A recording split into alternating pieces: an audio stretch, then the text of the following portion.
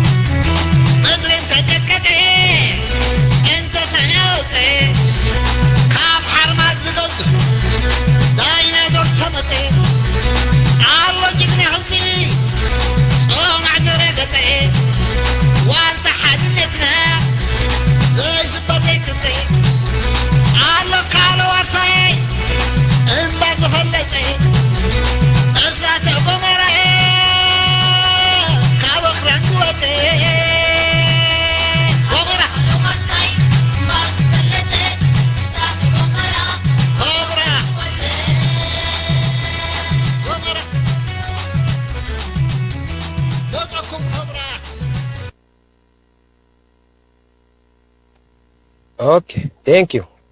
اسك حدا نبل حدا اسك حدا نبل مجمرته حدا اوكي ثانك يو اما لما انت بروجرام عندنا مالتي ودي طابا كم تقول لك زي زغبرو لما انت سنبد ما بروجرام يزنا مزيدو كلنا اي ثينك نكاتاتلهم ዘለና ህሉ ኩነታት ናይ ቀርና አፍሪካ ብፍላይ ድማ ህሉ ኩነታት ናይ ኢትዮጵያ አይ ቲንክ ንኩለና ተሓበ ነገር አይኮነን ወዲ ጣባ ቀጻሊ ብዛዕባ ኩነታት ናይ ኢትዮጵያ ሰፊሕ ዝኾነ አስተምሮታት ክህብ ጸኒሑን ኣሎ ብዙሕ ትምህርቲ ጥራይ ዘይኮነ ናበይ ናይ ምዕብል ከም ዘሎ ኩነታት ናይ ኢትዮጵያ አስበሕ እናበለ ከትሕዘና ጸኒሑ ካብ ግዜ ናብ ግዜ እዚ ለማዓንቲ ፕሮግራም ድማ ስፔሻል ዝገብሮ እቲ ኩነታት ናይ ውሽጢ ኢትዮጵያ ከም ትንካታተሎ ዘለና ካብ ዝኸፍአ ናብ ዝገደደ ናብ ካል ዓይነት ናኸደ ይኸይ ስለ ዘሎ ኣገዳሲ ገብሮ ዘሎ ማዓንቲ ወዲ ጣባ ሒዝዎ ዝመጽእ ቶፒክ ማለት እዩ ኩላ ግዜ እሱ ዝበና ፕሬዲክሽን ሃራምን ኣድማዓኒ ሶ ንወዲ ጣባ ከም ኩላ ግዜ ኣነ ዝገብሮ ቴንክ ዩ ዓብ መምህር ናይ ገዛና እዩ ሓደ ካብቶም ኣዝየ ዘንቆም መምሃራን ናይ ዝገዛይ ኩላ ግዜ ጽኒደ ዝሰምዖ እዩ መብዛሕትኩም ሰባት ኣብ ፌስቡክ ዘለኹም ሕዋትና ኮኑ ኣብዚ ትመጹውን ኩላ ግዜ ናይ ወዲ ጣባ ብህንጡይነት ናይ ሮምና ናይ ወዲ ጣባ ብህንጡይነት ይኹም ትጽበይዎ ሰሎም ማዓንቲ ከምቲ ኩላ ግዜ መብጻዕ ንገብሮ ሰንበት ንሃለና ተቀሪብና ኣለና ማለት እዩ ሶ ወዲ ጣባ እንድሕር ተዳሊኻ ኮንካ እቲ ዕድል ንዓኻ ክበካ ስለ ዝኾንኩ ኢትካ ሓፋብል እሞ ናብቲ ፕሮግራምና ክነኣቱ ኢንትሮዳክሽን ክትገብር ኢኻ እቲ ናብቲ ፕሮግራሙ ምስ ተዛረበ ድሓራይ ሕቶታት ክቕበል ወዲ ጣባ ሕቶታት ኢድና ሓፍ ነብል بتغالنا منطن اي ننطر اي نقرصو حسابات يودء ይህን ምሂን ደለዎ ስፍሕ ዝበለ ምጉት ዘለዎ ዓይነት ፕሮግራም ስለ ዝኾነ እንደስነ ስርዓት ንሕርኬና እቲ ፕሮግራምና ዝበለጸ ኾን ማለት እዩ ሶ ወዲ ጣባ ተዳሊኻ ንሕራለኻ ሓደ በለኒ ሓደ ኢልካ ኢትሓፍ ንሕራቢካት ትመድረኽ ንዓኻ ክገድፈልካ ምንታ ማለት እዩ ወዲ ጣባ ተዳሊኻ ዶ تدالي دو والطابا ولا حنت درفون اوكي والطابا مرحبا منعها انت ما يقد فرق مالتي يغني لنا خاني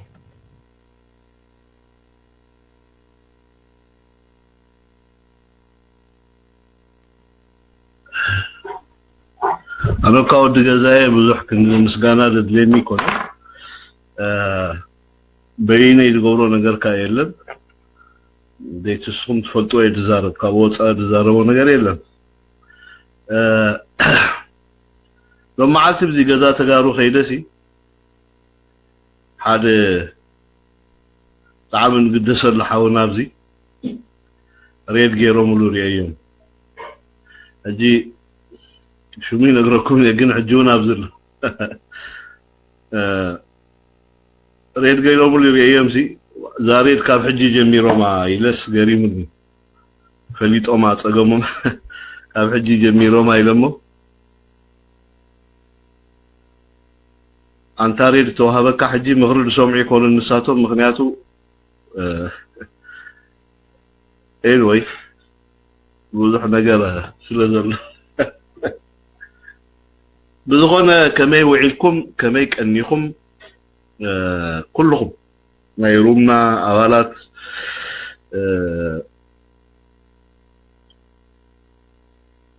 الفيسبوك زلهم كا أولاتنا إرتراويان كلهم مالته زي عدمه ولا صوتا خيفر لنا كلنا خميك أننا خمين غيدا لنا أب كميك كنتات كلنا أبصرحكم ما سالوت أوخم ترغبوا فلوت إمتي إرتراوي حتى لنا مالته قرب زمنا حمامي يسكفون أنبر مالسي أب تمرتينا بصرحان كنفعو أبكم أني إرتراو سيتحطوني خامغنياتو تارغانا إرتراو سرحتني أيدو بالذي تارغونا إرتراو سرحتني أيدو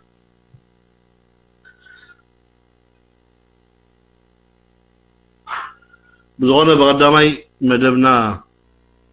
أنتلتيلنا زغدفنا ينيرون أبلومي بغدالي مستيب كونتاتنا كبابينا بتحيو ذلو بوليتيكاوي معبالة تأتاو معبالة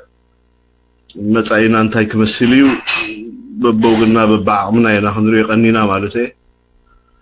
لأن حدا اوان نقول لي اتراود سمعو حدا سمعيت هالو مغنياتو ካብቲ ዘጋጠማ ሽግር ነቲ ሃገር ዝነቅል ስምዒታት ኣሎ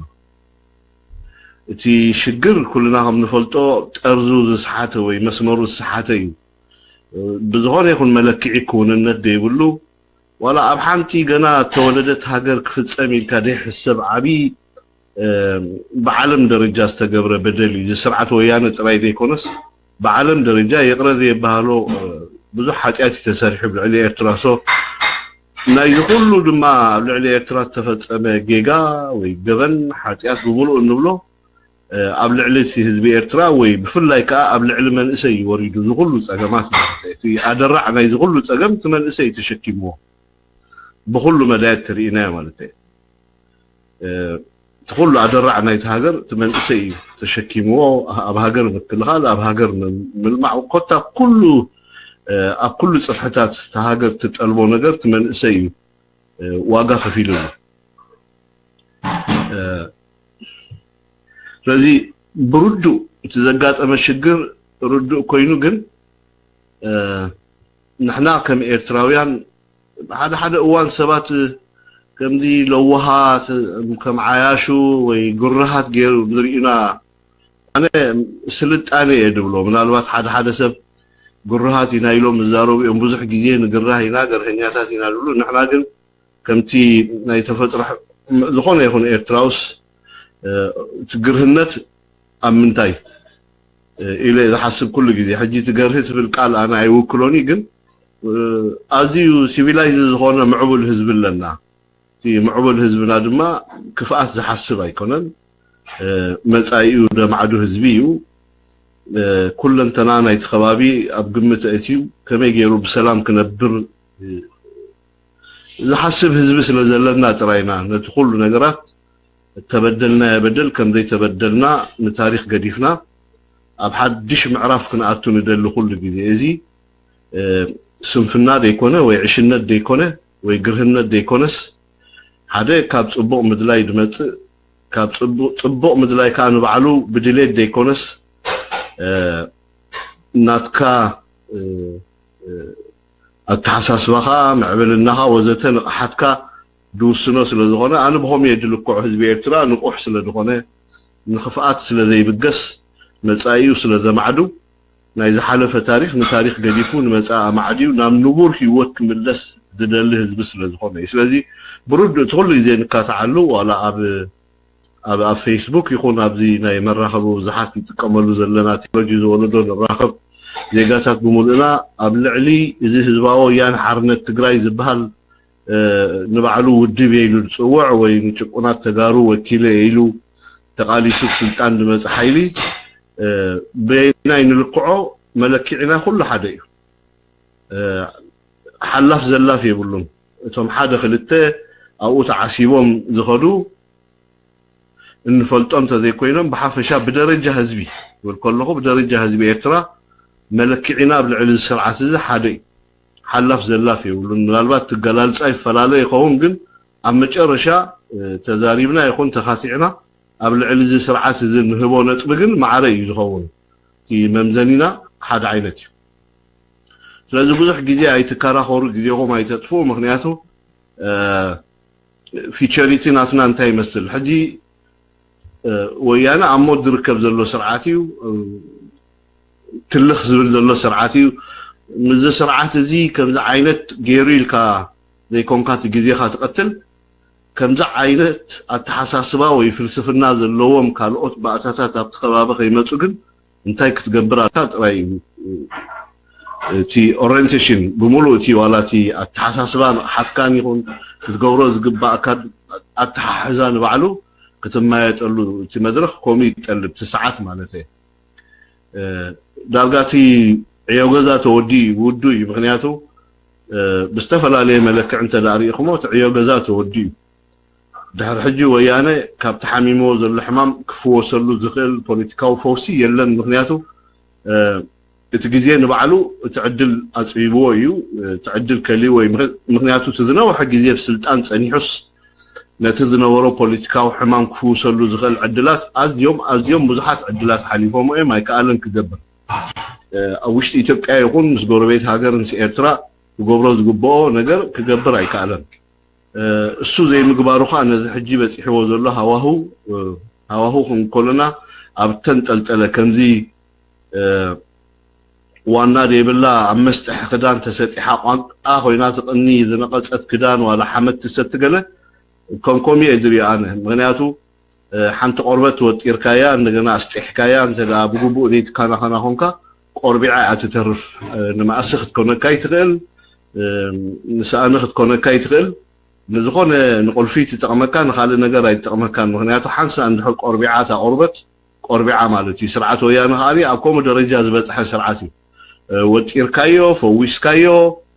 ተማይጥካ ክሕከም ዝኽእል ሕማም የብሉ ናብ ሰዓዚ ወዲኡ ፀንቂቑ ወዲኡ ወይቲ ግዜ ስለዚ እሞ እንታይ ኢና ክንገብር ዘለና ንሕና ሕጂ ኣብቲ ናቱ ዲና ጋማን ክንብል ኣብቲ ዝሓለፈ ታሪክ ዲና ክንኣቱ ገለገለ ብዙሕ ግዜ ኣሕዋትና ስለ ዝኾኑ ገለ ዝበሃል ዘረባታት ኣሎ ትሕውነት ኣይ ቲንክ ኣነ ብነፍሲ ወከፍ ኣገላልፃ ኣፈላለ እኳ ትኸውን ኣብ ፖለቲካዊ ትርጉም ግን ገደብ ኣለዎ ማለት ሲ ሰውራ ኤርትራ ይኹን ህዝቢ ኤርትራ ምስ ህዝባዊ ወያነ ሓርነት ትግራይ ናይ ፖለቲካ ምሕዝነት ኣይነበሮን ናይ ፖለቲካ ዝምድና ኣይነበሮን ብደረጃ ፖሊሲ ብደረጃ መርገፅ ኸማን ክልቲኦም ክቃደው ዝኽእሉ ውድባት ኣይነበሩን ግን ናይ ሓባር ረብሓ ስለ ዝነበሮም ከምቲ ኩሉ ብዓለም ዝግበር ናይ ፀላኢ ፈታዊ ስለ ዝኾነ ኣብቲ መድረኽ ትዲ ጠልቦ ሰውራ ኤርትራ ይኹን እቲ ሰውራ ትግራይ ኣብ ከሰማምዖም ዝኽእል ጉዳያት ይሰርሑ ነይሮም ኣብተን 17 ዓመት ካብዚ ወፃኢ ግን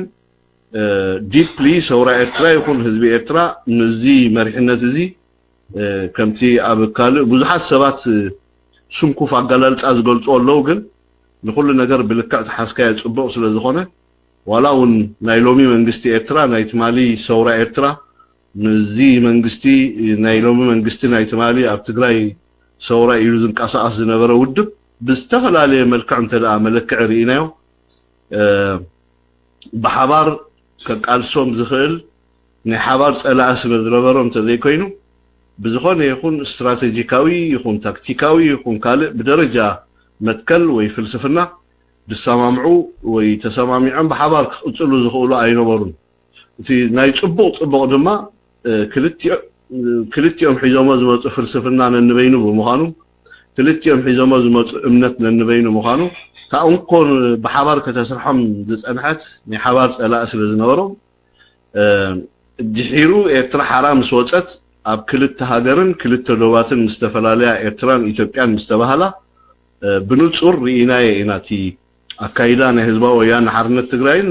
ኣካይዳ ናይ ህዝባዊ ግንባር ሓርነት ኤርትራን ብንጹር ተራእዩ ማለት እዩ ስለዚ እቲ ሓደ ነቲ ዝውክሎ ህዝቢ በቲ ዝጥዕሞ መገዲ ክመርሖ ይጅምር እቲ ሓደ ከዓ ከምኡ ማለት እዩ ኣብ መንጎና ተፈጥረ ምርፃም ከምቲ ዓንተወይ ዝበልክዎ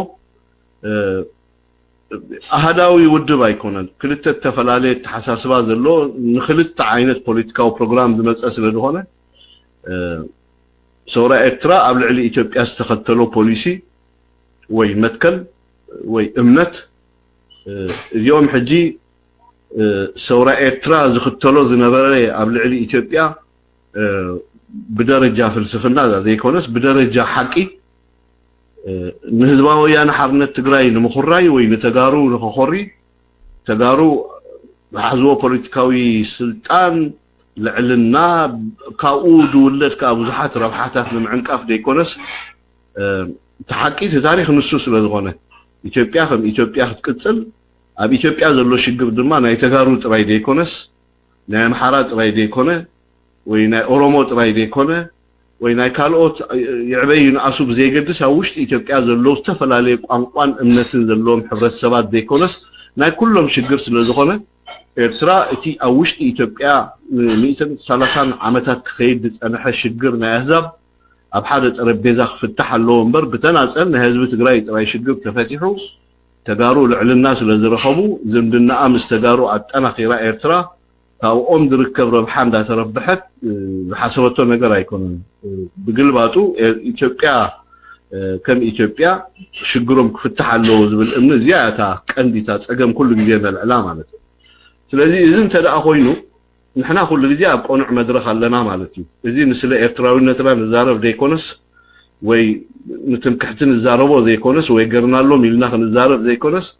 ስለቲ ሓቂ ኣብ ከምኡ ረጊፅና ስለዝኸድና እዚ ስርዓት እዚ ከዓኒ ኣብ ስንኩፍ መጻኢ ንመጻኢ ዘይጠመተ ንግዚያዊ ረብሓ ጥራይ ኣብ ዕንደራ ይኸይድ ስለዝነበረ ስርዓት እቲ ዕምሪኡ ንሪኦ ኣለና ምክንያቱ ሓደ ን17 ዓመት ዝኣክል ካብቲ ውፅዕ ድኻ ሓረስታይ ትግራዋይ ካብታ ዝረኽባ ብድርቂ ዝወሃቦ ሓገዝ ኣስኒቑ ንዘጋደሎ ህዝቢ ግደፎ ቲም ማእከል ኢትዮጵያ ዘሎስ ትግራይ ዘሎ እንተወሲድናዮ ንሓፂር ግዜ ተረባሒ ጌርካ ኣብ መጨረሻ ግን እቲ ህዝቢ ኣብ መፍትሒ ዘይብሉን መወዳእታ ዘይብሉን ፅልኢ ምስ ካልኦት ኢትዮጵያውያን ኣህዛብ ምእታው እቲ ዝኸፍአ ኣሰራርሓን ኣካይዳን እቲ ጌጋ ዝበሃል ማለት እዩ ስለዚ እሱ ስለዝኾነ ስርዓት እዚ ኣብዚ እዋን እዚ እቲ ዕምሮ ሓፂር ንሪኦ ኣለና እዚ ብኸመይ ኩነታት ክኸይድ ይኽእል እንታይ ዓይነት ፍትሓት ክመፅእ ይኽእል ኩሉ ግዜ ሽግራት ክፍጠሩ ከለዉ ፍታሕ ከተናድኻ ናይ ግድን እዩ ምክንያቱ ወዲ ሰብ ኣብ ፀልማት ኣይነብርን እዩ ኣብ ፀልማት ፀኒሑ ብርሃን ናይ ግድን ክርኢ ኣለዎ ምክንያቱ ፀልማት ምዃኑ ክፈልጥ ብርሃን ክርኢ ኣለዎ ስለዚ ዝዓለምና እውን ኣብ ምርጫ ዝተመርኮሰት ኣብ ተፈላለየ ነንሕድሕዶም ዝፃብኡ ነገራት ዝቆመት ስለዝኾነት ዋላ እኳ ንሕና ምስ ተጋሩ ዘጋጠመና ክሕደት ብዙሕ ፀገም እንተተፈጠረ ግን ኩሉ ግዜ እቲ ሰላም ዝበሃል በንፃሩ ናይቲ ፅልኢ ክመፅእ ስለ ዘለዎ ኣብቲ ከባቢ ሰላም ከነምፅእ ንሕና እጅገና ሰብሲብና ብክልተ እግርና ጥራይ ዘይኮነ ብኩሉ ዓቕምታትና ክንሰርሕ ፀኒሕና እዚኦም እዮም ሕጂ ነቲ ስርዓት እቲ ናብ መጨረሻ ናብቲ ፀገም ከውድቕዎ ምክንያቱ ስርዓት ኩሉ ግዜ ሰላም ኣይመርፅን እዩ ሰላም ዘይመርፀሉ ምክንያት ኣለዎ ንሕና ሰላም ንመርፅ ሰላም ነምርፀልና ምክንያት ድማ እዚ ካብኦም ሰኒፍና ወይ ሓሚቕና ወይ ንዝመፅእ ተፃብኦታት ንምምካት ፀገም ኣጋጢሙና ዘይኮነስ ኣብ ውግእን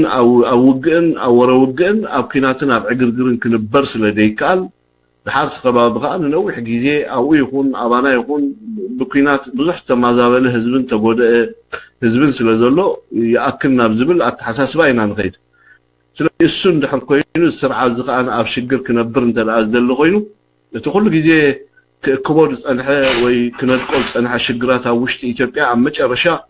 ነዚ ሕጂ በፂሕዎ ዘሎ ፖለቲካዊ ምዕባለ ከብፅሖ ክኢሉ ኣሎ ንሪኦ ኣለና ስለዚ ፊቸሪቲ ናይ እንታይ እዮም ክኾኑ ተጋሩ ይኮነን ትሕቶ ኣነ ኩሉ ግዜ ክሪኦ ዝደሊ ትግራይ ኣብ ውሽጢ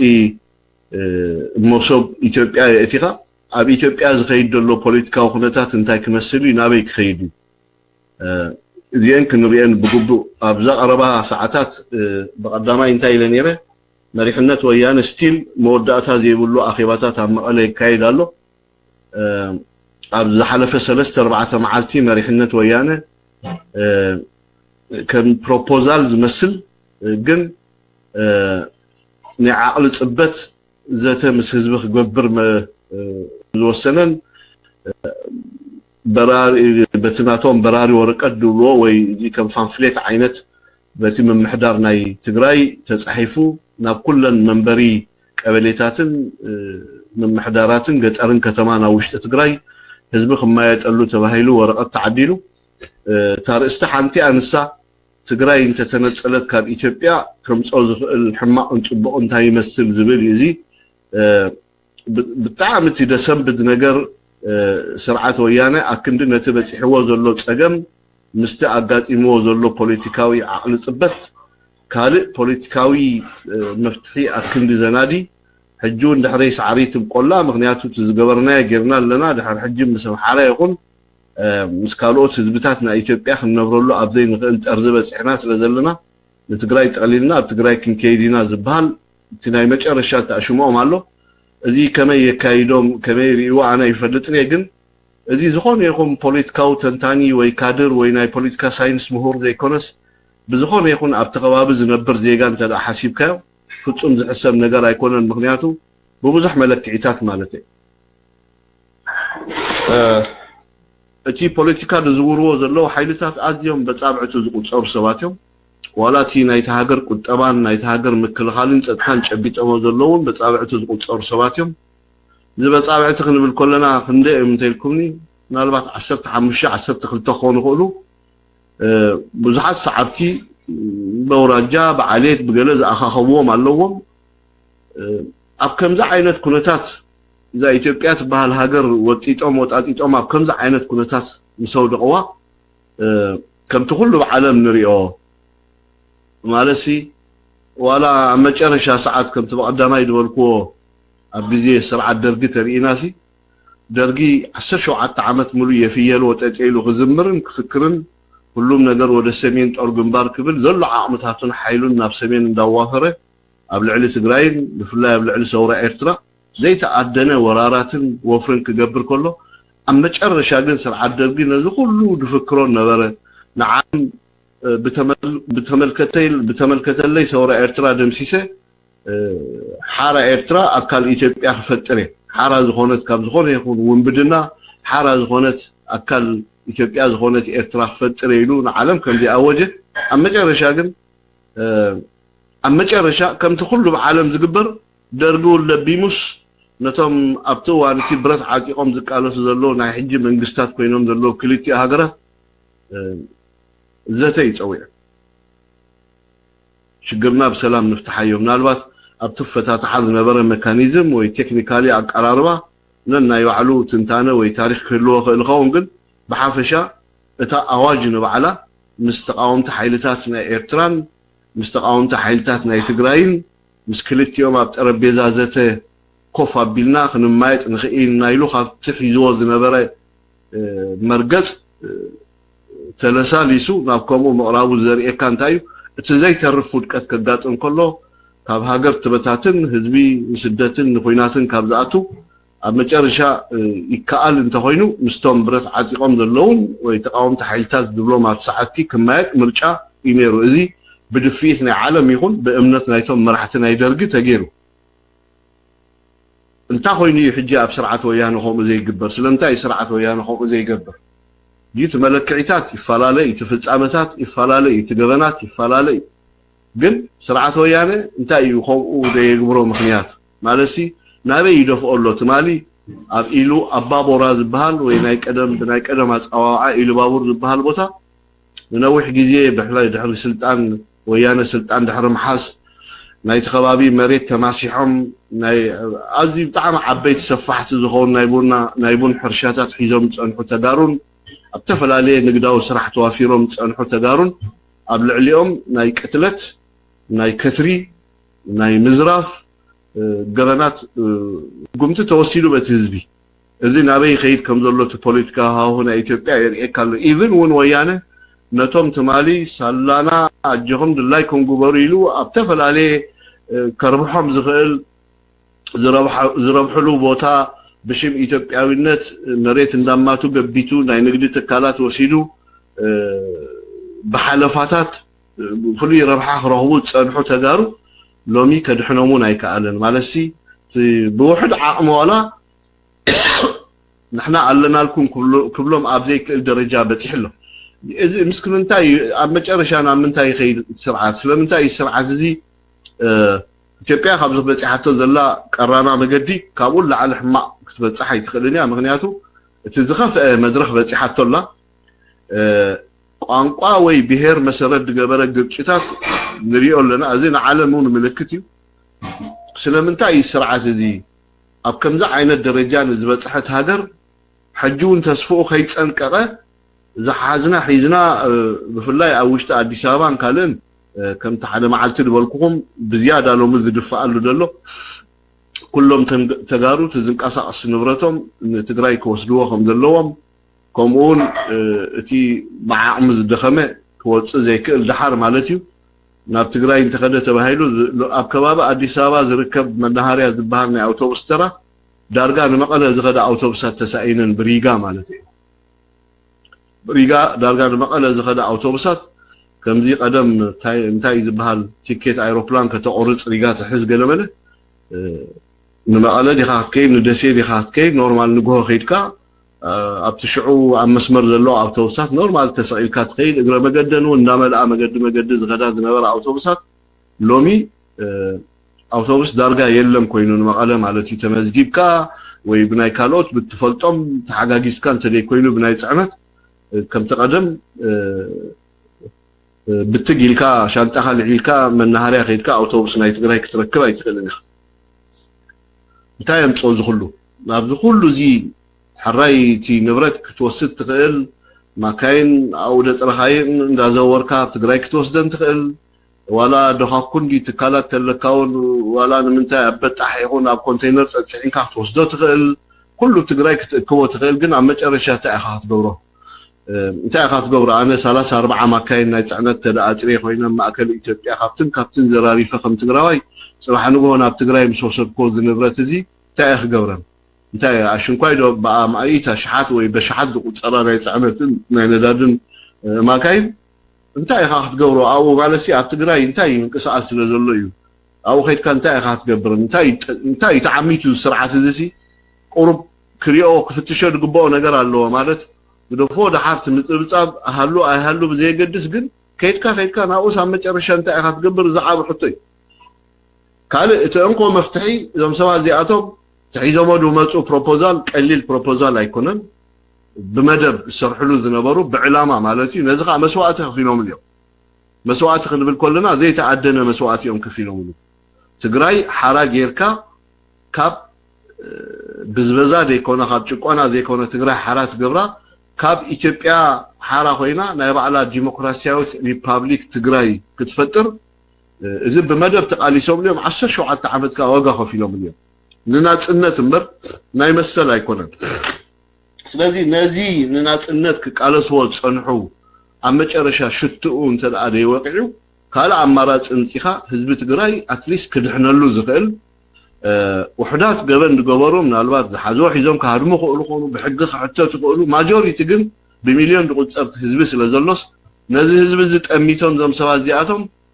هجراو فتح دايما تقوم حدث تزجرم نجري تزجرم تقبروا دمات قدامي معرف كنت عن توي زور كون 10 شو عت عمت سن دحيروز متع 20 شو عت عمت كأخم من قست مسقومه دمامير كان 4 عمت 4 عمت زأكل زم سواد زياتهم نتجراي حران موتى تقاليسهم كاب زي تعوتوا نالبات زي معوتي مغنيات بوضح ملك اخذ صوت خليها تا زعابيت ارتراع تاصقم دحيرون اوشتي ايثيوبيا تفطر بوليتيكاو معبالتات زونا بقمت اتخاف مالتي كنت قند رواحي ارترات بالهاجر طنقنا زي مسرات عباي تجراي مخانا اندافلطو اما تمالن بقى تمالن نيترا نمفراسان تدادي تخايلو صباحن دحل صباحن كاد حسب كم زي كونه فلطو زغبوم بزغونه يكون مستتمكرونا تمون اب سلطان صنحو غزي حاطير ايكونن بزحات ناي بوليتيكا امخرتي سمسرتي وزحات اللوم اذا زخدو دلو مغدي قنع كم زي كونه ام مچرشا اذا عدازيت حزب خفلو كم زخونه صباحن غون بزي بغلت وغن امدحان ايثيوبيا دسرح زلو صعار انت تعويتو تغارو بايتاس ينوم كتصبم مخانو كمخروم زي مخالم تزغرم نغري ግን በተሓደ ወገን ስብዕና ናቶም ቲ ፐርሶናሊቲ መخرون ዝقبلوا ይኮኑን ግን ዜሮ ቲ ዓብ ሕቶ ደሎ ንሲ ጂኸ ናበይ ተቀንደር እስና ሕጂኸ ናበይ ምናልባት ገለገለ ሰባት ብዙሕ ዛረቢኦም አሽሓት ሰራዊት ኣለውና ሚሳኤል ኣለና ዶ ዋቴቨር ገለ ዝበሃል ዘረባ ኣሎ ከምዚ عنتوبي حدا حاونا افتندا غزا تغاروت سمعت صنحكا ميسايل لنا امريكا غديفو مزغودو زدو ايثيوبيا لو غلمل دبلو ነገር አለው اتزحز النجر حجون ابكم عينت ازي ጸبي بزخونه مالسي بوتادراو عم غيركا نتسخات دليو بوليتيكاو علامه ከተሰخ ምናልባት መሬት ክትወርር ትخون ገዘፍቲ ሰራዊት ሓያላ ሰራዊት ስለዘለውካ ኣብ ሓደ ዓዲ ኸይድካ መሬት ትወርር ንግዚኡ ዓወት شبدعدع كسمعك الخون ግን ናይ ሓንቲ ሃገር ፖለቲካዊ ጸገም በወታደራዊ ዓቕሚ ክፍታሕ ኣይከኣልኒ ፖለቲካዊ መፍትሕ እንተደንጽ ይኸል ኣብ ዝኾነ ይኹን ማለት ወላ ኤርትራ ይኹን ኣብ ካለ ሃገራት ኣብ ኢትዮጵያ ኣብ ካለ ብደረጃ ንነጻነት ዝግበር ቃልስን ንመሰል ዝግበር ቃልስን ነንበይኒ ንነጻነት ዝግበር ቃልሲ ዋጋ ክትከፍለሉ ኢኻ ክሳብ ሓደ ሰብን ሓደ ብረትን ተኽፈካ ክትቃለስ ኢኻ ኣብ መጨረሻ ተዓወት ኣረጋጊጽካ ትነጻነትካ ክትጓናጸፍ ኢኻ በቲ ሓደ ሸነኽ ዘሎ ሓይሉ በንጻርካ ይኽስለፍ ግን ኣህዛብ ንመሰሎም ተደኣ ተበጊሶም ንጭቆን ኣለና እንተ ደኣ ኢሎም እቲ ዝጭቆንሉ ዘለዉ በቶም ኣህዛብ ዝቐርብ ዘሎ ፖለቲካዊ ሕቶ እንተ ደኣ ንመጨረሻ ግዜ ፍታሕ ደይገበርካሉ መፍትሒ ክኸውን ስለ ዘይክእል ገዚፍ ሰራዊት ይሃልኻ ኣሽሓት ሰራዊት ይሃልውኻ ኣዝዩ ዝተረቓቐ ወታደራዊ ኣፅዋር ተዓጥቕ ኣይተዓጥቕ ብዘይገድስ ኣብ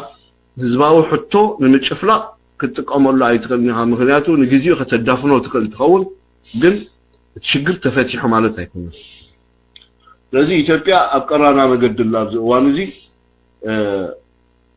እዚ ርእስቲ እዚ ንኤርትራ ከየጠቃለለ ማለት እዩ ስለዚ ተጋሩ ክልተ ኣማራፂ ኣለዎም ኣብ ቅድሚኦም ሓደ ብቐዳማይ እቲ ናይ ሳልሰይቲ ኣይወዳእናያን ብቐፃሊ ገዲፍናያ ሓጅና ማለት እዩ ኣማራፂት ክልተ እየን ኣብ ቅድሚኦም መፅአን ዘለዋ ሓደ ሕጋዊት ዲሞክራሲያዊት ሪፓብሊክ ትግራይ ክፈጥሩ ካብ ዘይከኣሉ እቲ እንኩዎ ኣማራፂ ወሲዶሞ ዘለዉ ግን ሕጂ ንኢትዮጵያ ናይ መሰጋገሪ ግዜ ዕድል ከይሃቡ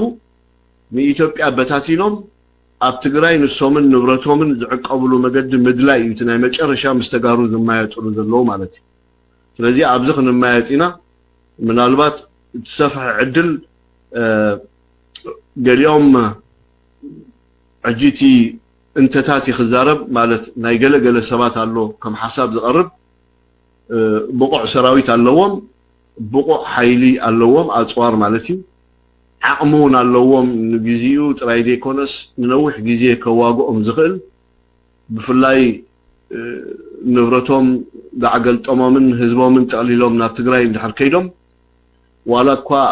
ትግራይ ከም ሓንቲ ሪፓብሊክ ኣየቑሞዋ እምበር ብቐፃሊ ምስ ኤርትራ ናብ ኩናት ከኺዶም ዝኽእል ዓቕሚ ኣለዎም እቲ ካፓሲቲ ኣለዎ ምክንያቱ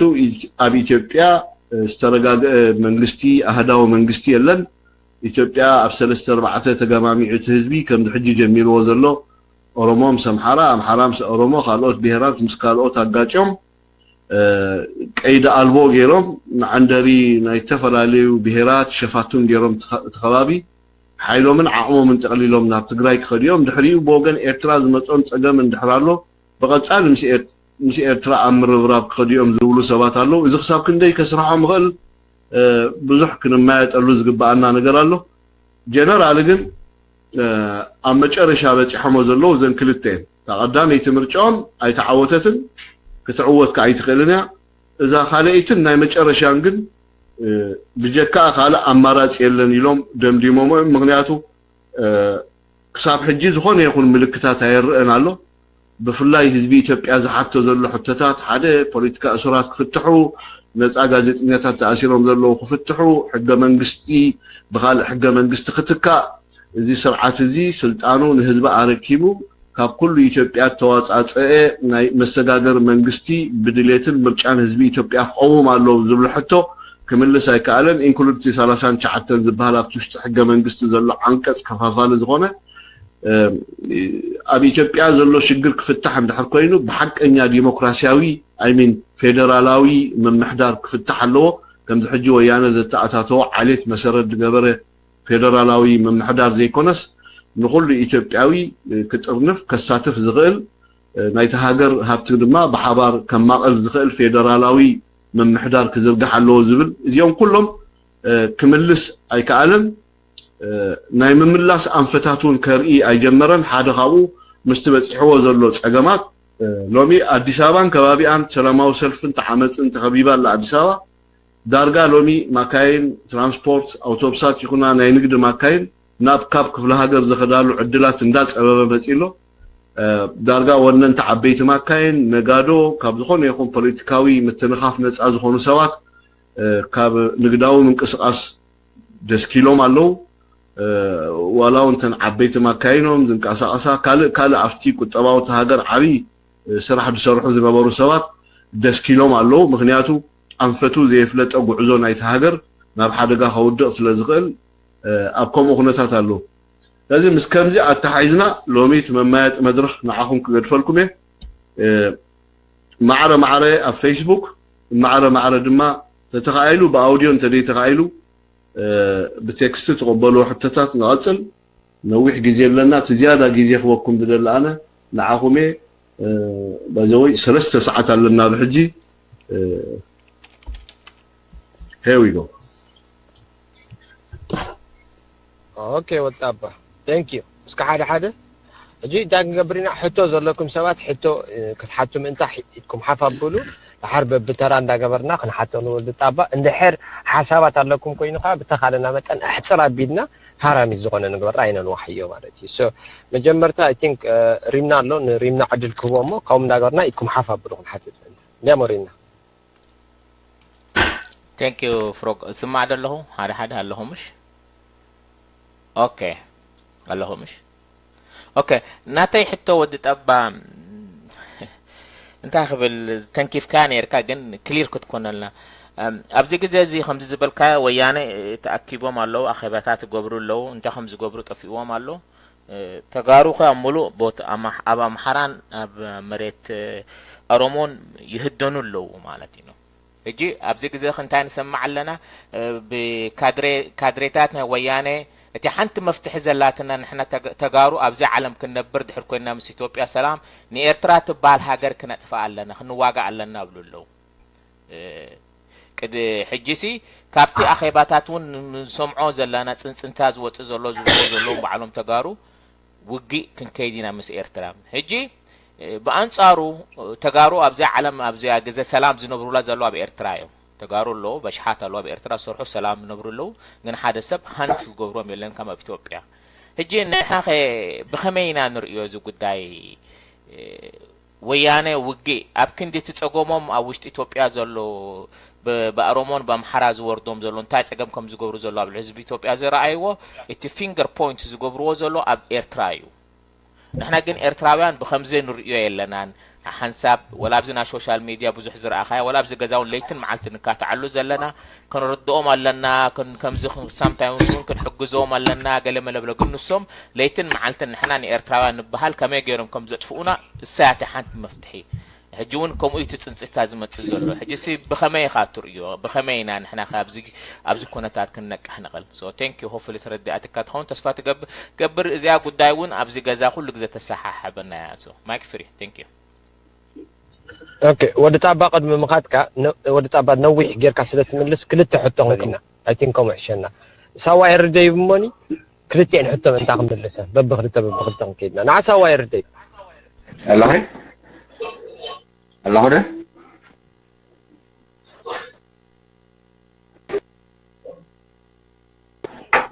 الله ده ما الله ده يا الله قتل يا الله اوكي سوري تا حتى نبرت كذي دابخل بصنها تግራይ በጀንሲልካ አንተ አድን ምግባር ይሉኝኒ ኣብ ዩናይትድ ኔሽን ከም አይነት አዋብላ ህልወም ደኸም እንተ አይነት ልጅት ነው ኣብ ዩናይትድ ኔሽን ቀበልዎ ካልአይ ነገር ድማ ከም ዓዲ ተመስሪቶም እንዳር ከይዶም ኣብቲ ናይ ኮራፕሽን ዝገብርዎ ዝነበሩ ደልግና ማሕድራ حجبام هايسي كلت سبات كابوستن تግራይ دولهم زاروا ميرا حد بروجرام شجر كم زلهم مستي محاضرة بزح شجر كم زلهم زاربني موي الكورابشن التي زغبرو ما الباش تግራይ شلا الوخون من ኢትዮጵያ ያምሰርኩ ዘለው ለማሐስበሆን ግን ህዝብስ አባልነት ህሎም ዲዩ ከምዛ ሰራርሖም ዝመመልዎ ኮራፕሽን ገለማን ወሰካ ማለት ነው حتى أنا مدام مكلمة على يونايتد نيشنز تقبل الناس مالتي يعمل لي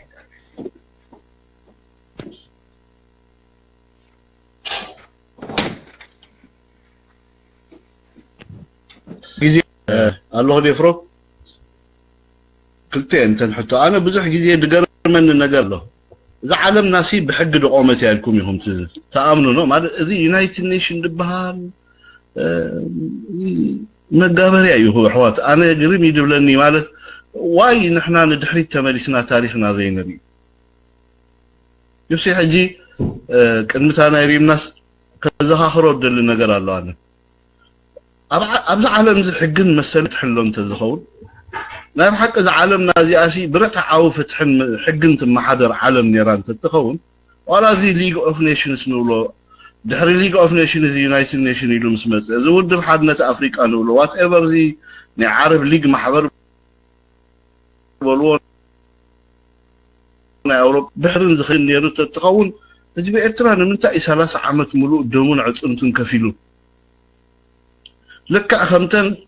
دحر خلاء وقع عالم أبدنا برلين وعلكوف مسبولون كلوسي إرتراويان يقبقوا من أنت قن أنت هاجراو ربحانا خنبل مس إثيوبيا قورينا مالنا إلكا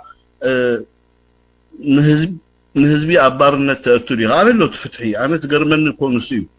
حوات أين الداقة زخون يكون ناي بوليتيكا ساينس مهور يدبل تنتان خمتسكم مخل أنا بروفيسور ناي حق مهور كبلكم مخل أنا كادر كبلكم يخل أبزع علمنا فتحن رتعن زبهال نجار يلن علم مزحيلة رأت وجن 4 سنة علم مزحيلة رأت وجن حيل كان دحروتيها محيان مالت أنا حجي مالبات تتقاسس لزلك عمي قلي وريركا عد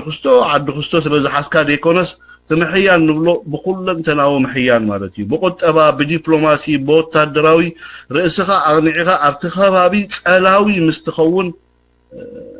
ترى خاص كسمع أدخل أبز عالم نسي خاني ولا أبز حد صار عدمنا ولا أبز 10 5 عامات 10 عامات تاريخ ترى إذا حدش ولد استمهرنا نقدر ندحر له علم مزحيلة رأت وجن تراويان دحر شو عت عامات كينات كلها علنا خلكو عقني باللومن تن أرقطت كابدرجد ورسون تانكتات قليل محيزهم متيم دانا حجي معدناتهم نداديهم ورقهم كيوصو خلو نعلاقا خي قربو خي قبلو خلو كسادهم نبلهم تباهيلو كوي تزمتشاز كله وفر تجيل إذا بردو كوي إذا عويلهم تزاربو يكون يكون سبتنتنا بتنقلا وي بأناليسيس رخبو نقر يكونن عويلهم تزاربو كي قبل خلو بلو تباهيلو كوي مغناتو شوعات عامات نبلو نحنا بلمدقن 4 عامتين تن نحنا أوفيلنا زنبرنا لن دحري ريفرندم إذون بتقلت أرجعتنا كمان أي كوسترنايون دو دقة أبكينات زعنوا تنكتاتهم دعجلت أمم كمان أرينا أم خزنا يتناينن قبل معات هاي توافرنا انتهى لنا يبلنا نايفلتنا عام هزبتاتنا يا أخاخبنا والحد أبكن قبرلو أبزين الدرجان دهلنا خلنا أين أبكينات واللي عملنا سلام انتهى يزعج نخين نقبلي قال نخين عبد رئيس سلازي اتي كاين عبي انت دا خوينو تحقي مسعبخات قبرو لوط له سبا له مسلني ابروم ابرسي له سب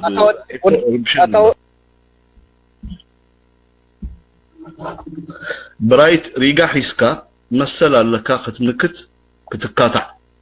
بدلخه قانقوا بدلخه فلسفنا بزدلخه امنت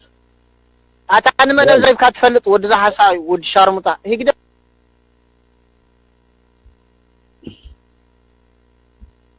زين تعاوبيا منتخن بلك هذا زي جا نحر كوين كاتا ماهر كاسي هاجر يكونن ولا تديخات سرح النبر السرح كم كتوح سيت خلني غاتي كم تزعبيت كمالتي مسكنيتي قل بزغونا ابتي تخكل كلمه ابتي علالنا عالم بالزحيه لي بزي قدس سو تفتحن ولو مالسي تقارو دل جيرم إثيوبيا أنا ب4 منجستات كفافيلوما تجراي زبهر ريبوبليك فتيرم إرتراها أتقبسها مستجراي تحويسو سلذين عالمكو نازل حجي معراوا عالم تبلو زلخا عالم هذا ديك زبله كاب إسرائيل زي نقص عقم زلوه أما قال بيت منجستي بمول عقم معراويان زخدم زقلقل ناي كدمت سرعات فتيرو مالتي إذا جيت ماني زحيلي تي أبتي قعصب يدام ساعات خاسي في سكاي خاطر يوماني زعوت أي عوتن تخيل أما جرشة تستعوت حيلغة تقرب تزيد تعوت حيلغة أني تقوانيو مالتي ومن دينا نرزلنا حقين دي بروئي نريو زلنا ولون أبزاء وانزيا سرعات ويانا زلوو أتأمام تام معرابوين ترينا كابتقر مع 15 عام زنبرو بستفل عليه ملكة عن ترينا وندا قودة يمزي سلامنتاي أي واتس أو من سلدخوني كنت حدا نقادا إذا واتس أو حوت عيز علاقا دي كيد معرابوين كان ويانا حيزوم ابت خبابي مسلوم ويتناتاتهم ناشنال انترست قحلو سلازي كلو ويانا خمزب كعري والله سلازين ويانا زمسل كالو ويانا خفترو خا كتعرو ناي قدن يوم مالتي دوميني زقبرات خبابي نعوم زقلقل زخدم ناتاتهم ناشنال ناي صتوم ولا هاغراو انترستهم لحلو قال حيل خدلي ناي قدني سلازي انا اذا عنتو يدبل كاسي تقراي كيدوم تقراي اندحر اوي جوماسي زي يونايتد نيشن يقبلهم دتبحال زروا كل غزي نعاي تسحقنيا بزحات ابز عالمنا اب كارتا زي نبره هاغرات تفطيرني بزحات ابز عالمنا سي اب كارتا زي نبره هاغرات تفطيرني مخنيات مفتري ان كاني بوليتيكاوي وساني بتخباب حساب زلو خاني واينو تبغي حرادي توصلو مخنيات انت دات تدارو سعيرهم مالتي هذا بهم وقت لك عيبل كان حيل كاترايك توصل لك بتخبابي صلاو ክትከውን ኣለካ ተኸባብ صلاو እንድሕር ኮይንካ እስኻ ተقرቦ ፕሪ ኮንዲሽን ይኹን እስኻ ትገብሮ ነገራት ብሙሉእ ካ ተሰማዕነት ኣለዎ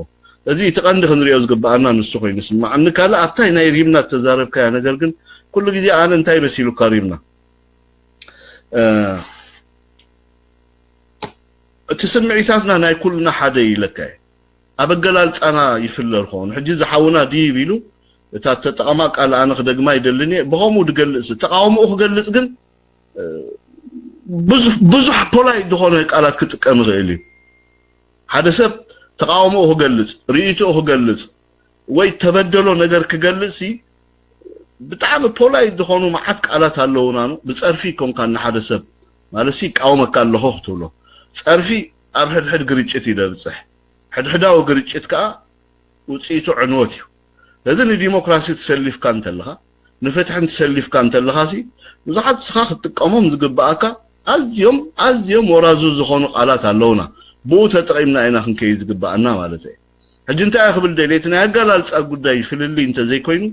بدرجه ارتراويان تحساسبانا حادي كم ارتراويان انن فروغن ابኦም دلنا الرأي حادي ግን الرأينا حاده ኮይኑ اب التغبابرا ግን كغبرو زغباو ነገር كناليون አይግድን کوي እንታይ ማለት እዩ ሕጂ ብዛዕባ በጻብዕቲ ድቆጨሩ ውሕዳት ሰባት ኣይኮንናን ንዛረብ ደለና ብዛዕባ ህዝቢ ኢና ንዛረብ ብዛዕባ ህዝቢ ትዛረብ እንትኾንካ ከኣኒ ነቲ ህዝቢ ከመይ ጌርካ ክትሕዘለካ ኢኻ ክትማይ ደለካ ብዛዕባ ነቲ መሪሕነት ናይ ወያነ ተኮይኑ ግን ምናልባት ሒስካ ካርሸል ተእትዎም ትኽእል ወኣብቲ መድረኹ ትከሓሶም ትኽእል ኣብ እዋኑ ዕድል ተገይሮም ከዓ ተተሓይዞም ካቴና ኣሲርካ ቤት ፍርዲ ተእትዎም ትኸውን تفطاطما فلالخون اب لعل حزب زلك الرأيا ግን ከምታ ኣነ ድዛረቡ ኮይኑ ይስማዓኒ ካለ ግን ዝኾነ ይኹን ሰብ ውሽጣዊ ድበጽሖ ግፍዕ ሓደ ስለ ዝኾነ ስምዒታቱ ንስዩ ማለት እዩ ማይብ ግን ኣነ ኣብ ዛዕባ ንምሃሮም ዝበሃል ነገር ኣይኮነን ክመሃር ዝግብኦ ስርዓት እዩ ማለት ሕጂ ኣብቲ ዝለዓለ ቦታ ኮፍ ኢሉ ዘሎ ስርዓት نتهاجر ناب طفاتن ناب لمعاتن كمرحا زخيل تسرعاتي كل ነገር تفتن ይኻ ሪምና تفتن مخان مس ابيكا ግን ኣብ መጨረሻ እቲ ናይ መጨረሻ ኣማራጽ ተምጽኢኻ እቲ ናይ መጨረሻ ኣማራጽ ኻኒ ንኽልት ይኻ መተዓረቕ ሓሳባት ይኻ ተምጽእ መተዓረቕ ሓሳብካ ተጋሩኹም ተጋሩ ኣብቲ ጉዳይ ፖለቲካ ናይ ኢትዮጵያ ኢንተርፈር ክገብሩ ቶም ኢትዮጵያውያን ኣብ ጉዳይ ፖለቲኮም ኢንተርፈር ገይሮም ንኹሎም ተኸውን ኢትዮጵያ ምፍጣር أتري زاخ قبروا أخلو مستزلهم أبر هاند وعقمي مستي نتهاجر زوننو مريح النت تاوي قالن نبلو بوليتيكاوي نزخل لزي تتقيمهم أتليس تجارو صباح نجو أبرئسيهم زور المتقعتي كوحدوا مخالو زي سرعة كوحدوا مخاله سلام انتاي يلمن يزلهم بر لما يكوننا بسرعة مالته أب صباح نجو جن كلمن أب حلو درجة جن توصيتو حدا جاخوني لازم بوتا حساب زهلو كحجي نتشجر كتفتحون ترى تخيل كوينكا إذا أنا متجرش زيرو ساعات جن ناي ممارس حساب أمسي خط ربيزة خوف كتبل مول عدل على كسلام تاي بوتا بعد خايس كاس لزلخا عمتات كان دان أنك قام سمت حسكاي بوتا دان تمنت الكام سمت خاجن دقرب كان تقرب كات سمع إذن سلا زي تركب كندي بوحد واقع نبز حشة تغيد بوزح واقع مقا ملك عدي بلو تفقاتي خاتمت إذن خيكوني أنا حجيت عن توي تجاربكم انتهي حسبوا انتهي متحسبوا تجارب نحن أنا أقول لك زي إرتراويان تجارون سي في اللي علنا تفل اللياتنا نحنا اتليست نص هاجرينا بيناي مقدن خيد لنا هبتمات دينا دخاتات زي بزي قدس دخاتات تخوينا سريحنا هنمصينا ابتنا او حجزي هاجرنا قبل معات ابصبو سلام ترخيبه كير تخيليا قال بوليتيكاوي عيا غزانا دما نعنا زملكت غداي ግን اتليست حانتي حاران نصان لوعلاويت هاجر አላትና اذا حاران نصان لوعلاويت هاجر دما بربعتي مازنات بس بربعتي مازنات بايرون بحرون دم امريكا مالتيو مس عالم نرخبلو مدرخنا سفيحي صلاتو لونا فتوت قالونا بتغوربيتنا مالتي اتوم صلاتنا طفاتنا انت دازتمنا يخوينم تنفتوتنا خاني اب شجرنا بغوننا دوكبليو ازي مزميزنا نسرحلو لنا مسوم ግን ኮሚ ኢኮኖሚ مسوم بصلايهم تخيبهم زلو ازي ردو ነገር يحجي ፖለቲካ امريكا غوربيتهم ኮይና ከተድሕኖም አይትቀልኛ እንግሊዝ ጎረቤቶም ኮይና ከተድሕኖም አይትቀልኛ አውሮፓ ሕብረት ጎረቤቶም ኮይኑ ከድሕኖም አይከልኝ ኣብ ጥፋኣቶምን ኣብ ድሕነቶምን ዓቢ ተራኽ ጻውታ ዝኽእላ ተንጎረባብታ ሃገራት እየን ንሕና ጸላእ ኣለና ኦፍ ኮርስ ጎረባብትና ፈተውትና ካለው ኣብ ግዜ ሕሰብና ጎንና ደው ክብሉ ካሊ ይትረፍ በአካል ሰራዊት ሰዲድካ ገለ ዘይኮነ ከምዚ ብተራ ዘራርባ ግን አትሊስት ንሕና ከም መንግስቲ በፖለቲካው መስመርና ከም መንግስቲ በፖለቲካዊ አራያን አጣማምታናቶም አቦን መንግስትን ህዝብን ኤርትራ ደው ዝብሉስ ጎረባብትለውና እዚ ጋይት ዝምድናና ንዕሙቆን ነግፍሖን بالكل ግዜ እቲ ወታደራዊ ዲፕሎማሲያዊ ርክባትና አብካቢና ኣብዚ ቀረባ ግዜ ዝርአና ያለውጥታቱ ነዚ ምርኩስ ዝገበረ ኤርትራ ናይ ሓባር ወታደራዊ ሽርክና እንተላአጌራ ምስ ጎረቤት ሃገር ምስትሳት መርጾም ምስትሳት ደልዮ ጽባሕ ንጎ ኣብ ኤርትራ ዝመጽእ ጸገም እንድሕራሎ እዘን ሃገራት ዚኣተን ኣካልናተን ስለ ዝኾነት ኤርትራ ኣብቲ ሳዘጋጥማ ወታደራዊ ይኹን ካልእ ጸገማት ከ ኣብ ጎና ክስለፋና ይግድን ስለዚ ተሓራን ሉዓላዊትን ሃገር ብልጩን እቲ ሓንቲ ዕጫ ዘይተፈልጠት ግን ኩሉ ግዜ بمزمورن بتمنيتن حارات تግራይ ريبابليك تግራይ ኢልካ بعندرات تزاربون فللياتو نسي لازم نحنا قدمنا حراس لزوصناس اف دغنا صينا معصنا نفلط موصينا مأتوينا نفلط እሶም ግን መእተውዮም መውጽኦም አይፈልጡን ከምዚ ሕጂ አብዳይ ለማ አትየሞ ዘሎ ማለት መፍትሕ አልቦ ዝኾነ ሽግር ዘጋጠሞም ንስዩ ማለት እዩ ስለዚ እንታይ ሓስብት መንግስቲ ይገርመካ ሓደ ግዜ تدحسبو صبغي تقول غزي نعللو حما ايكونن بدرجه تግራዋይ ክትحسب كلها مغنياتو مزز بإثيوبيا دم انت تقابيهم ኮይኖም ናበይም خدو مزز بتግራይ دم مزز بإثيوبيا دم تقابيهم ተኮይኖም ናበይም خدو حقي ملز ዜናዊ ሪፓብሊክ ትግራይ ገይሩ ኣብ መቀለ ኣብቲ ናይ አፄ ዮሐንስ ቤተ መንግስቲ ወንበሩ አጣጪሑ ናይ ተኸባቢ ትግራይ ትግርኝ ኢምፓየር ኮይኑ ኮፍ ክብል محسابو ኣይተጋገን ወይ ከምቲ ሰም ድብሎ ናይ አክሱም ልዕልና ክንመርሰይና ዶ ገለመለ ድብሎ ሓቆም የማይተጋገኝ ግን በዋጋ ምን ክትገብሮ መሃንካ ክትሐስብ ነርኳ ማለት እዩ በዋጋ ክትገብሮ ትኽእል ትኸውን በዋጋ ኤርትራውያንን በዋጋቶም ንጹሃት ኢትዮጵያውያንን ኤርትራውያንን ክትገብር ግን ዘይሕሰብ ምክንያቱ እዚ ሕጂ ንሪኦ ዘለና ጥፋኣት ይክመጽእ ማለት እዩ ስለዚ ኣነ ኣብ ምልማዕን ምዕባይን ትግራይ ደይኮነስ ኣብ ምሕሳምን ምጽባቕን ትግራይ ደይኮነስ أمتى عدل ناي تقرأي دي محسابي تعابي شقري لعين حسب بخمي يدري أمو ريمنا بجنرالي بوزح جزي أبو كومبرومايز أي نقبر أو حدا أوان كقات أمزخولو التحساس بايم إذا ما درخ زم استحالة فخانا يزخون يخون إرترا والتحساس باه يري برودو مالته إذن ونو على إثيوبيا زلو التحساس بان لا تغير متسن رئيس لزلن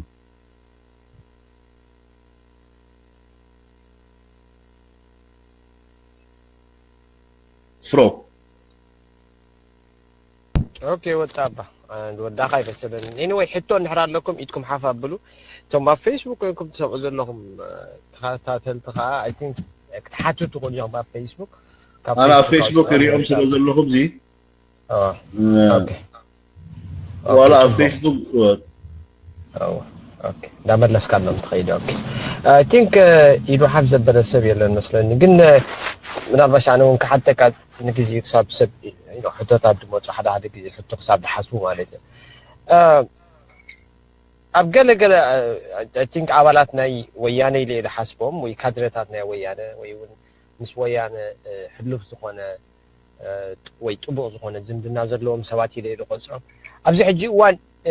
ኩናት ከም ሓደ ኣማራፂ ይዛረቡሉ ኣለዉ ዝሕር ትከታተሎም ኣለኻ እቲ ወጥሪ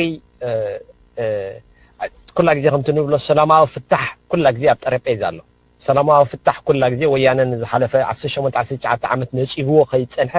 ኣሎ ከም ሓደ ኦፕሽን ኣሎ ግን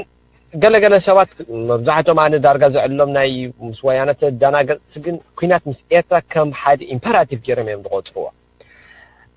ከምዚ ዓይነት ኣረኣያታት ዘለዎም ሰባት ክመፁ ምናልባሽ ኣይገርመንን እዩ ግን እቲ ሓቶ ንዓኻ እንታይ ኣወዲ ጣባ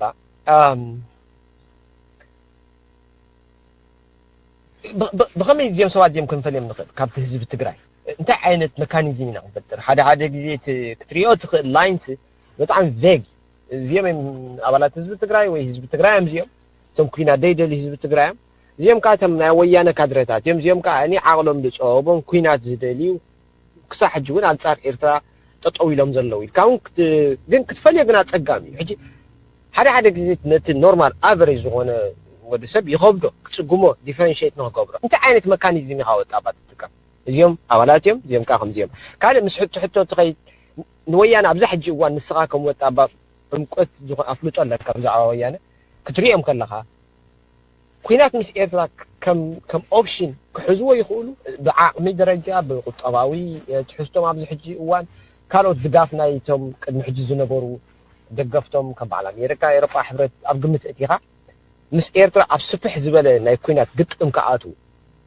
ዓቕሚ ከለዎም ሕጂ እንታይ ዝብለካ ዘለኹ ናኢቭ ድኾኑ ኣለዉ ዋላስ ገለ ናብኡ ክደፍኦም ዝኽእል ባይታ ስለ ዘሎ እዩ ብኣመንፅርካ ክትምልሳ ዝደልየካ ኣረኣያ መንግስቲ ኤርትራ እንታይ ክኾን ኣለዎ ንሪኦም ኣለና ሕጂ ናይ ዓቕሊ ፅበት መንገድታት ትረአ ኣሎ ወያነ ከስጋኣና ክእል ዶ ናይ ዓቕሊ ፅበት ኩናት ክኸፍት ትኽእል ዶ ቁርብነትና ክሳብ ክንደይ ኣሎ ኢልካ ትግምግም ወያነ ሞይታ ኣላ እንዳበልና ንነብስና ከነታልል ነቲ ናህና ክንኮነ ዝግባአና ናይ ቁርብነት ምናልባሽ ክጓናድቦ ይክእልን ቪጅላንት ክኾን ኣለና ዶ ምናልባሽ ኣታሓዝ ኣቢልካ እንድሕር ከተምልሰለይ ፅቡቕ ነይሩ ቴንኪ ወጣ ሕቶ ክትሓቱካ ሓፍ ኣብሉ ኩለኹም my Facebook Mokonin Gabrazgi ዝበሃል ወዲ ጣባ could you say Amhara phobia is almost zero in Eritrea? Of course zero. Mokonin the Amhara ዝነበረና ኣራያ by the way ኣብ ኤርትራ ሲ ዝኾነ ኤርትራውን ታሪኻ ኣምሓራ ከም ዝገሩና ኣምሓራ ኢና ንብል by the way ኢትዮጵያ ናይ 85 ብሄር ብሄረሰባት ሃገር እያ 85 ህዝቢ ዝነብር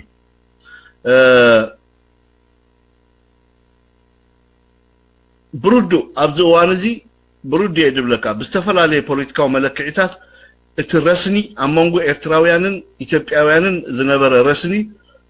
ወሪዱ ብዓንተው እውን እኮ ኣብ ብዙሕ ካልኩሌሽን ከኣተኹ ማለት እዩ ብዙሕ ግዜ ዛረባ እዚ ኣነ ግንቦት 24991 ልዕሊ 56000 ሰራዊት ኣብ ባሕቲ መስከረም ኣስመራ ተታሒዙ ብረቱ ዘውረደ ሰራዊት ናይ ደርጊ እተን ድረኣኹመን ኣዴታት ኣብ ገዛ ባንዳ ቃሓውታ ዝባን ስንቀይ ጸሎት ገለመለ ኣብቲ ከባቢ ዝነበራ ኣዴታት ሰብኡተን ተቐተልዎን ደቀን ተሓረድዎን እዮም ማይን ሽኮርን በፅቢፀን እንጣጢዕ በፅቢፀን ነቲ ሰራዊት ናይ ደርጊ ክዕንግልኦ መፅን ኪዱ ንዓዱ ክቢለን ከኣፋኒኖኦም ሒነድያን እዚ ፎብያ ንብሎ ፅልእ ንብሎ ኣነ ኣብ ውሽጢ ኤርትራውያን ደሎ ይመስለኒ ብቐፃሊ ኤርትራዊ ምስ ስርዓታት ምዃኑ ትፅልኡ ፈልጥ እዩ ምስ ህዝቢ ኢትዮጵያ ከም ዘይኮነ ብግቡእ ዝርዳእ ህዝቢ እዩ ምዕቡል ንቑሕ ስልጥን ህዝቢ ንብሎ ምክንያት ካንስ እዩ ምክንያቱ ህዝቢ ኤርትራ ብደረጃ ህዝቢ ንህዝቢ ኢትዮጵያ ከም ፀላእዩ ሰሪዕዎ ይፈልጥኒ ዋላ ህዝባዊ ግንባር ዝኩሉ ሰራዊት ናይ ደርጊ ክማርኽ ከለኮ ቁስሊ ጥይት ተወግአ ተጋዳላይ መጀነኒ ሲኢኖም ንዖም ገዲፎም ነቲ ሙሩኽ ጦር ሰራዊት ነይሮም ድጅንኑ ዋላ ካምጭኦም ቀዲዶም ዲዮም ካናቲሮም ቀዲዶም ተም ተጋደልቲ ንብፀቶም ገዲፎም ነቲ ሙሩኽ ጅንንዎ ነይሮም ንኸብዶም ገዲፎም ነቲ ሙሩኽ ይዕንግልዎ ነይሮም እዚ ሓሶት ኣይኮነን ተም ሙሩኻት ድምስክርዎ እዩ ከምኡ ይኮነ እንተ ህዝቢ ስልጡን ይኮ ሕጂ ብዝኾነ ይኹን መለክዒ ኣበየናይ ናይ ረስኒ ቴርሞሜተር ኣምፂኻ ኢኻ ህዝቢ ኤርትራ ኣብ ልዕሊ ምሓራ ፅልእ ኣለዎ ኣብ ልዕሊ ህዝቢ ኢትዮጵያ ፅልእ ኣለዎ ኣነ ዝኾነ ይኹን ቴርሞሜተር መለክዕ ከተምፀሉ ይትኽእልን ኢኻ ህዝቢ ኢትዮጵያ ኣይሚን ህዝቢ ኤርትራ ሒነ ክፈድስ ዝደሊ ህዝቢ ይኮነን ቂመኛ ህዝቢ ይኮነን ብጣዕሚ ወረጃ سلطون هزبي انا هاوس لتفطركي كونكون بتغبار زمسكره هزبي بتغبار يتراي زندبلكو اديتات اب غزاباندان كبابيون زنبرا اب زبان سنقي زنبرا اديتات بمولانسي دق 25 دق 30 عامت اغوابز ابركم زتنفسو بسلكيوم حنيقوم لن بكرافاتا كبسرح نغزوم كملسيوم بتقيت قوليبوم ماماي طمقتن غزاباندان قال 18 عامت غورزو اب قدم بانا ديانيم ريب غيرو ماندا تبراريو شوعت 8 وتادرات امحارا ولهم اورومو ولهم بزي قدس اذا خمس عينت قفع زغبره سراويت ابي تناديتات كله كن انت تعبت انت عنجيلن كما نصبي اديتات الواكم كيدي لنينا سنابيتنهم حاده ارتراوي حاده وتادر ناي درغ ابسمرا يكون ابكرن امندفرا ايدوم مسحابو زقتل استقتل يلن تصفعون يلن كاب حرقان تبغسه صرف نيرو خون قال زمرت قال حغوسكا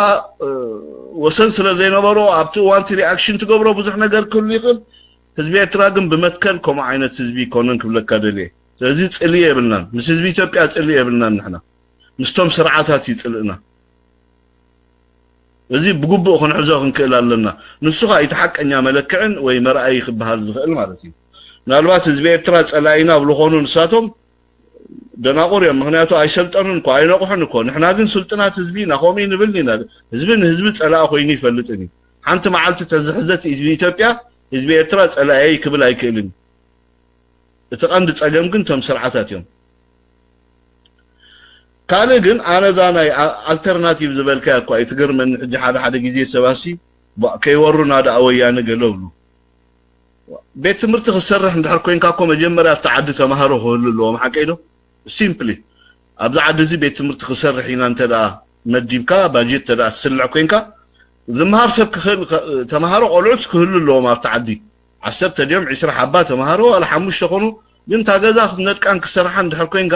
ተማሃሮ ክህልዎ ተማሃሮ እንድሕር ደይብሉ ኮይኑ ቤት ትምህርት እንድሕር ሰሪሕካዮ ናይ ሳሬት ዓለባ ሳሬት ማዕንደሪ ዝኸውን ናይ ጨራሩ ሰፈሪ ዝኸውን በር ቤት ትምህርት ኢልካ ክጽውዑ ይትኽእልንኻ ወያኑ ኩናት ኣብ ኩናት ይደለኩም ሲ ኤርትራ አቋሪጽ ይፈልጥኒ 1997 መለስ ዜናውን ፓርላማ ኢትዮጵያ አኪቡ ኩናት ምስ አወጀ كساب حجي بارلاما إثيوبيا تبلعلي إرترا استأوجه كينات بأواجه العالم سلازي إرترا إثيوبيان أو كينات ينزلوها ناي كينات عينت كفالا لخون دمت ألبون دمت زلو كيناتن كهلو لخون فللي جن يبلون تزحل كينات هلو نالبا سراوي تحتيتكا تجنبارات أبسل السربعة جنبارات كفافيلكا سراوي سديدكا خبتن نابتن تقاتل قال خهلو خل فللي نسخون خل قلت كينات عبوتو الحوات ويانو كينات اويجو سنه اواج كيناتون عيل علون مالتي ግን በተዛማዲ ንሪኦ ነገር አለ ከምዚ ሕጂ ስኻድ በልካይ ማለት እዩ በተዛማዲ አይጆ አይሰላም አይኩናት ገይሩ ጆ አንተንጠልጥልና ስለዘልና በክልቴና ወገን ኣብዚ ፈታኒ እዋን እንብሎ በተሐሳስባና ነምጽኦ ፍልስፍና አለ ማለሲ ከይዶም ዚዮምሲ መፍትሒት ኤርትራ ጥራይ እንተዳ ኮይና እቲ ኤርትራ ዘሎ ስርዓት እንድሕርዴት አልዩ شجرنا خفتح هيكئلني لهم تلقى أمنوا خينهم مرحة ويانا تازي ترف كينات مس ارتراح قبروا وائم نابكم وصدك أيو تكايدو مالتي of course أبقمقامات شبقى لنا نابكم وصدنا يخيلي يمثلي قل نايم قبار عقم زبها النقر له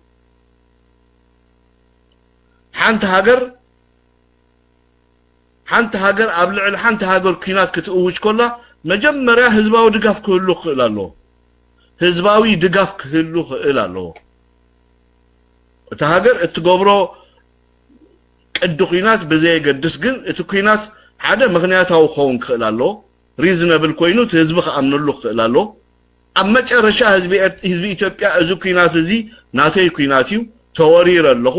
ይብደል ኣለኹ በዛ ጎረቤት ሃገር ዚኣ ሰላም ሲኢልና ኣለና ስለዚህ ንሓዲኡን መጨረሻ ነቃብጽ አይሎ ከአምን ክእላለሁ እቲ ህዝቢ ምክንያቱ ኩናት ዝገብር ህዝብን በር መንግስቲ ይኮነን መንግስቲ ከውጅ ይኽእል መንግስቲ ይውጅ እምበር ተግባራት ህዝቢ ብኩሉ ኣብ ኩሉ ዓለም ንሲ መውሱን ተኮይኑ ተሓቂ እስኪ ነምብቦም ህዝቢ ኢትዮጵያን ወያነን አበይናይ ደረጃ አለው ህዝቢ ኢትዮጵያ ጥራይ ደይኮነ እቲ መከላከያ ሰራዊት ድበሃል ኣብ ትሕቲ ወያነ ዝመሓደ ሰራዊት ና ኢትዮጵያ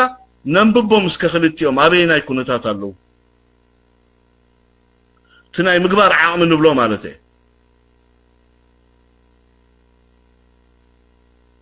اتوم صدتاوي تكالات وي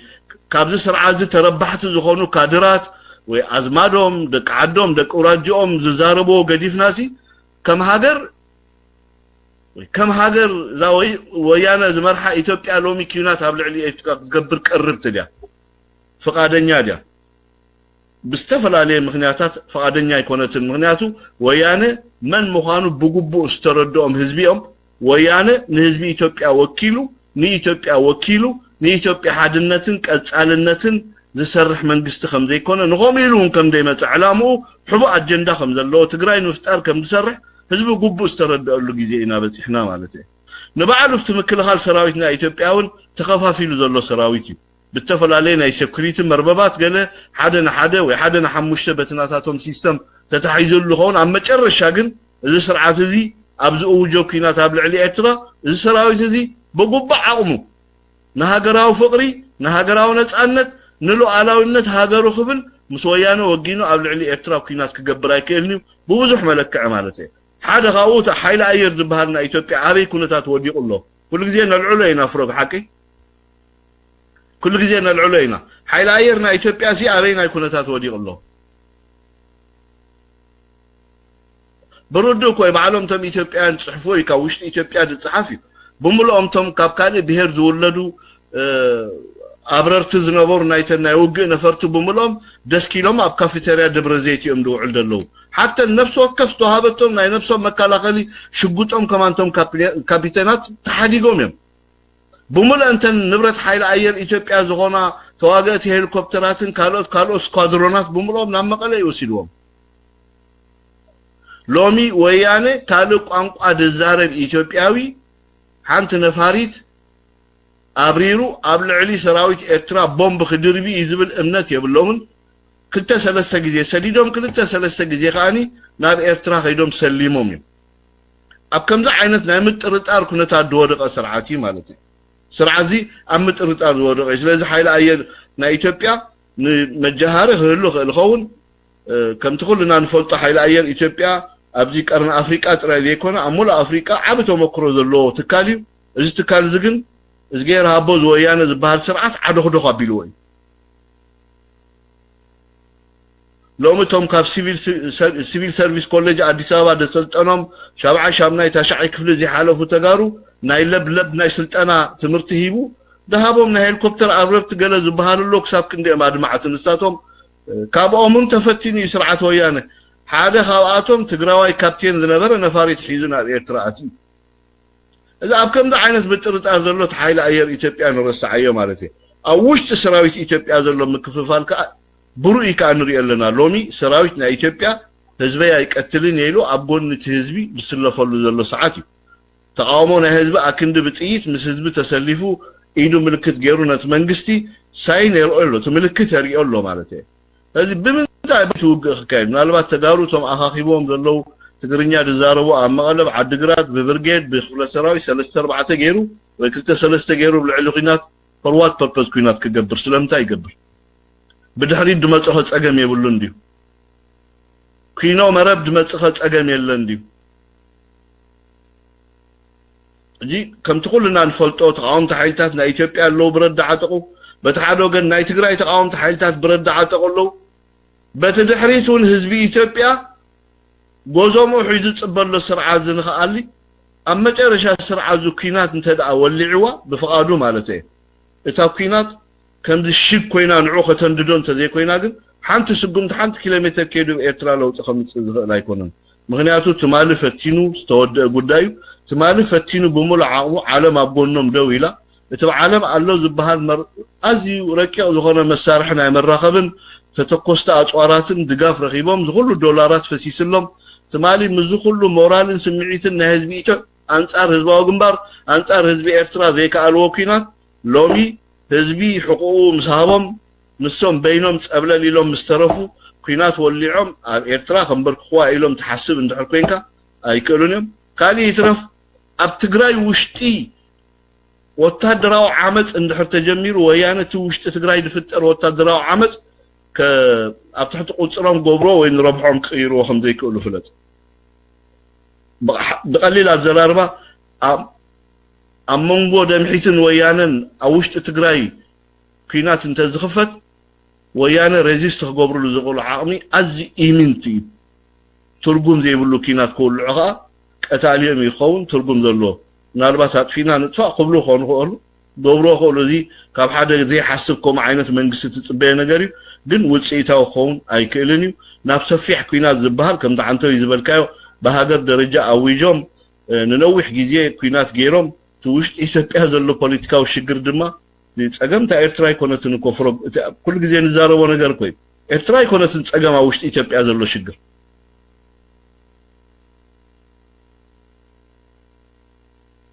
ኤርትራ አትዮም ስዒሮሞን መንግስቲ ኤርትራን ተለወጡ ወቀት ኢትዮጵያ ዘሎ ሽግር ፍታሕዶ አይፍታሕኒኮ በቀጻሊ ካለ ጸገማት ይخፈጥር ዋላ ምእላይ መንግስቲ ኤርትራ ንዖም ንግዚኡ መስሎ መخእል ኸውን ግን በቀጻሊ ካሊ قال زوباون أهجراون شجر ملكو عيري إدمت إنبر مفتح قوناك إني دبل إمنة علني زود حنك. Thank you وتابعكم. فويتا الله قدي فويتا سلامون. فويتا سلامون. نعم زماي. يروح حفا بالله فويتا سلامون. فويتا سلامون يلا قنيا. اوكي يروح حفا اوكي حصل فويتا الله مايك ديف قال لها. اوكي تزارب عادي بحزاتها مايك حزا. سمع الله خدي حوات. انت هذه خبلا خيبان يرنورا نايلو ما انت حتى يكونن بعد ما يو بزعبا سولومون دباس قالوا ارستين يروح نقولن سولومون دباس ندي زخون زلهو أموتا ناي سولومون دباس يلوس تزاريبون يروح جابيتي بيسمعيا نيشتي حتى دعوة تجس حرجيزة هاليوس كسف حلي دليني أموتا ناي سولومون دباس قالي عنو مالتي.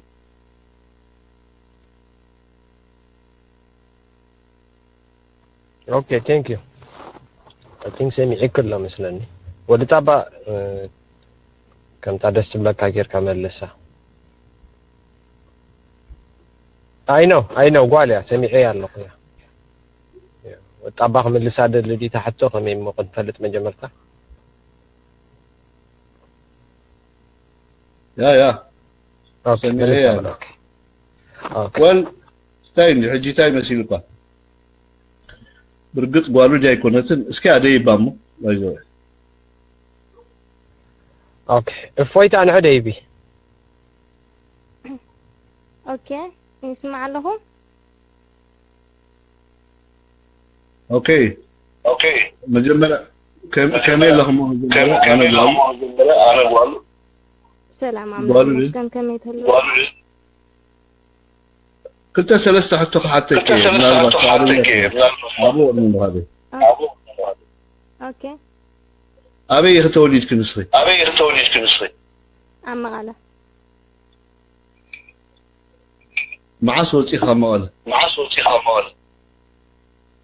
كم غلا كلت شحن كلت عندنا بزح ذكرني نيشتي نيرة تازنا أسكو بالي منالبات فلت أم دحركين كا مالتي دك سولو من دباس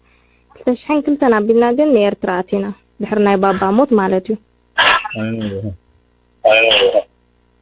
فلت بايوي اوه كبير تراها سدة سريرة مالتي مش سلومن دباس تعشيرهم كامل مسديها على القلب قال كلت عمتي نيرة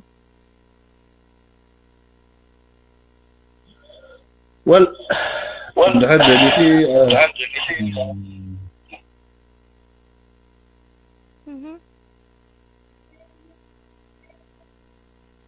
قدم انتي يربخي قدم تبراي منتو قدم ناس كم تداويني حواتي زعللو تقعدلت نايجوب هاي منيرهم كم تزبل كايو كله كا ترديني مالت انا سلازي فولطون ايشي سلانورك ابت غيزو بيك موت كلهم السودان متيوم أب السودان شيوزم عبيت حواتي أب السودان توليدهم بحريها نمغالة متنا مالتي أما قالها يسرحني يردمت ويانا يسرحني ድሕሪኡ ሞይቱ ማለት እዩ ሕጂ ብኸመይ ከም ዝሞተ ብፅቡቅ ጌራ ኣይፈልጥን እየ ግን ማለት ፅቡቅ ጌርካ መምርሒ እንድሕር ደሊኻ ሓወይ ኣለኒ ምዕባይ ሓወይ ክነግሮ እሞ ኣቲ ምሳኻ ክትዘራረብ ግዜ እንድሕር ሃሊካ ሕጂ ማለት ከም ትኾይኑ ወላ ካሊእ መዓልቲ anyway ከም ድሞተ ትፈልጥዎ ኣብ ኢድ ወያነ ከም ድሞተ ትፈልጥዎ ኣብ ቤት ማእሰርቲ ከለኹም ድሞተ ትፈልጥዎ ኣብ ቤት ማእሰርቲ ድዩ ወላ ብሕክምና ከም ዝሞተ እንዲ ከም ዝበልከዮ ብቀዳማይ ግን ድሕሪ 3 መዓልቲ ሬስኡ ጨይንዎም ገሌልካዮ ነርካ ሓቀይ ولا برايفت حجي ولا نسخي كوني قال ايون ريمنا له ابدروم محداري برايفت ولا عبد برايفت من الله غير تزرزق عليك اوريدي فليت مسلم لهم بزق مسترا كمان اوكي عارف تجمع يا بلو بات انا ولا حنت قدرت تصبيني بالله معي قلت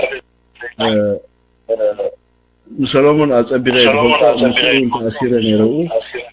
أماوتو فلتة بس متى تأثيرنا نيرو بينه مخير تأثيرنا لما قد حجاري تربي وذكي بينه رجزي أبز الميديا أنتي مسلكي من الناس نيتسبس الذي تفلت يجي كم دي زعل لك للخو نيسلامون ممثل بفلت كي أمبر يفلت إني كتبت تخوني مرسي كلام هنا نيرو يا وطبع لها زلحان ولا حوي كنغرو خلي مالت نسو خا طب غيرو سلاز فلت عاب سلاز هونه نسو مالت اتزنبرو كنتات بعلمن مساروحتهم زنبرو امنتي بوتا هم تسرح نبر اسوي خنغركا خلي تقدم يلن كو عارف اسمان سرح نيرو جلملاتي تاريخي حكي تاريخي اوريدي شو حليفو سلازغونه احنا واحد محلفين اجل ምክንያት ሞመቲዩ ክትፈልጡ ንዓኹም ጽቡቕ እዩ ንዝኾነ ይኹን ፖለቲካዊ ጎስጓስ ይናደኮነስ ወያነ ብልዕሊ ኤርትራ ተሓቶ ናቱ ናይ ቦኽሕቱ ናይ ብሓቂ ቦኹ እንዳሕር ኮይኑ ወያነ ኣብ ፖለቲካዊ ጉዳይ ኤርትራ ኢዶም ከእቱ የብሎምን ስለ ድበለ ጥራይ ወያነ ኣብ ፖለቲካዊ ጉዳይ ናይ ኤርትራ ኢዶም ከእቱ የብሎምን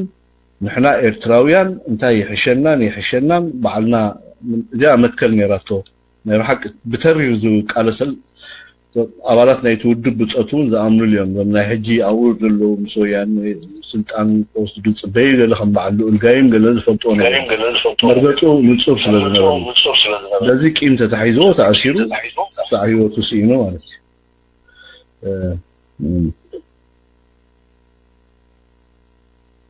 لا ريد كوبا ان ايكوس لازم بزلو تابعك اي ثينك داك دبري فويتا مسيبكي نود تابع وي برايفت ادبريو وي ريمنا ادبريو حدا متحف لي ايكوس لازم بزلو نسخمس ود تابع دي بقلخي او نقلب اوكي نقلب ابزن هللكي وي ريمنا لكي وي نقلب لكي حدا دحن دبر من تخريك كم سمعنا زلا نقلب وي دما نود تابع ادبريو اوكي عندنا حرا برايفت قاعد لك يو مالتي بحاطيرو بن فروغ بحاطيرو دغاغي مغليصه اندي ناي سلومون دوباس رايد ايكونا ناي كالو بصوتون هيوتهم بسانولو تي مغنيات تي مرغ ناتو مرغتي ما اسرت دبصحو كالو ولا حنت مغنيات يبلون نويانه اخريرو يقاومم نيرو مغنياتو مقاوم يغاني حران نص اندخونه بوليتيكاوي مرغص كهلونالو لذو ويانه أنا خبتن دبلن قالات ناتو كل جزء دحبسانه دامنلن ويانا كم غربيت كحجزنا خلو مقالس بايتا خبونا خلو وات ايفر قال ግን እዚ ግበሩ ኣይትግበሩ خبلنا ግን አይም ፖለቲካዊ ነፃነትና ገፊፎምና ማለት እዩ እጂ ንዓና ደይኮናስ ንዖ ኢና ንخدم ዘለና ከም ዓይነት መርገጽ ዝነበሮ ሰብ ስለዚ ኣብ ትሽግር ዘውድቆ እዚ ፖለቲካዊ መርገጽ እዩ እቲ ፖለቲካዊ መርገጹ ቅኑዕ እዩ ኣነ ካ ብኾም እየ ቀፂለ ካልኦቱን ኣለዉ ናቱ ኣብነት ተኸቲሎም ኣብ ሽግር ዝወደቁ ኣብ ማሕዩር ዝኣተው ሃልዋቶም ደይፍለጥ ኣለዉ ሰሎሞን ኮሚ ነይሩ እቲ ህይወቱ ክስእን ዘገደዶ ምክንያት ንሱ እዩ እንጂ ኣቦኹ ድዩ ሓውኹ ድዩ ኣያኺ ኣይምን ዘመድኪ ዋላ ጎረቤትኪ ብዘየገድስ ግን እቲ ኦልሬዲ ناتو ممات سلا دفلتكي እቲ ታሪክ ናቱ ንሱ እዩ ኣነ ምናልባት ኣብቲ ፖለቲካዊ መርገፁ ካልእ ኣርእስቲ ግን ኣብ ዝነበረና ኣነ እውን ካልእ ኣርእስቲ ብዛዕባ ፖለቲካ እንተዛሪብና ማለት እዩ ብዛዕባ ናቱ ፐርሶናሊቲ ተዛሪብና ግን ንዓይ ተባዕ እዩ ነይሩ ኣብ መርገፂኡ ነቕ ዘይብል ሰብ ኤርትራዊ ሓድነትን ሉዓላውነትን ኣብ ዋጋ ዕዳጋ ዘየእቱ ብዝኾነ ይኹን መለክዒ ወይ ጥቕምታት ዘይግዛእ ከምኡ ዓይነት ሰብ እዩ ነይሩ ስለዚ ንዑ ከዓ ዋጋ ከፊልሉ ካብቶም ንፉዓት ተጋደልቲ ናይ ተጋድሎ ሓርነት ኤርትራ ምንባሩ ፈልጦ እየ ኤንዌይ ምስ ከምኡ ምናልባት ቪቫ ኤሪና ኣባሃኒ ኣብ ፌስቡክ ሓደ መዓልቲ ክገልፀ ሕጂ ግን እቲ ኣጀንዳ ሎሚ ካልእ ስለ ዝኾነ ናይ ሎሚ ኣጀንዳና ወዲእና ግዜ ሓሊና ድማ ንዖም ክንገልፆም ኢና መን ቦታ እንታይ ኮይኖም ክንገልፅ ኢና ፀገም ኣይኮነን ድሓን ኦኬ ድሓን ናብ ጉዳይና ንግል ተንኪ ወጣባ ኦኬ ፎይታ ሶኬ تعلሉ ብዙሕ ክትዕለለ ፍራይዶ መታዓቢት ለኻ ዲኻ ናብ ሕተት ናብ ኣጀንዳና ንግል እምበር ወያ እዛ ጭፍራ እዚኣ ዝገበረቶሞ ጉድ እዩ እንድሕር ኣብዚ ወጣባ ብፕራይቬት ክዕልል ጀሚሩ ተካል መዓልቲ ክንውዕል ኢና ማለት እዩ ንዓመ መታዓቢት ደይ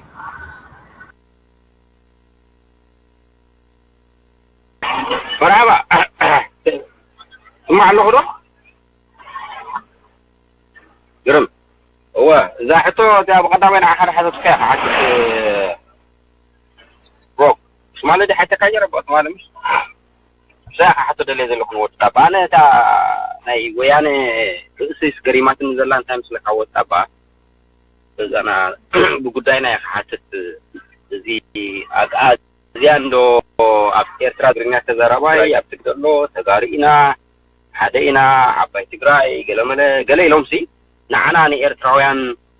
ተጋሩ ቀይሩና ኤርትራውያን እንደገና ትግራይ ክገብሩና ንዓና ኢትዮጵያ እንደገና ኢትዮጵያ ክገብሩና ምሕሳቦም ሲ እዛ ኩላ ጎጃምን ሸዋን ጎንደርን ንኩሉ መንእሰይ ኢትዮጵያ ኣኽቲቶም ኣብ ኤርትራ መፅኦም በአሜሪካ ተሓጊዞም በደርግ ተሓጊዞም ኢትዮጵያውያን ከቀይሩና ዘይካ ወያነ ካጽቡ ገሪያ ተፈልጦ ነዚ ታሪኽና ጽቡ ገሪያ ተፈልጦ ወዒላቱ ሉሪአቶ ገለገለቲ ሕጂ ርእሲ ወያነ ብህይወቱ ዘሎ ርእሲ ወያነ ዲ ዝስራሕ ዝሰርሖ ደሎስ ዋላስ ዝሞተ ወያነ ኣብ ቃሬዛ ኮይኑ ጎስ ናይ ወያነ ነዝሕልም ዝሓልሞ ዘሎ ኣነ እዚኣ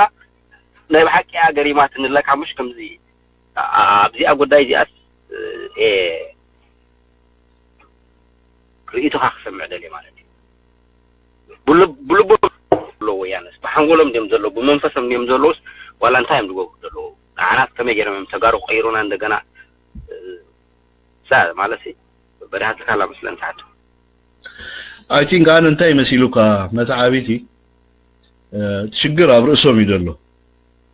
ካልእ እቲ ንኤርትራ ኣይፈልጥዋን ከይንብል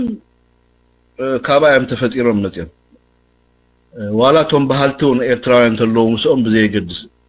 ኤርትራውያን ናይ ትግርኛ ተዛረብቲ ጥራይ ዲ ኣነ ግርም ይኮ ድብለኒ ኣሕዋቲና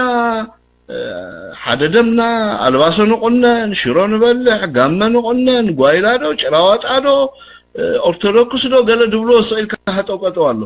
ኤርትራ ናይ ትግርኛ ጥራይ ዲያ ሕቶ ኣነ እዛ ኤርትራ ትበሃል ሃገር ዋናታት እኮ ብዙሓት እዮም ትግርኛ ተዛረብቲ ጥራይ ኣይኮኑን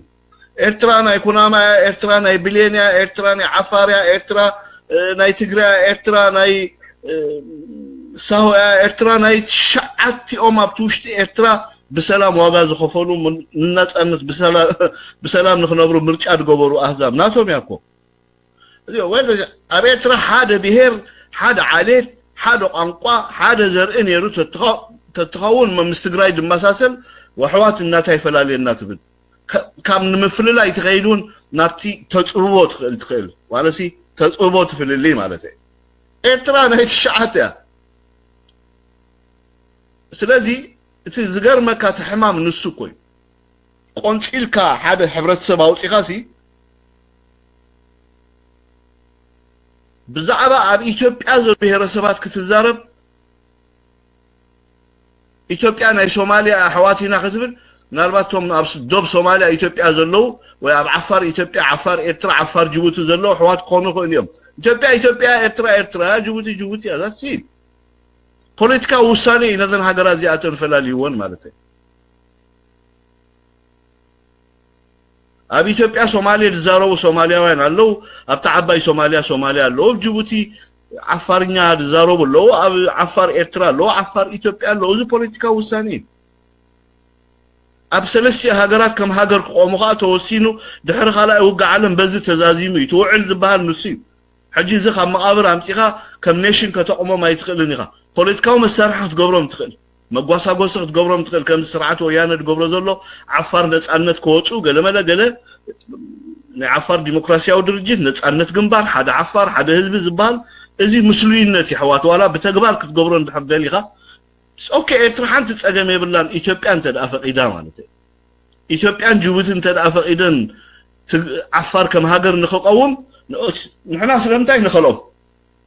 ግን እሱን ይተሓቅብ ባይታ ደሎ ንስቶንን ኢትዮጵያ ክትፈቅድ ዶ ትግራይ አይሚን ዓፋር ሓራ ክወፅእ ማለት እዩ ሲኮነን ተሓቂ ፈርስት ኦፍ ኦል ክንፈልጦ ዝግባአና ናይ ዘርኢ ናይ ሓረግ ናይ ደም ናይ ባህልን ተመሳሳልነት ኣይኮነን ክልተ ህዝብ ለው ሃገር ኢትዮጵያን ኤርትራን ዝበሃሉ ኣነ ትግራይን ኤርትራን ኢላ ኣይዛረብኒ ትግራይ ሓንቲ ክፍለ ሃገር ናይ ኢትዮጵያ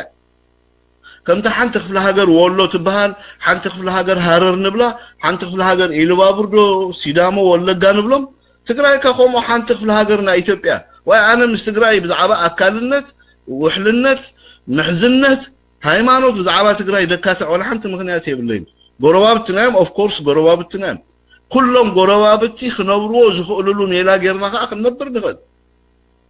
ኩሎም ጎረባብቲ ዝነብርዎ ናይ ኣነባብራ ሜላ ጌርና ንነብር ካብኡ ንፍለ ከምቲ ምስ ሱዳናውያን ዝነብሩ ተመሳሳሊ ቋንቋ ዝነብሩ ምብራቅ ሱዳን ዝርከቡ ሱዳናውያንን ኣብ ምዕራብ ኤርትራ ዝርከቡ ኤርትራውያንን ዝነብርዎ መነባብሮ ከምኡ ንነብር ወላ ሓንቲ ፍልልይ ዘለዎ ነገር እኮ የለን ኣሕዋት ብዛዕባ ዓዲ ክስቶ እከለ ካብ ክስቶ መፅኦም እዚ ናይ ደቂ ሰባት ፍልሰት ከምፅኦ ብንግዲ ክመፁ ይኽእሉ ሰባት ብግርጭት ክመፁ ይኽእሉ ኣብ ተናውሒ ግዜ ሰባት ኣብቲ ዝሰፈረሉ ቦታ ልዕሊ 40 ዓመት ደቀባት ኮይኖም ተዋሊዶም በዚሖም ድሕር ነይሮም ዓዶም ኤርትራውያን እዮም ካብዚ ወፃኢ ሻምናይ ኣባሓጎኦም ካብ ዓዲ ክስቶ ትግራይ ይመፂ ወይ ሻምናይ ኣባሓጎኦም ካብ ትግራይ ካብ ኤርትራን ትግራይ ይኸይዱ ውልቀ ሰባት ክኸዱ ይኽእሉ ተሃገር ግን ሃገር ኣብኡላ ሃገር ኣብኡላ ውልቀ ሰባት ክንከይድ ንኽእል ብንግዲ ንኸይድ ተመዛቢልና ንኸይድ ብድርቂ ምክንያት ንኸይድ ብኹይናት ምክንያት ንኸይድ ብዝተፈላለየ መንገዲ ደቂ ሰባት ክዘናበሉ ይኽእሉ እዮም ወይ ካብ ካልእ ቦታ ናብ ካልእ ቦታ ክጉዕዙ ይኽእሉ እዮም ተሃገር ግን ተሃገር ኤርትራ ትበሃል ሃገር ኣላ ስለዚ እቲ ንሕና ክንሪኦ ዝግባአና ዓብይቲ ኮንሰፕት ዝበሃል ኤርትራ ናይ 9 ብሄር ብሄረሰባት ሃገር እያ ናይ 9 ቋንቋ ተዛረብቲ እያ ናይ ክልተ እምነት ተኸተልቲ ተዛረብቲ እያ ንሕና ሕዋት ክብሉና እንድሕር ኮይኖም ተጋሩ ናይ እስልምና ነፃነት ኣብ ትግራይ ኣሎ ድዩ ኣብ ኤርትራ ግን ናይ እስልምና ነፃነት ኣሎ ትግራይ ዘይተፃሕፈ ሕጊ ኣለዎም ኣስላማይ ኣብ ትግራይ መሰል የብሉን ኣስላማይ ኣብ ትግራይ መስጊድ ክሰርሕ ኣይፍቀዶን እዩ ኣስላማይ ኣብ ትግራይ ብእምነቱ ክኽተል ወይ ከኣምን ኣላሁ ወይ ንረቢ ክልምን ኣይፍቀደሉን እዩ እዚ ሰቂልና ብሕሶት ንዛረቦ ደይኮነ ኣብ ኣክሱም ብሕጊ ዝተኸልከለ ነገር ኣሎ ኣብ ኣክሱም ዝኾነ ይኹን ናይ እስልምና መስጊድ ክስራሕ ኣይፍቀድን እዩ ደቂ ኣክሱም ጁምዓ ኮይኑ ክሰግዱ እንድሕር ኮይኖም ንሽረ ክኸዱሎም ኣውቶቡስ ተሰቂሎም እዚ ብሩእዩ ንሪኦ ነገር እዩ ፍልሊና ከማን ካብ ከምዚ ክንከይድ ንኽእል ኢና ማለት እዩ ስለዚ ንሕና ሓደ ይኮንናን ኤርትራ ናይ ኤርትራውያን እምበር ናይ ትግርኛ ኣይኮነትን ኤርትራ ናይ ኤርትራውያን እምበር ናይ ትግርኛ ኣይኮነትን ኤርትራ ናይ ኤርትራውያን እምበር ናይ ሳሆ ጥራይ ኣይኮነትን ኤርትራ ናይ ኤርትራውያን እምበር ናይ ኩናማ ጥራይ ኣይኮነትን ናይ ኩልና ነቶም ኣብ ኤርትራ እሞ ኤርትራውያን ንኽንከውን ብገዛእ ፈቃድና ደምናን ዕፅምትናን ከፊልና ዕፅምትና ከም ሓፆር ጌርና ኣብ ዶብ ዝፈጠርና ሃገር ናትና እሳያ ናቶም ዋናታት ብዙሓት እዮም ዋላ ንሕና ዞም ትግርኛ ተዛረብቲ ሓቂ ንምዝራብ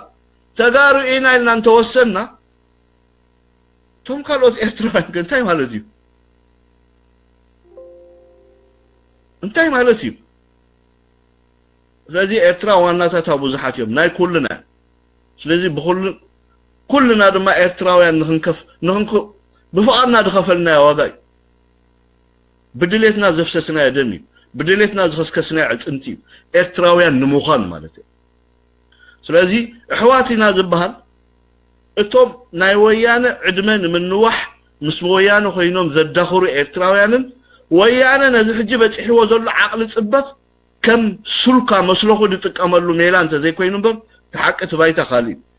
سلامتاي دبتنا وحجي ويانا إرتران تراس عرواس تخبسا زبهال مستغراي غنصيلو حدا غيرو تغراي تغريني خفطر يزبل امنغو إرتراويان زلو زمدنان حدنتن نمسباري خال ايكونن حوا ازي تيكر كنفلطو زغبانا نجري زغونه يكون ناي ويانا تلمدن كادر خغاغينا يغباني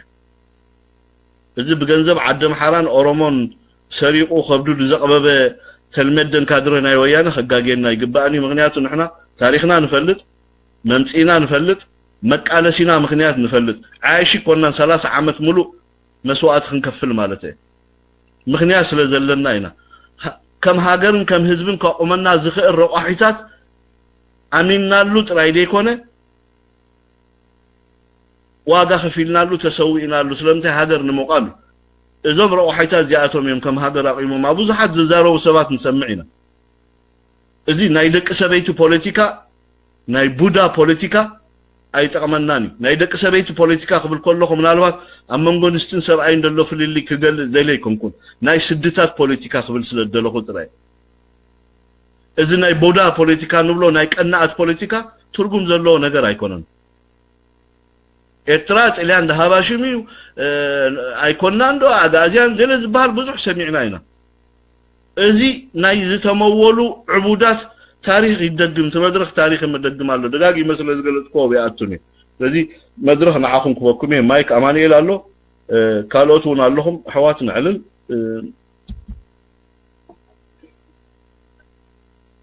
thank you Tapa. Thank you.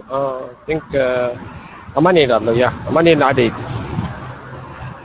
Eman Ahza. Salamat gazana kama وعلكم. Was a great program. Thank you Tapa. أنا حط الله تنور Tapa. جيت ناوي أنا جلست كان هاتقول لقلتات. أجيكن حنت نجار بجرمتنا الله. تعلم كم دير لا جلست كاها. يونايتد نيشن كم دير لا جليس كاها تي تحيال يد بالعالم سني ابز اوان زسني انتاي مرغچو ابعلو وياني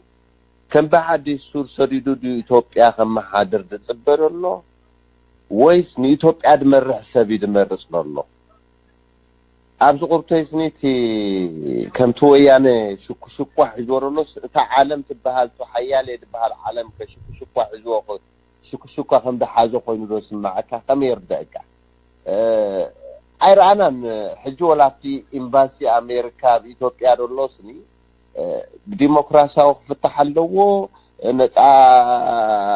مسلوم كسمع لو غلغل عينت مجلسات مص اذا حليف عجسني المجدتات معصاون اديس ابا مخبابن ستاي كوين بتحدو كان تويانه دبلو لو كان يغزو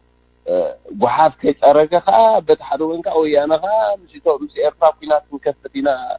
دبل الرأي خاص معلو حجتي انتهي دبها تفاعتها عزيز الله هم ما سأ أفضل تسأس قوي نسمع النموني إن نويانا سني تنفاس بيرو كجز اليوم حجة تثبيتهم دلش انتهي أنا شكو ويد ما هو ويانا شكو عزوا مالون معلومون أبدو قلت اسم مجلس أخدمنا فوتو thank you مايك فري نايتي بزي ما تأماني نايتي نايويان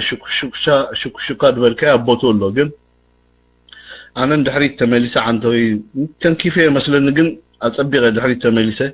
أبدا ناي درجي ناي مودة أساس على التاريخ نرأيها ديا تاريخ تلقم الله بقبو تاسئل غترينا يا مالتي درجي አመጨረሻ መንግስቱ ኃይለ ማርያም ካብ ስልጣን ከወጽ ዘገደደቶ ወይ ዘመነተኮ በመገዲ ካናዳ አሜሪካውያን ካናዳውያን መንግስቱ ኃይለ ማርያም አውጽም ናብ ዚምባብዌ እትየሞ ዝርዶ ነገር መንግስቱ ኃይለ ማርያም ሀዲሙ ገለ እዚ ናልባት ናይ ወያነ ዘረባ ኸውን ይኽእል ግን መንግስቱ ኃይለ ማርያም አይሃደመን ፍራንክሊን ምዝራም ማለት አይሃደመን ስጋ መጨረሻ ሰዓት ሰራዊቱ አኻኺቦ ኣብቱሽት አዲስ አበባ نخالع علامة أيو تبقيس نيرو جن معراباويان زوصد أو سقمت نيرو مغنياتو سراويت ناتنا ناي ويانا أبكواب أمبو بتيحوس لذنبرة إذا كنا تازنت الأخير دخا إثيوبيا ناب سيفيلا وكينات كتأتي مغنياتو تهزبي أبوني من مستحيل مريم نتومون بليتات جلز بحال بزح نجر نيروشو لذي إزي أبحد نبور كنتات خونا لو أمارات خاصة لذي نبرة ساعات حيل مالتي نمرجع ولا نتوم معروايانسي كمرجع زخولو زحاشة بوليتيكاوي فلسفة نازل له ولا حتى أمرجع تو حيلي نبرة تأمكو مرجع ذي نبرة تي تفتفى بلون شعود فتروا يودك زبهال ويوياني ينيرو خالو ولا حد ينبرة لازم من مستحيل مريم نقول سنتاي ميلات تقريبا إما بعد ما يخاز نبر كارلو سباتي خلنا بعد ما نازل أنا نقدرنا حدش نقدر يكونن في تاريخ كانوا شيء يدقم دلو مالته أبز حالفة جزية ويانا زنبر عقم يروى يهزبي إثيوبيا حيزو كالي يترف ملس زيناوي نزوم عربان صبوا غيرو التالي لومي نحنا زي مرحى إثيوبيا كتباتها تانية كلتا مرجع يزريهم نيرو خمزين قلعة مالسي حوي غير كان قلعة دي أخي تحزحوح الكاتم دودوس أبعتو راح نقول حوو تندد مخانا فريحون زل عالم نتحوخ فرحات قبرو سيستم أبهلا وكايدانا هنا اللو مالتين لذي كومي يخبر تاني حويانا إثيوبيا نحنا نحب يلا ناخد فرس يا فلا أنا انتدلو لذي كاب تفرس إثيوبيا دي أسي دلاين دا قبركو أنا سي سقبلونا عينتي ميرو بقلت مرجع أخل تشحن حمشن بنا إثيوبيا قواز رخاني تسعن شوعتن نجيرومي أنا قومز أديسابا مرجع خلا أنا أقول له ويانا بزيرو يتسعيرو مسكن الجيت مالتي بزيرو أبدونا قبليتات أديسابا أنت خيركم سي نالبات حاجة خلتها نتقنت يوم كونو خلتهم زلعلو كادراتنا ويانا زبهالو كان بعل سيوم مسفن لماذا ذا قلنا زودي زولوا مينستري ناي تمرت زنبرة أبتمرت أطلو بوتا ناي بولي كلتها نتقنت يا توم ناي كان الجيت 4 وهم تخلوه مالتي أبتا وانتي عملستا سقوم تخوصد كله تامرجع زي أيلوهم لناي أوروبا حبرت سو سلطان كن قد فينا قن إثيوبيا حسب التانية نحنا مقالنا كم نخيدنا تساقم يبلنا نيلوهم أب كم ذا عينت مفرح أمارات زيبلو وساني ناي بوليتيكا وساني ام كخدوت أني حمتهم العربان of course أبتنا هو حقيقية بزح exercise أقبروهم نيروم بزح سلطانا بوهم نيروم بزح ناي من مخار أدر قلتو نبوهم نيروم يمنويانا بعبيتي ناي أمريكا إمباسا أديسابا زرلو قال إذن أوروبا حفرت توكل تبلهم قالوت أب قطبا يكون أب بوليتيكا يكون أب دبلوماسيا ومن قدي إرتران إثيوبيان بخمي أقباب خدا خمزلون إثيوبيا بلعلي إرترا كتلو زقبا بوليس بمولو تينا معراب حيلي زمرحوني روشت أديسابا وين إذا بروي نريون ولا تينا مجرشا كويناتا بلعلي إرترا خلوكو بتليفون تتألفو سمعنا دمت له ملس زيناوي كنجمرادو تبهيلو جرين لايت ذهبوتهم نها معراب أمباسادور أديسابا زنبري بو مسارتهم توقعوا اللي عم حسوتا يكونن مالتي أب كم ذا عينت كونتا زنبر السرعات أما جرش عقمنا السرعات داتا شرشيرة أبزد اللو درجة مسبتها معرابين أمارات أخدرينا قدنيو لذي كما يقرمتي أمارات يمتوه نعم زقدف يقل نحنا بنهانا التحساسبة وبحلم دي بتنتنا نريو نقر على كل جزء دقاق يمكن زنايك نجيت أربعينيوش جنبار مريحنة أب معراب أوروبا تعوي عخا سمينار مكياد كال إزتا مكياد فتح بوليتيكا فتحنا إثيوبيا أنت خونا له أوشتي أمريكا دمان بعلو زي ناي هاجرا وجبايت أو عيد تجيرو بزحت مهوراتنا إثيوبيا تأخي بوم زقربو ناي مستجاجر له زي تمالي ناي مستجاجر جزية زخون بروبوزال أقربه مالو مزقول له زي أبتينا أمريكاويان درّاء قدّاء اللو بدنا معربان قدّاء كأدرّاء نجار اللو مالتي مسكام زقن التسعات أخيل له ويانا أمرجع أتيدي أتين تلكاني أمرجع خبزات ويانا أني حيو تعابد دخمت جن تقاوم تحيلتاتنا إثيوبيا أب حدا مسمر دي متنحن بوحدو تقاوم تحيلتاتنا إثيوبيا أب كسمام عم زخيل عبي هجرة أجندة تسامامي عم بزي متنحن نبعلم تخفافي لهم سلسل صنحيو عدمنا ويانا الزمري أزر نمبر ويانا دحر حجي مكيتوس ويهاجر رزيست جيرو هاجر كمرح لنا دحسب نجار يكونن جن أمارات أسلت تسأنت راي يقتل الله أسر الله تهاجر كم منبار نبذي منبار يوصل الله أما ترى تارجتنا ويانون مبتتان إثيوبيا مخانوتهم معران بقبو تردي أمه بس يحمله ስለዚህ መስመር ይሰርሑ ኣለዎ ከዓ በቲ ሰሜናዊ ክፋልና ኢትዮጵያ ንርኢ ኣለና ኣብዚ ውሽጢ ደገ ዝግበር ዘሎ ንርኢ ኣለና ኩሎም ተቃወምቲ ሓይልታት ጥራይ ዘይኮነ ሲቪካዊ ማሕበራት ናይ ኢትዮጵያ ምሁራት ናይ ኢትዮጵያ ኣብ ተፈላለየ ናይ ኣሜሪካ ናይ ዩኒቨርሲቲ ሌክቸራት ኮይኖም ዝሰርሑ ኢትዮጵያውያን ንባዕሎም ኣብዚ ናይ መሰጋገሪ ግዜ ኣሰጋጎዛ ምውፃእ ተጸሚዶም ዝሰርሑ ኣለዉ ኣብ መጨረሻ እዚ ስርዓት እዚ ድትክኦ እዚ ሓይሊ እዚ ኢሉ ተኣመነሉ እዋን ወያነ ከልግስ ምዃኑ ትፈልጥ ክትክእል ኣለካ እምበር ወያነ ዕኒዋ ይደልግስ ተሃገር ተካእን ዘይብሉ ነገር ይክገድፍ እዚ ንኸይከውን ግን ሕጂ እውን ኤማ ተኩሉ ግዜ ንዛረቦ ኣብ ኢድ ናይ ደገ ሓይልታት እያ ዘላ ተሃገር ኣብ ኢድ ኤርትራ ክትህሉ ትኽእል ኣብ ኢድ ምዕራባውያን ክትህሉ ትኽእል ኣብ ኢድ ክልቲኦም ክትህሉ ትኽእል ግን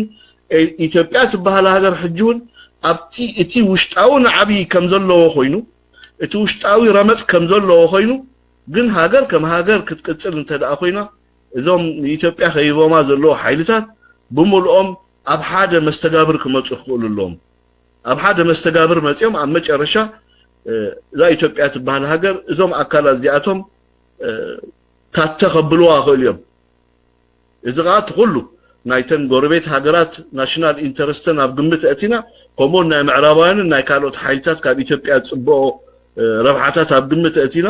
ብኸመይ ኣገባብ እቲ ስልጣን ደረክብዎም ከምቲ ንመንግስቲ ሃይለማርያም በቃ እስኻ እንተለኻ እዚ ሃገር ከምዚ ክትከውን እያ ናትካ ምልጋስ ኣገዳሲ እዩ ተባሂሉ ኣልጊሱ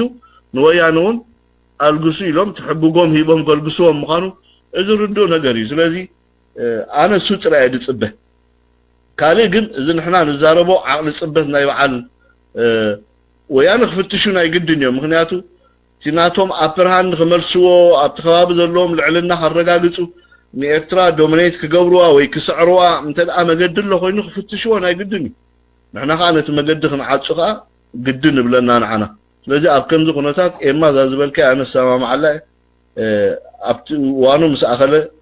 ነቲ ወኪል ከረክብዎ ምዃኑ ስልጣን ፍሉጥ እዩ ሳዕሽዑ ግን እዞም ንሪኦም ዘለና ሓርጎፅን ዋጋታት ምኽፋል ግን ክረኣዩ ናይ ግድን እዩ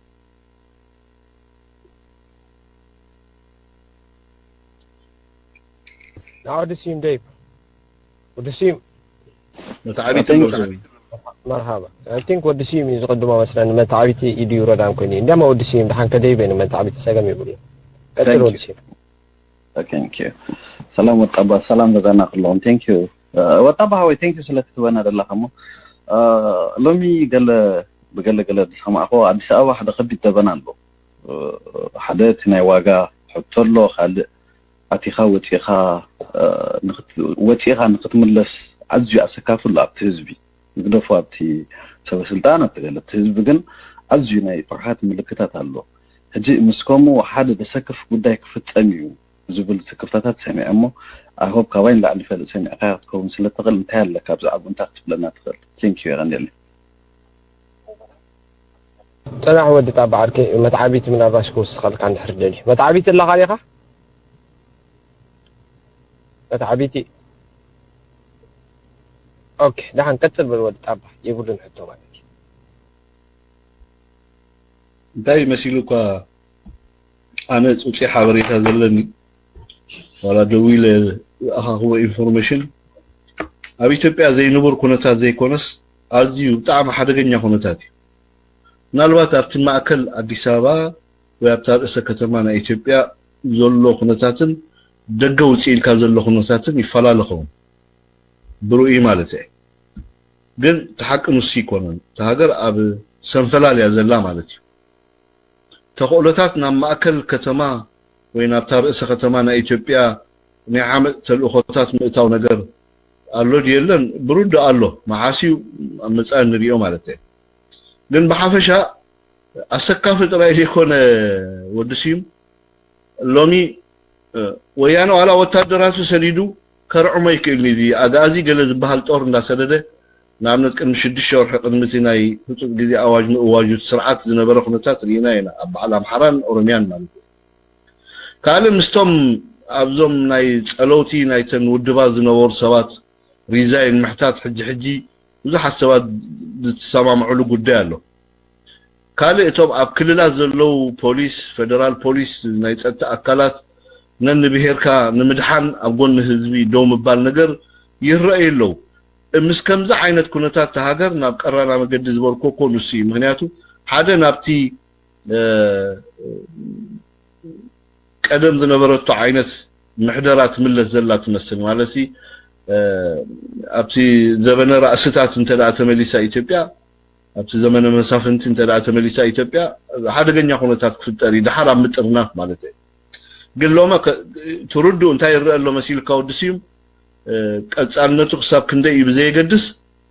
ዳርጋ ኣብ ኦሮሚያን ኣምሓራን እቲ ሰራዊት ናይ ኦሮሞን ናይ ኣምሓራን ማለት እዩ ፖሊስ ኣብ ጸጥታ ደሎ ደቂ ተኸባቢ ኣብ ጎን ህዝቢ ናይ ምስላፍ ኣብያ ናይ ምእዛዝ ኣብያ ይረአሎ ምሕንጋድ ማለት እዩ ወያነ ብተደጋጋሚ ዝግበር ዓመጽ ሰልፊ ንብረት ናይ መንግስቲ ምንዳድ ምዕናው ሕርሻታት ናይ መንግስትን ደገፍቶምን ምንዳድ ገለመለ እዚ ደው ንኽብል ጽዑቕ መምርሒ ዘተሓላልፍ ግን ዳርጋቶም ኣብ ተኸባቢ ዘሎ ናይ ጸጥታ ትካላት ኣብ ጎን ህዝቢ ደው ዝበሉ ይመስሉ ዋላ ብሩእ እውን ንሪኦም ኢና ምስልታት ማለት እዩ ምስ ከምዚ ኣብ ሕመታት ዘሎ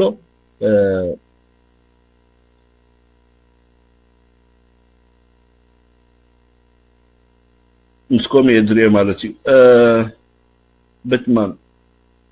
دحر ويانا مفراسو نا إيرترا بوليسي يردو دت أبا بوليسي أمنتاي مو أي بوليسي انتاي أمنتاي أبناي بوليسي انتاي غير بوليسي نا إيرترا بزحات نقرات غير يوم وشت إيرترا مالتي لوجيكالي نزاربهم كنقبروز قبانا بسنك تكوينات مسويانا لتفترنا يدوب شجر جهات تحيزنا له تسنحنا كل عمتاتنا أم كل تسنحيو كنتات الله زي خير الله خيرها قال أبتم بوليتيكا وعيو جزانا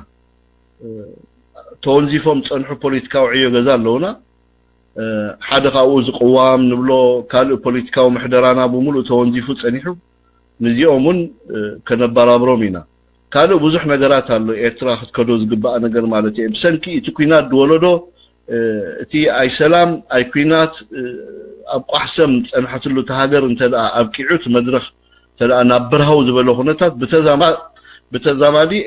إيرترا أبتقصنا له مدرخ مسبت حت زي حجين زارولو زلنا ولا نهاجرا وأقلقلوت نبلو تتعميد كادوم بال زي أنصار حدث ألاقي مقنع عجلة بهال كله تهاجر كتشغلوا له صنعت وتدراو خناتات خير كلالو قال تم عيوغزان نبلوم بملوم زونزفنا يمكا أبارابيرنا نهاجراوي ربحة خننصومينا كله نهاجراو ربحة مالسي جي أنا بزح جزية نعلن دينا خم إقرام قدنا ولا توبيكال علنا بزي بوازا زروا ننصو نقرالو فرستفور لزم قوام زملكت ديمقراسيا ومسرح نبلكت قالوا كله هنصت هاجر نبلوم زي أبتوشت هنصت هاجر زاتو مالتي حدا زي ديمقراطيك زخونه ኢንስቲትዩሽናት ንፍጣር ኣሎ ብሕጊ ሸነኽ ናይ ምርጫ ኮሚሽን ዶ ዋት ኤቨር ገለ ንብሎም ብዙሓት እቲ ሃገር ከም መንግስቲ ከብልዎ ዝኽእሉ ማዓት ኢንስቲትዩሽን ኣሎ ቆሙ ዝግበኦም እዚኦም ኩሎም ተወንዚፎም እዮም ዘለው ስለምንታይ ተወንዚፎም ከዓ ብርዱእ መንገዲ ንኩልና ንሰማማዓሉ ምናልባት ሓደ ክልተ ሰባት ካብቲ ሓቂ ወፂኦም ዘይኮነ ምስሊ ክህቡ ክእሉ ግን بردو ملكة إيرترا خمتن كلن العقمات خوينات سلدمت العقمات تصابوا سلدمت بملء أنتي كتجبروز جبأ نجرا ونزيفا عقمتها بملء أختيتا أمدحن هاجر كسرت يعني حنا الله إذا نعم نبور تتميل سجن إذا ندحنت هاجر نبلو نجر أزي مينيمايز كوينس لزلو ولا بدرجة وسايتات نمكل هالهاجر نوتهم باجتهم كمس لدخانه كله እቶም ብሙሉኦም በተዛማድ ብሰንኪ ዝኹናት እዚ ተፈጢሮም ዝነበሩ ምድስካል ንብሎም ወይ ንግዚኡ ንጽባሕ ክንገብሮ ኢና ሎሚ እዚ ኣይሻቀልኒ ደሻቀል ተሃገራዊ ድሕነት እዩ እቲ ካልእ ግን ንጽባሕ ድሕጥባሕ ክንገብሮ ኢና ኣብ ንቡር ኩነታት ምስ መፀና ኢልና ዘወንዘፍናዮ ብሙሉ እዚኦም ከነምጾም ኢና ማለት እዩ እዚኦም ክግበር ናይ ግድን እዮም ንምንታይ ኢና ንገብር ሕጂ ኣሜሪካውያን ኢሎምና ወይ ተሓሚናሉ ወይ ተወቂስናሉ ደይኮነ ህዝቢ ኤርትራ ንኸምኡ ስለተቃለሰ ህዝቢ ኤርትራ ንኸምኡ ስለተቃለሰ ህዝቢ ኤርትራ ነፃነት ይተቃሊሱ ህዝቢ ኤርትራ ሽልብ ግልብ ክብል ኣይኮነን ተቃሊሱ ህዝቢ ኤርትራ ፍትሒ ማዕርነት መሰል ክረክብ ይተቃሊሱ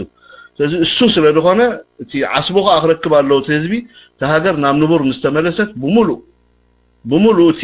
ደውን ዘፍናይ ዕዮ ገዛ ከነባራ ብሮኢና ተሃገርና ከአኒ በፖለቲካዊ ዲፕሎማሲያዊ አቅምታትና ናይ ልምዓት አቅምታት ናይ ቁጠባ አቅምታትና ዘን ኩሎም እቲ ማሕበራዊ ፍትሕን ንብሎም ብሙሉ እቲ ኢንፍራስትራክቸር ተዓድና ከነረጋግጾ ዝግባአና ነዚ ኣብ ትምህርቲ መዳይ ኣብ ጥዕና መዳይ ኣብ ካልኦት ብሙሉኦም ኣብቲ ናይ ሶሻል ሰርቪስስ ንብሎም ብሙሉኦም ዚኦም ክውን እንዳገበርና ክንከይድና እዚ ኣብ ተዛማድ እንመጾ ነገር እዩ ንኣብነት ብዛዕባ ምርጫ ክንዛረብ እንድሕር ኮይና ኣብ ተዛማድ ሰላም ክትልለካ ተዛማድ ዘይኮነ ሙሉ ብሙሉ ተሃገር ሰላም ክትከውን ክትክእል ኣለዋ ትብልዕልያ ተኣውጂ ዘሎ ኩናት ክልዓል ኣለዎ ኮላ ኹቱ ተረዲኩም ከውን ተስፋ ገብር ኮሚሉ ዝኸይድ ነገር ወይ ኮሚሉ ዝቕጽል ነገር የለን ኣብ ሓደ እዋን ዘጋጥም ኩነታት እዩ ኣሽንኳይ ዛ ተማልት ተወለደት ኤርትራ መኹሉ ዘይነበራ ዋላ እዘን ገዘፍት እንብለን ሃገራት ከማ ዓይነት ተጻውኦታት ከጋጥመን ከሎ ብሙሉ ፖለቲካዊ መስርሕ ይኹን ኮታ ገሊአን እውን እቲ ናይ ልምዓት ፕሮግራምን ብሙሉ ኮላፕስ የንገብሮ ወይ የደስክልኦ ብሙሉ ተዓቅምታተን ከዓ ኣብ ምክልኻል ሃገር የውዕልዎ እዚ ብሩኢ ንሪኦ ማለት እዩ እዚ ከዓ ድውሰን ከከምተን ሃገራት ዓቅምታት ይድውሰን ምስ ሙሉ ዓቅመን ክብድሆ ዝኽእል ሃገራት ኣለዋ ባጀተን ዓቅሚ ሰበን ሓይሊ ሰበን ኣብ ኩሉ ዛ ኣብ ግምት እቲኻ ዓቅሚ ሰበን ውሑድ ኮይኑ ቁጠባዊ ዓቅመን ከዓ ኣዝዩ ድኻታት ዝኾነ ሃገራት እሞ ትማል ከዓኒ ናፅነትን ጨቢጠን ገና ታተኸብላ ድቆሰሎ ቁስሉ ከሓወያ ከሎ ከምዛ ዓይነት ፀገም ተጋጢሞን ከዓ ምዞም ኩሎም እንተታት እዚኣቶም ትዝኸይድ ነገር ከዓ ይኸይድ ማለት እዩ ስለዚ ትልክንስ ሞደርን 27 ዓመት ወሲዱ ወሓቅኻ ወሲዱ ዝሕዝን እዩ ከምኡ ኸውን ኣይተፀበናዮም ዝሕዝን እዩ ግን ከምዚ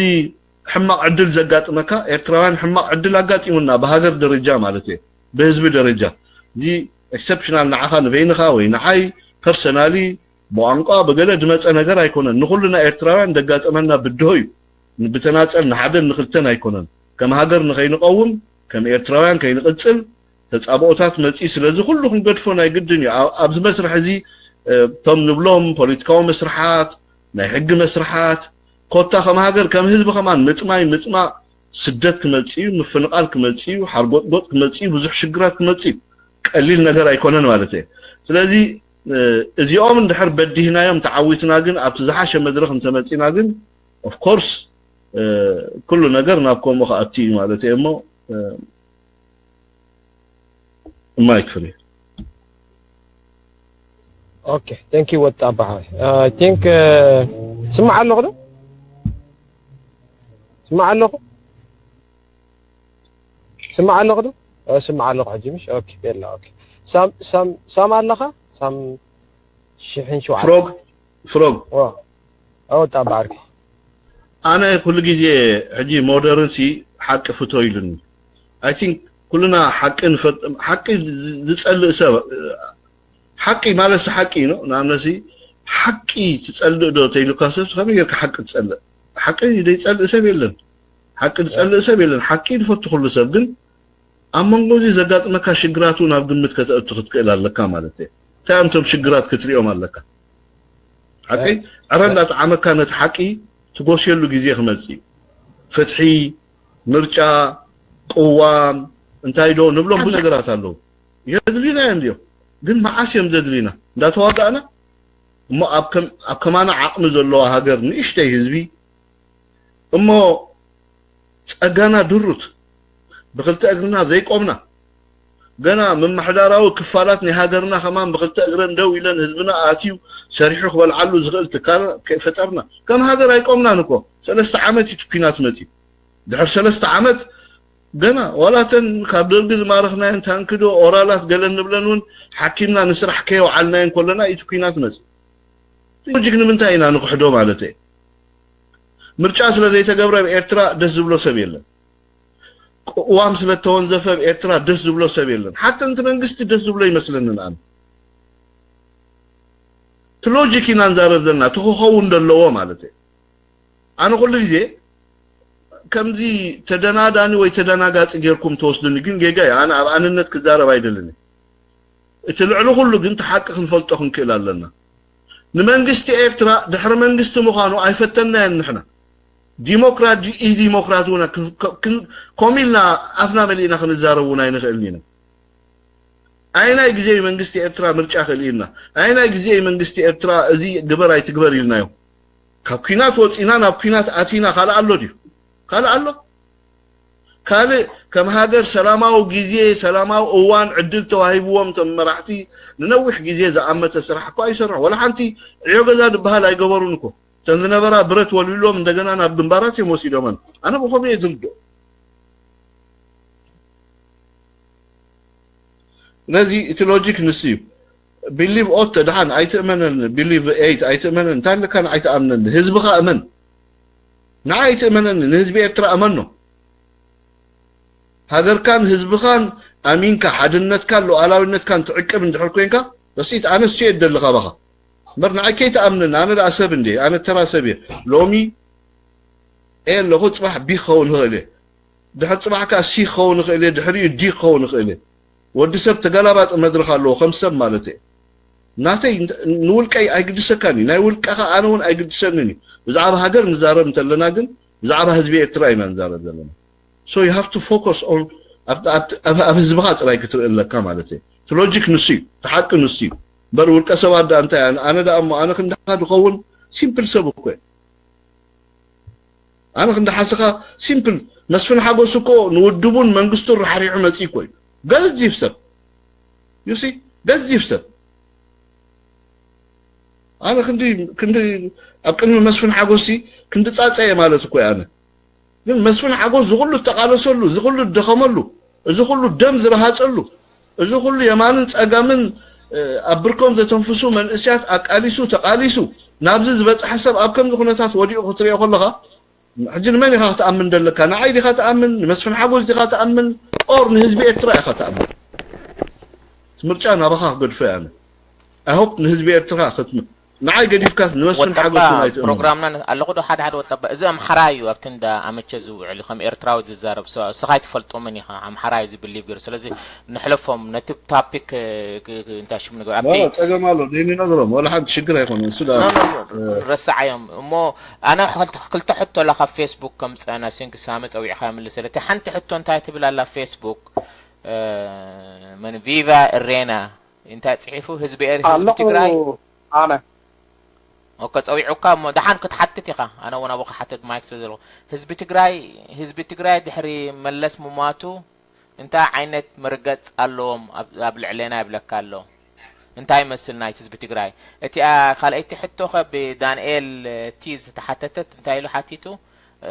መንግስት ኣሜሪካ ምስ ሱዳን ሰላም ትገብራላ ኣብዚ እዋን እንታይ መርገጾም እንታይ ንኽገብሩ እዮም ኣብ ሱዳን ከይዶም ዘለው ኣባና ኸ እንታይ ይመስል ይብለካ ኣለሶ ሆፍሊ ድሕሪኡ ሕጂ ሕተት ሳሚ ስድጋ ማሪምና ህዝብ ትግራይ ኣባና ዘለው መርገጽ ዲኻ ዘለካ እወ ድሕሪ ሞት መለስ ዜናዊ ህዝብ ትግራይ ኣብ ልዕሊ ህዝቢ ኤርትራ ዘለው መርገጽ እንታይ ይመስል ኦኬ ኣነኳ መርገጽ ኣይብሎኒ ተጋላባጥ መድረኽ ተጋላባጥ መርገጽ እዩ ግን ቅድሚ መለስን ድሕሪ መለስን ዝነበረ ኣብ ተጋሩ ኣረኣያ ፍልል ያለው ከምዚ ድሕሪ መለስ ኮ ዘኽቲሞም እዮም ከም መለስ ኮይኑ መርሐም ዝኽእል ሰብ የብሎምን ወላ ከም ትኽሉ ግዜ ንብሎ ብዓቕመ ማለት እዩ መለስ ንፉዕ እዩ ወይ መለስ ገለ ማለት ኣይኮንኩን ግን መለስ ምሰልገሰ ዋላ እንቶም ድሕር መለስ ዝነበሩ ሰባት መን ምዃኖም ተቃሊዖም እዮም ኮፍቲ መዞም ትሪኦም ዘለኻ በዓል ኣባይ ዶ አለቀብርህ ኣባድ ዞሞ ገለ ዝበሃሉ ክሳብ ክንደይ ንህዝቢ ትግራይ ክመርሖ ከም ዘይክል ግደፎ ንህዝቢ ኢትዮጵያ ንህዝቢ ትግራይ ትድሌቱ ከማልእሉ ወይ ሰላሙ ከውሕስዎ ከም ዘይክሉ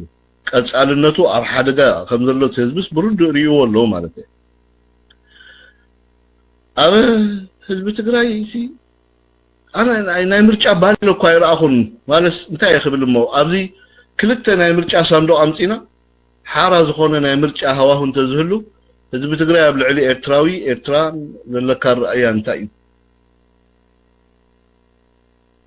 ذهبوا دمت سمعنا متزارنا جن حرفاف قمدام نهبو نقرأ له أنا بنفسي كم كبلو زخيل يتزارب ريمنا كبلو دخيل يتزارب أنا برد حزب صلاة أخويني يفلطني زبل النت علني سلامتاي كامو تبغيسه بزح غزي يزاربو ነገር አለ አብዚ ደጋጊሜ ይዛረብኒ ዋላቲ እንኮ ኢንስትሩመንት መሳርሒ ትቱል ሱሱ ስለዝኾነ ህዝቢ ከም ህዝቢ صلاة እየርካ አይተሰርዖን ይኻ ትቱል ስምሱ ይትመሳርሕ ማለት እዩ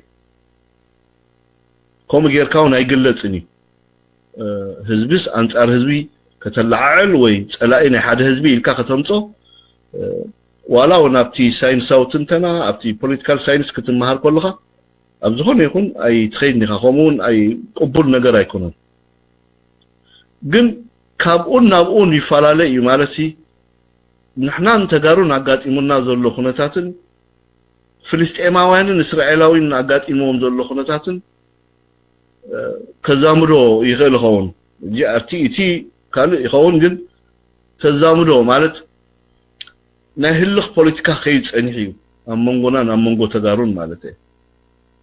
ኣነ ብዘይቀል ዓለም ግን ህዝቢ ኤርትራ ኣብ ልዕሊ ተጋሩ ናይ ህልኽ ፖለቲካ የሰጉም ኢለ ኣምንኒ ወይ ይኽተል ኢለ ኣምንኒ እዚ እንታይ ይኽብለካ ሕጂ ገለገለ ተጋሩ ኣብዚ ክህሉ ክእሉ ብዝሩም ወይ ኣብ ፌስቡክ ወዲ ጣባ ኤርትራዊ ስለ ዝኾነስ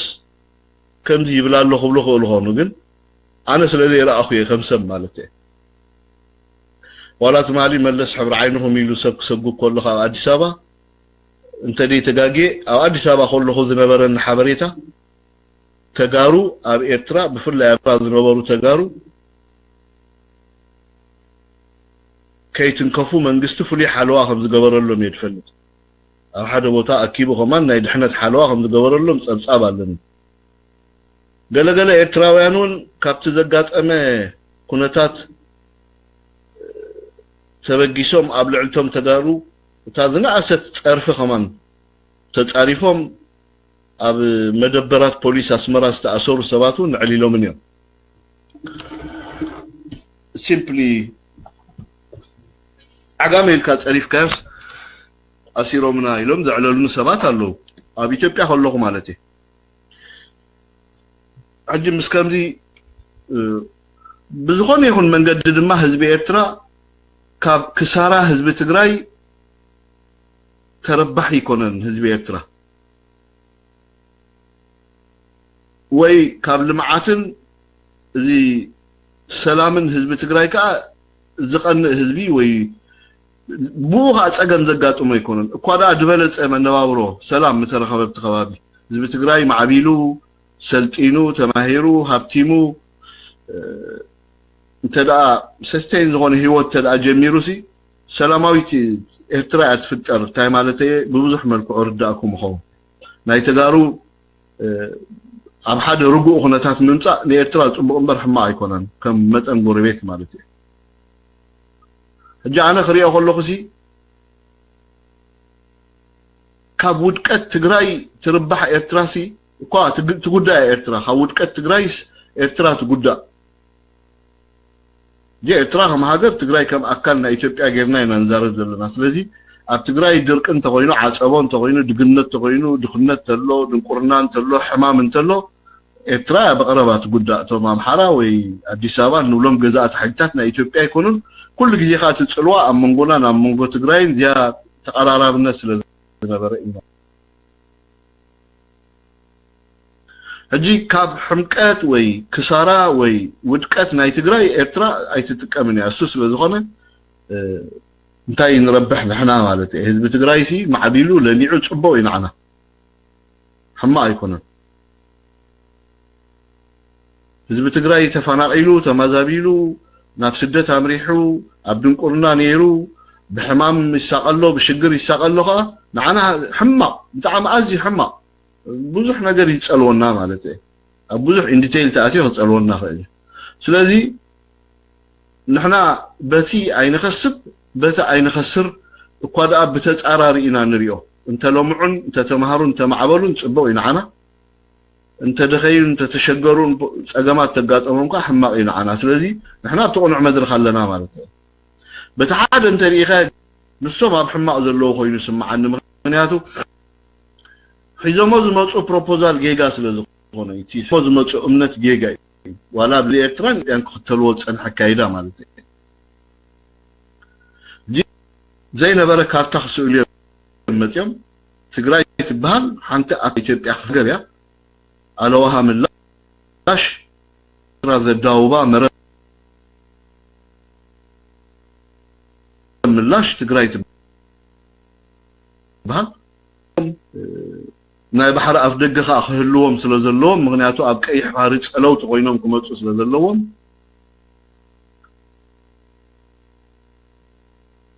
السفح لمع مريتنا إيرترا نسدد دخون أفرايز هنا مريتنا إيرترا زقاش باركان نبلوغان على الأم اتيوم تقراي كفتروا هذا اليوم حجي تقراي بواقع إيرتران بواقع إثيوبيانين كفتروا حسيبهم جيت شنقراب أمي لله إذا خبوا إيرتراويان كإيرتراويان نابكينات نابكم لو على ونتهم كبرزاتهم كحلو نابكينات كمتيوم سلست تزول لعبكينات كأسر كبلعيو سمتفاز بحال أبزي خاطر تصابات مالته هذا أنا بتجارب بنصاري يزري تجارو خطفونا يوم زدليو خطفونا مدلايهم كناتاتهم هلونا مغناتو ناي تجراي كم ريبابليك كتولد اندحر كوينا أما قبر إيرترا كونا اللوا زي برودي مغناتو اتيناتهم برينسيبل كانوسي تجراي كم هاجر كتولد تقينا أما قبر إيرترا تولد الله إيرترا تبع الهاجر نداتهم فسد كلاجن تبع الهاجر تفتل كم زي تقول إيرترا بمت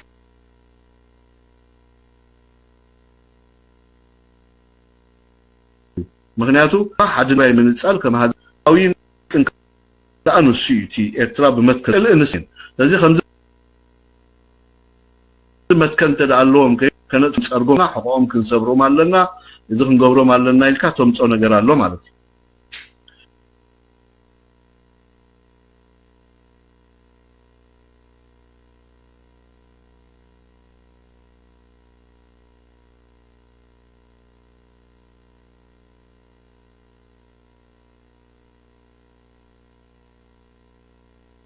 اوكي دحاني ود طابا وي مسفر حدث كبل بعد الفخ اوكي تقرصك الله وطابا هوا اوكي حزه تقرصك الله اجغه حبيبي حزه بيلا متي حلقه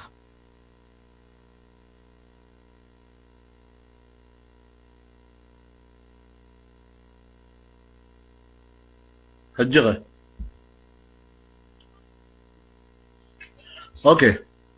ስለዚህ በዋጋ ኤርትራውያንን ኢትዮጵያውያንን ክፈጥሩ አዘሊ ትግራይ ስለዚህ ኤርትራውያን ዋጋ ከተخفሎም ያ ማለት ይታ ትግራይ ክትፍጠር እንደሐር ኮይና ከምቲ አንቶይድ በልቆ በዋጋ ተጋሩ ትፍጠር ትግራይ ናይ ረሃጾም ዋጋ መኾነት ናይ ደሞም ፍረ ናይ መስዋዕቶም ዋጋ መኾነት ነራ ግን በዋጋ ኤርትራውያንን ትግራይን አይሚን ኢትዮጵያን ካለ اتخبابي نابزي نبره كام نبور نابزي نبور نبلو ولا حتى تسألنا اتخبابي جغرافياوي اقامطان اتخبابي تاريخاو امصاصان ايتحرسب استفافران ايتحرسب كيترفه حنكركر زبل عينت بوليتيكاو فلسفنا حيزوم يمصيم سرعه ناي ويانه مرحتي ስለዚህ ተخطفونا يوم تبغيسوم نبلو نسي مالتي حد حبرسب كطفالو تግራይ ክትፍጠር ወይ ሓደ ሕብረተሰብ ካምባር ናብ ዘይ መንባር ክሰጋገር አለው ማለት እዩ ብሩዱ ዘካይዶ ዘሎ ዕላማ ማለት እዩ ስለዚህ ወታ ዓጢቆሙሉ ለው ግን ምዝ ሁሉ ተጻባኢ ኹነታት ከማ ምዝ ሁሉ ተጻባኢ ኹነታት ሪምና በቆሙ ሃንድል ላይ ገበርና ንሕና ይሲ ሲፊልሊ ይራአዩ ሕጂ ንሕና በኻል አዝዩ ወረጃ ብዝኾነ እቲ አማጻጾም አዝዩ ተአፋፍ ስለዝኾነ أزي ورجا جزين تعجستن تحتنان عقلا بزحتت متصمم بزحتت إنا خنا أمجدوت أني حناتي سومكو جبروت أنحو عندنا كله بالبوليتيكا والتدراوي كتاباوي ولا نايدنجا بوليسات بمولو عالم كجبروت أنحو جيجاتات جبنات بمولو أزي ناي متصمم سن من كاس عين إنا خنا كايت أنحنا بويغا تي نعسر شو عت عمز أكل خيط أنها ናይ ዓቅልን ትዕግስትን ፖለቲካ ናይ ኤርትራ ኣብ መጨረሻ ኣብ ዓወት ከብጽሓት እጂ ተዋጋ ከኽፍሉና ኢሎም ተበጊሶም ዝበልና ተንቀዳማይ ካልኣይ ሳልሳይ ወራር ንብሎም ኩናት ጥራይ ደይኮና በተዛማዲ ናብ ካልኡ ኩናት ክወስዱና ጽዒሮም እዮም ስርዓት ወያነ ብዙሕ ፈቲኖም እዮም ስሉሳዊ ሰይጣናዊ ምሕዝነት የመንን ሱዳንን ኢትዮጵያን ኤርትራ ምስ አልሸባብን አልቃይዳን ትውግን ሃገር አምሲልካ ኣብ ዓለማዊ ቤት ፍርዲ ከሲስካ ኣብ ልዕሊ ኤርትራ ተገበረ ሳንክሽን ገለ ኩሉ ደማሚርና እንተሪእናዮ ንሃገር ኤርትራ ንምጥፋእ ንህዝባ ንምድኻም ሕቁቅ ንምስባር ተገበረ ነገር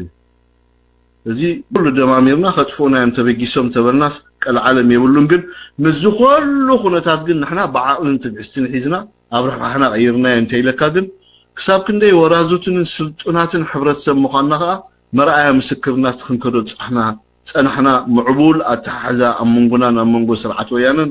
ምዕቡል ኣተሓሓዛና ኣብ መንጎ ተጋሩን ኤርትራውያንን ዝነበረ ኩነታት ብከምዚ ኣገባብ ክትሪኦ ትኽእል ሰባት ድላዮም ትርጉም ክህቦ ይኽእሉ ይኾኑ ግን ብከምዚ ኢኻ ትሪኦ እሱ ኢኻ እቲ ሓቂ ንሱ ኢኻ እቲ ለውጢ ኣብቲ ባይታ ንሪኦ ዘለና እቲ ትማሊ ዝዕንድር ዝነበረ ኣካል ሎሚ ሕቡኡ ንክብል ጀሚሩ ኣሎ ትማሊ ድፍክር ዝነበረ ኢሳያስ ከም ዝንገብሮ ኢና ቤት ፍርዲ ከመምፀይና ድብል ነበረ ሎሚ ብመገዲ ካልኦት ሳልሳይ ኣካላት ገይሮም ድላዮም ክንቦም ቶም ተቃወምቲ ይዕፀውልና ባድመ ይኮነን ካለ ንሃቦም ዘይቀደምሲ ዘባእሱና ገለምበር ዓዶም ዓድና እዩ ዶብ ዝበሃል ኣይነበረናን ዶብ ኣልቦ ኢና ትግራይን ኤርትራን ኢሎም ዝማሻኸንዎ ብዙሕ ነገራት ኣሎ ግን እቲ ቀንዲ ጌጋ ናይ ተጋሩ እንታይ ይመስለካ ትጽልኢ ኣብ መንጎ ኤርትራውያንን ብፍላይ ከዓ ኣብ መንጎ ትግርኛ ተዛረብቲ ኤርትራውያንን ተጋሩን ገይሮም ክውስንዎ ይደልዩ ግን ብዘይ ቀል ዓለም ንነፃነት ይኹን ንምክልኻል ሃገር ዋጋ ዝኸፈለ ትግርኛ ጥራይ ደይኮነ ካብ ኩሉ ኩርናዓት ጫፋት ማእከልን ጫፋትን ናይ ኤርትራ ተፈላለየ ቋንቋን እምነትን ዘለዎ ዜጋታት እዮም ከቲቶም ኣብዚ ናይ ባድመ ይኹን ኣብ ምክልኻል ልኡላውነት ዋጋ ዝኸፈሉ ኤርትራውያን ማለት እዩ እዚ ሕጂ ኣብ ግምት ስለ ዘእተዎ ኩሉ ግዜ ኣብ ጌጋ እዮም ዝኣትው እንዳወያነ ማለት እዩ ማይክ ፍሪ ናብኻ Thank you ወጣ ባሐወይ I think ስማዕ ነህር ኣለኹ ሓደ ሓደ መግበሩ ሕቶ ላትኒ ሳም ሚትን አሚን ሽሕን ሸውዓተን ክዲብኒ ቅድሚያ ግን ሓንቲ ሕቶ ካብ ፌስቡክ ዝመፀት ካሓተካ ናይ ዮኒ ማሳዋይ ሓቲትዋ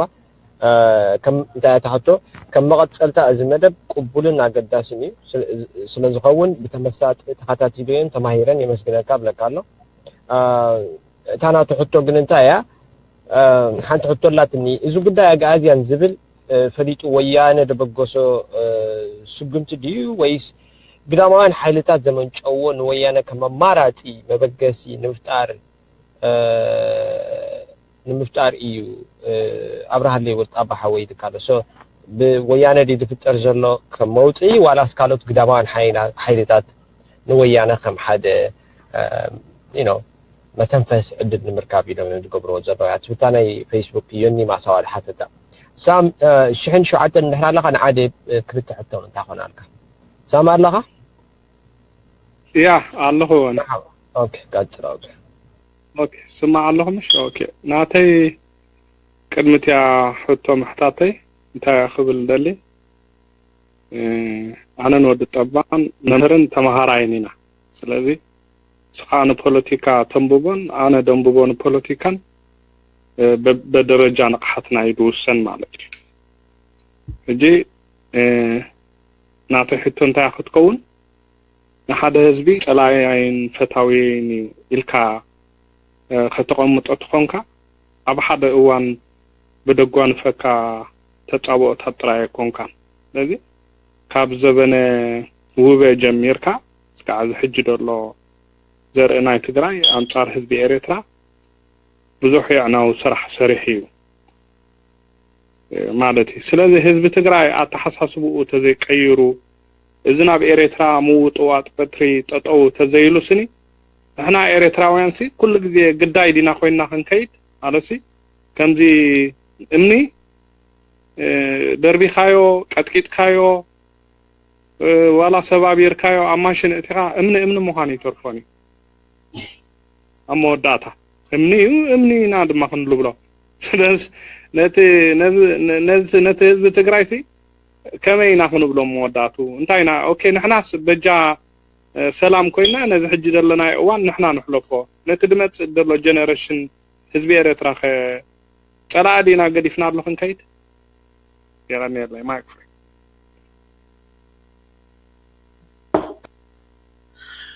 انت اي مسلك سامي سام تدنبرنا له صنحنا يخونتات ننوح غزي سور بسدد صقمي مالسي ابز حجي حاصير غزي تقلاقله وي زمص سب سرحو صقما يكون ننوح غزي خيت صنح صقمي maybe نمصاي خمي كوني تحدش ولدو بزح سكفتاتات قلت سميها ግን ናይ ሓባር ስክፍታ እንዲ ተኸባቢ ካአክል ኣሎ በቃ ትውግእ ዝበሃል ወረውግእ ከበቃ ኣሎ ግን ከበቃ እንድሕር ኮይኑ ከምዚ ሓደ ሰብ ሓደ ኢሉ ክጣቃዕ ዘይከን ብክልቲ ወገናት ዘሎ ተሓሳስባ ይር ኣሎ ችግር ኣብ ርእሲ ዘሎ እዩ ኩሉ ግዜ በወገን ኢትዮጵያ ድመጽ መስፍናው ተሓሳስባ ኣሎ ኤርትራ ግራችን ቀይ ባህራችን ድንበራችን ዋት ኤቨርገለ ንብሎ ነገር ኣሎ ጥራይዞም ወያነ ድፈጠሮ ችግር አይኮንም ዋላት ምዕራባዊ ኃይል ንብሎ ኃይለ ስላሴ ዓቅም ነይሩ ወይ ኮነን ኮን ወያነ አይሚን ኤርትራ ጎቢጡ ኣብጥዋንቲ እቲ መድረኽ ክፉት ገይሮም ስለደሃዎ ንኽገብሮ ስለዝወሰኑ ጥራይም ወሲኖም ከዓ ብሓደራ ኣረኪቦምና ኣብ ትሕቲ ኢትዮጵያ ከም ንቁረን ተገይሩ እዚ ንምንታይ እዩ ናይ ባዕሎም ረብሓ እዩ ምክንያቱ ንምዕራባውያን ሓንቲ ገዛፍ ዓባይ ኤርትራ ዘማእከለት ወይ ቀይሕ ባሕሪ ዝወነነት ኢትዮጵያ ዲያ ተድልዮም ወይስ ኤርትራ ትበሃል ሃገር ተነፂላ ዝደኸመት ኢትዮጵያ ተድልዮም ንብዙሕ ግዜ ኣብቲ ናይ ወፃእ ፖሊሲኦም ብጉጉይ መለክዕ ክልክዕዎ ዝፀንሑ ነገር ነይሩ አይ ቲንክ ግዜ ብግዜ እንዳተቀየረ ክመጽ እዩ ምክንያቱ ዝኾነ ይኹን ሰብኮ ነፃነት ኤርትራ ክመጽ ኢሉስ ገሊኦም ተስፋ ዝቆረፁ ዓለማቱን ኮኔሮም ብብዝሒ ማለት እዩ ዋላ ማሓዛ ሰውራ ኤርትራ ዝነበሩ እንታይ ስኻትኩም ምስ ኣሜሪካ ምስ ራሽያ ተራጺንካ ድመጽ ነገር የለም በዚ ናይ ምዕራብ ቋንቋ ክትዛረቡ ለኩም በቋንቋም ክትዛረቡ ለኩም ብዙሕ ነገራት ነይሩ እዚ ዝበሃል ዘረባ ካብ ሜዳ ጀሚሪ ነው ሰውራ ኤርትራ ዘይሕሰብ ነገር እዩ ነፃ ኤርትራ ክትከውን ስኢልካ ምስ ከውሕ ምርጻም ገለ ዝዓይነቱ ገይሮም ርእይዎ ነይሮም ግን ኣብ መጨረሻት ናይ ዓለም ኩለታት ዚ ናይ ዝሑል ኪናት ግዜ ተወዲኡ ኤርትራ ብዓብላል ተኸባቢ እንዳሰዓረት መጽያ ጥራይ ዘይኮነ ከም ሃገር ምስ ቆመት እቲ ምዕራባውያን ኣብ ግዜ ሰውራን ቅድሚን ዝኽተልዎ ዝነበሩ ፖሊሲ ኣብ ቀርና ኣፍሪካ ክቀይርዎ ናይ ግድን ቀይሮሞ ኮሪና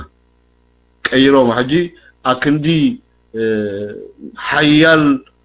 ኤርትራው ስነ ሓሳብ ሒዙ ዝመጸ መንግስቲ ምፍጣር ኣብ ኤርትራ ናይ ከዳምነት ስነ ሓሳብ ዘለዎ ናይ ተመጽዋትነት ስነ ሓሳብ ዘለዎ ናይ ሓደ ጽግዕተኛ ኣተሓሳስባ ዘለዎ ስርዓት ክትከል ከም ዘለዎ ኤርትራ መጽዮም እዚ ምስ ከምዛ ዓይነት ኩነታት እቲ መርገጾም ግዜ ንግዜ ቀየር ኸውን ግን ፈትዮም ጸሊኦም ኤርትራ ትበሃል ሃገር ከም ሃገር ቆይማ ሕጂ ከመይ ገይሮም እዮም ሃንድል ክገብሩዋ ከመይ ገይሮም እዮም ኣዳኺሞም እዚ መንግስቲ እዚ ኣብ ስልጣን ደሎ መንግስቲ ባይዘወይ ንዓም ዲሞክራሲ ይኹን ቅዋማ ኣለዎ ምርጫ ይግበር ኣይግበር ዘገድሶም ኣይኮነን ግን ከመይ ገይሩ ኣገልጋሊ ናቶም ይኸውን ከመይ ገይሩ ብቋንቋ ናቶም ወይ ብሳምቡእ ናቶም የተንፍስ ጥራይ እንዳሓስቡ እዚኦም ክፅዕሩ ፀኒሖም ብኩሉ መለክዕታት ማለት እዩ ጃን እንታይ ኢለካ ኣብ ዝኾነ ነገር አንተወይ እንታይ ኢለና ሓይልካ መውፃእ ድበሃል ነገር ኣሎ ሰባት ሓይልካ መውፃእ ክልክዕዎ ከለው ምናልባት ኦፍ ኮርስ ቲ ሓደ ኣካል ናይ ምሕያል ሓይሊ ምክልኻል ምዕባይ ይኸውን ሰራዊት ምክልኻል ምዕባይ ይኸውን ወይ ዓይነታት ኣጽዋር ዘመናዊነት ኣጽዋር ምዕጣቅ ክኸውን ይኽእል እዚ ሓደ ኣካል እዩ ግን ኣብቲ ከባቢ ሓይልካ መውፃእ ብቁጠባ ነፍስኻ ምኽኣል ጸላው ምዃን ኣብቲ ከባቢ ማለት እዩ ሓንቲ ርምስትን ድኻን ለማኒትን ሃገር ተላትካ ኩሉ ሰብ ኢዱ ፀዊዩ ድላይ ይድገብረካ ከምቲ ፕሬዚደንት ኢሳያስ አፈወርቂ ድበሎ እንድሕር ጦሚ ኮይንካ ኩሉ ሰብ ኢዱ ፀዊካ ምክንያቱ ክቡኻዮም ክቡኻ ከሎኻ እዚ ኣግበር ክብሉኻዮም ካልእ ወላ ሓንቲ ነገር የለን ከምቲ ንሓደ ከዳሚኻ ስኻ ሽቓቕ ድሙ ሕፀብ ከልቢ ሕፀብ ዝግበር ኢልካ ኩሉ ትገብር ምእንቲ ከብዲሉ ከማ ኢኻ መንግስቲ ማለት እውን ኮሚ እንተ ድኽነት ኣለዎት መንግስቲ መንግስቲ ብክልተ እግሩ ተሃገር ብክልተ እግሩ ኾጽ እንተ ጌርካ በቁጠባ ዓቅሙ እንተሓይሉ ናይ ምግባር ዓቅሙ ኸ እንዳዓበየ ይድመጽ ለዚ ምናልባት ናይ ምግቢ ውሕስነት እዚ ሓደ አካል ካብኡ ግን ብብዙሕ መልክዑ ኤርትራ ከም ሃገር ከም ሓንቲ ሃገር እንተደኣ ብክልተ እግራ ቆይማ እሞ ናይ ምግባር ዓቅሙ ኸ እንብለሉ ሕጂ ኣብ መንጎ እዚ እንካን ሃባን ንፃወቶ ተራሃ ኣሎ ግዜ ኣብ ዕፁ ማዕጾት ማለት ፕሬዚደንት ኢሳያስ ተዛረቦ ነገር ሰሚዕና ይንኾ ኩሉ ግዜ ዕፁ ማዕጾ ምንባር ዘይኮነስ ከባቢያዊ ፖለቲካዊ ረብሓ ክንርኢ ኣለና ከባቢያዊ ፖለቲካዊ ክሳራና ኸ ክንግምግም ክንክእል ኣለና ኤርትራ ብእዋን እዚ ምስ ሌሎት ሓይልታት እንተወገነት እያ ዝያዳ ኣብቲ መድረኽ ፀላዊት ኮይና ትመጽእ ኣብ ከባቢና ኣዝዩ ተኣፋፊ ዝኾነ ፖለቲካዊ ሃዋህው ኣሎ ኣብ ከባቢና ኣዝዩ ተነቃፊ ዝኾነ እዚ ናይ ፍልስጤማውያን ምስ እስራኤላውያን ንኣማኢት ዓመታት ሱር ዝሰደደ ሽግር ኣሎ ክልቲኦም ሓይልታት ናይ ዓለም ከዓ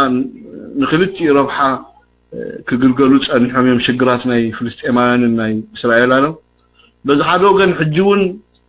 ናይ ሕማቅ ጽቡቕ ናይ ጽቡቕ ሕማቅ ክንብሎ ንኽእል ኣብ መንጎ ሽዓን ሱንን ተፈጠረ ጸገም ኣሎ ነዚ ከዓ ብክልቲኡ ሸነኻት ኣብ ዓለምና ንናይ ባዕላቶም ካልኣው ረብሓ ዝግልገሉ ሓይልታት ናይ ዓለም በቲ ሓደ ወገን ኢራን ኣሎ በቲ ሓደ ወገን ምዕራባውያን ንናይ ሱኒ እምነት ተኸተልቲ ተባሂሉ ብመገዲ ስዑድ ዓረብ ዝግበር ሓገዛት ኣሎ ብጸቢብ መድረኽ ኣብታ ቀርኒ ኣፍሪቃ ኣብቲ ናህና ኣጀንዳ እንተሪኢና ዘንትብለ ዝጸንሐኩ ንሕና ምስመን ንውግን ኣብ ዝሓለፈ 6 ወርሕን ሓደ ዓመትን መንግስትና ድወሰዶ ኣዝዩ በርቃዊ ዝኾነ ዲፕሎማስያዊ ውሳኔ ንኤርትራ ብክልተ እግራ ጥራይ ዘይኮነስ ብኣርባዕተ እግራ ደው ከም ትብል ገይርዋ ጂ ብሩድ እቲ ሓይልካ መውፃእ ዝበሃል ነገር ንሱ እዩ ማለት እዩ ስለዚ ኣብቲ ኢን ዲቴይል ንመንግስቲ ዝምልከት ጉዳይ መንግስቲ ይግለጾ ግን ኣብቲ ንሕና ከም ኤርትራውያን ክንዛረቦ ንኽእል ንዛረቦ ከመይ ኣመይናይ ደረጃ ኣለና ንሪኦ ኣለና ስለዚ ትምሕያል ይተወሳኒ ክብለካ ደለ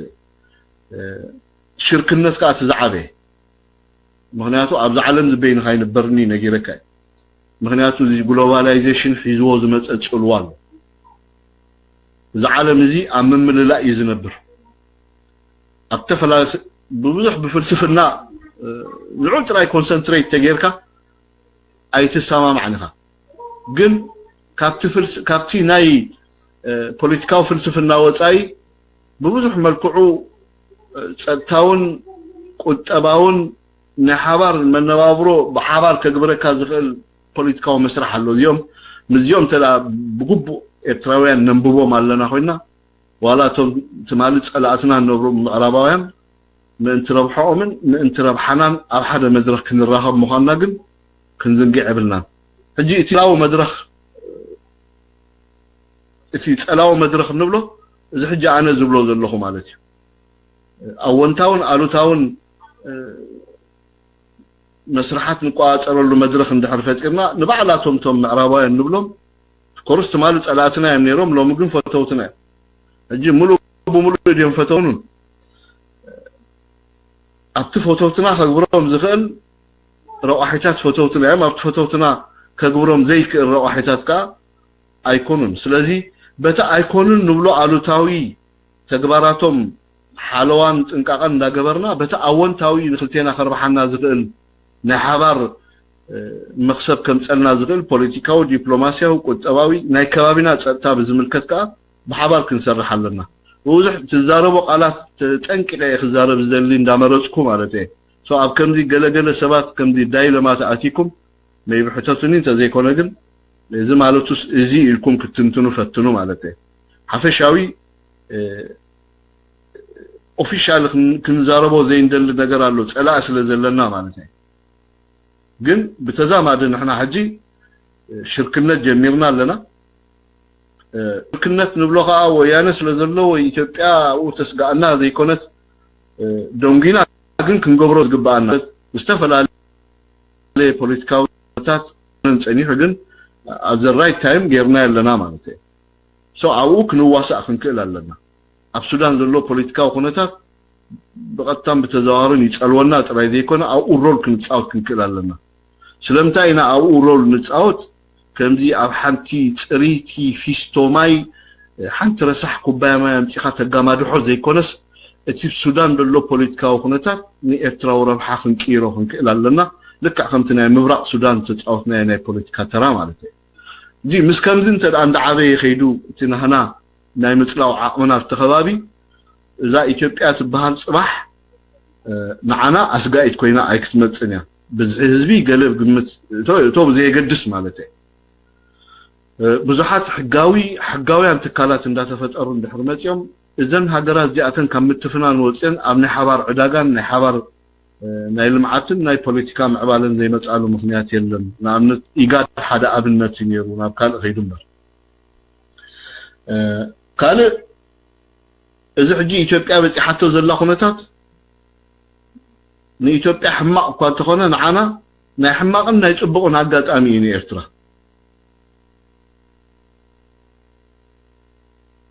እዚ ሕጂ ኢትዮጵያ በፂሓቶ ዘላ ፖለቲካዊ ምዕባለ ወይ ጸጥታዊ ኩነታት ናይ ኢትዮጵያ ናይ ሕማቕን ናይ ጽቡቕን ኣጋጣሚ ስለምንታይ ኢኻ ከምኡ ትብል ተይልኩምኒ እቲ ናይ ጽቡቕ ኣጋጣሚ ዝብሎ እዞም ኢትዮጵያውያን ኣብ ልዕሊ ኤርትራ ገሮም ኣተሓሳስባ እንዳተቀየረ ይመጽእ ስለ ዘሎ እዚ እቲ ሓደ ኢትዮጵያውያን ክብል ከለኹ ብሓፈሻት ህዝቢ ጥራይ ዘይኮነ እቶም ኣብ ኢትዮጵያ ስምብራት ክገድፉ ዝኽእሉ ናይ ፖለቲካ ፊገርስ ንብሎም ዓበይቲ ናይ ፖለቲካ መሃንዲሳት ኣብ ኤርትራውያንን ዝነበሮም ኣተሓሳስባ እንዳተቀየረ ይመጽእ ስለ ዘሎ ኤርትራ ከም ሓንቲ ሃገር ኢትዮጵያውን ከም ሓንቲ ሃገር ከም ክልተ ጎረባብቲ ኣብ ናይ ሓባር ረብሓ ናይ ወደብ ኣገልግሎት ይኹን ካልኦት ፖለቲካዊን ጸጥታውን ኩነታት ብሓባር ሰሪሕና ብሰላም ክንነብር ኢና ዝብል አንዳት ዘለዎ ዓይነት ኣተሓሳስባ ይቃላቀል ስለ ዘሎ በቲ ሓደ ወገን ከዓ ሕማቕን ጽቡቕን ንዓና ግን ኣርባሕ ዝብሎ እንታይ እዩ ኢትዮጵያዊ ንሚሳን ዓመታት ዝኣክል ኣብ ልዕሊ ኤርትራ ክኽተልዎ ዝጸንሑ ፖሊሲ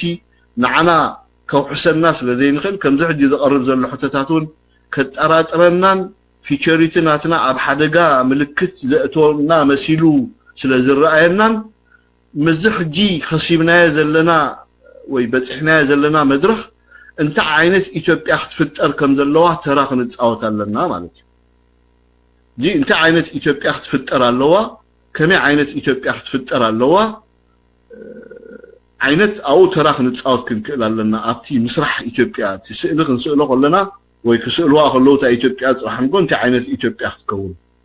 መስፍናዊ ጥርፍነትን ትምክሕትን ዘለዎም ሓይልታት ኣብ ስልጣን መጽዮም ሁሉም ነገር ወደ ጦር ግንባር ኢሎም የፍየል ወጠጤ ክዝምሩ ድዮም ኣይዝምሩን ስለዚህ ነአምን ስለዚህ ንፈልጥ ስለዚህ ሓንቲ ሰላማዊትን ትንዕ ክትብል ዘይትኽእል ሃገረ ኢትዮጵያ ክንፈጥር ክንክእል ኣለና ተጸባይት ከዓ ክንገብራ ክንክእል ኣለና ተጸባይት ክብል ከለኹም ምናልባት ስርናይን ርብዒትን ከይመስለኩም ተጸባይት ንብላ ነገር ብዙሕ መልክዑ ክትሪእዎ ትኽእሉ ኢኹም ኣብ ከምቲ ኮንሰፕት ተወሲድኩሞ ማለት እዩ ተጸባይት ኢትዮጵያ እንድሕር ጌርናያ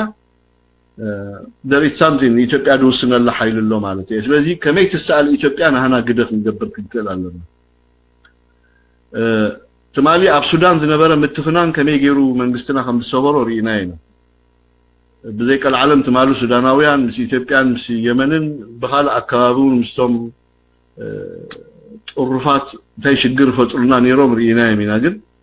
መንግስትና ብፍላይ ኣብ ውሽጢ ሱዳን ዝነበረ ናይ ፖለቲካ ሕቶ ብግቡእ ከመይ ገይሩ ኣመስሪሕዎ ጥራይ ዘይኮነ ኣብ መንጎን ኤርትራን ዝነበረ ጸገም ንሓዋሩ ዳርጋ ዝተፈትሐ ድመስል ኣብቲ ከባቢ ምብራቅ ሱዳን ዝነበረ ናይ ፖለቲካ ጭቆናን ናይ ስልጣን ጭቆናን ከም ድፍታሕ ገይሩ ቶም ደቂ ምብራቅ ሱዳን ኣብቲ ማእከላዊ መንግስቲ ናይ ሱዳን ፖለቲካዊ ስልጣን ከም ድጭብጥ መንግስትና ብግቡእ ሓጊዞም ኣራይ ዘይኮነ ኣብኡን ኣሳቲፍዎም ሎሚ ደቂ ምብራቅ ሱዳን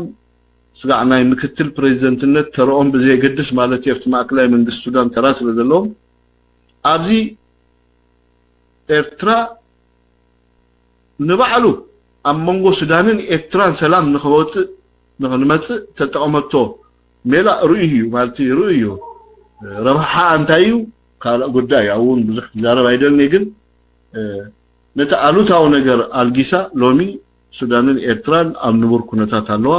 ኣብዘይ ንስከፈሉ ደረጃ በፂሕና ሱዳናውያን ክወሩና ኢልና ንሓስብ ዶ ኣይንኽእል ኢና أين حسبنينا كورونا كلا أرستي كباسنا خلو خون كنباسهم نخيل نخون أكمدنا عينتنا ويانا كلمي إن حالتنا إثيوبيا زنبر خونتات جن خاطوي كل يوم سودانوان مخنياتو أو خمزي كل جيرنا سريحنا هنا ناتو فرص أمخاء نري لنا مالته so مايك نوا اوكي ثانك يو وتابا مو انتي بعد بروجرامنا كنعطيو تقرارنا سلازغنا تجيزيون ودانا سلازلو توم حتو زلكم ايتكم حفظوا دحراي كابزني حتو يقبلني خبل سلازقل مالتي نعي نقحت ايرين سيحلن يوم زرايني زلو نجيم كلتا سبات كقبله قدمي ايتكم حفظوا لا مودات حتو تكنقبل سلازقنا ايت دحراي مس وده كيتديبونو مالتي نقحت ايرن لها نقعت يرن دحر لها نعم مايك حزة نقعت يرن دحر لها اوكي نقعت يرن دحر زيل سيحل لها سيحل لها سيحل 4 يا والله اسمع له حدا مرحبا لها قصر يلا سلام طبعا كحتو ديري زلو زي انتي زي حد زوره زلو ويانسي كمزي علوا من قصص قبري بوتادر كمزي لاي جبت بعد كمزي لاي السي سو قبري درز بحال انت يسمع له بزعبه زي ما كنت غيره كنت عايت لو تخمص يخل زي حتى ديري غني له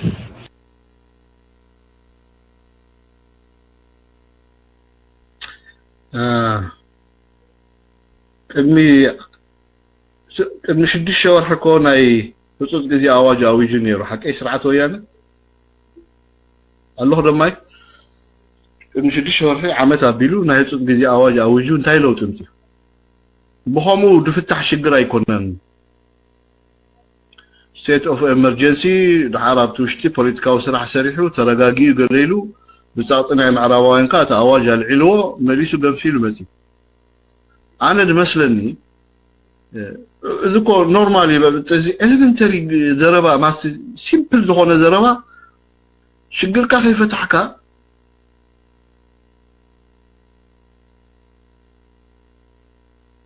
كالو توصدهم سقومتات بملهم ناي چنقت سقومتيهم چنقت دولدهم يم سوري چنقت دولدو سقومتي حجي نعمت سامورا يونس وتادراو جنتا غيروس نا إثيوبيا برايم مينستر ينتبله كاب جنرال ناب آتون تتغيره أيناي معالتيو سيبيلاو منغستي تتكيه بإثيوبيا قالوا ويانا يدمر حدا لكو من لزيناو جنرالي سامورا جنرالي اندح جنرال كوينكو سامورا جنرال تقوينو ملسون جنرالي لو تسلهو نقرا يكونن برس حيزهم زعتو أكالات من إثيوبيا دمر حدا لكو سيبيل دبهال نقرين نالبا زايل ماريام زبهال جنتاح قبرلو قالت تلكا هايل ماريام كمزي صبح سريحه زي تخيل وي كشينا زي تخيل كداميت ناي غزا قصير كامو تند غزا خاين سغا وي غله دمو خيتبل عالكا بترحيسكي طريا بزا اف دغ حلو تبلا عين السبي منياتو اب تخشينا اتيا صبحي تسرح اي تطبس ولا حتى نغير ناي كوك غلمله مغبار يبلا بترت هبا دمو حيزا طرا يعتبل عينت كومي ولا حتى تغورو نغير يبلون كابدل على قلصيك من السبعان تزي ويانا مزمر حادلو نيتيوبيا ويانا مفنقله منغست غيروم تلكاني كمزي بتغرينيا دزمركاس بمحارنيا تزمرو مليسكا ترغمو ግን حدا ولا حتى لو تي እሱ መፍትሐ ሆኖም ተገይሮም ዓያሽም ናይ በሐቅ ዓያሽም ማለት ግን ተጋሩ እንደዚህ ዓያሽም ኢላ እኔ حسبني ናው ደኸሉ ይመስለንን ምክንያቱ በሆሙ ድፍታህ ነገር የለም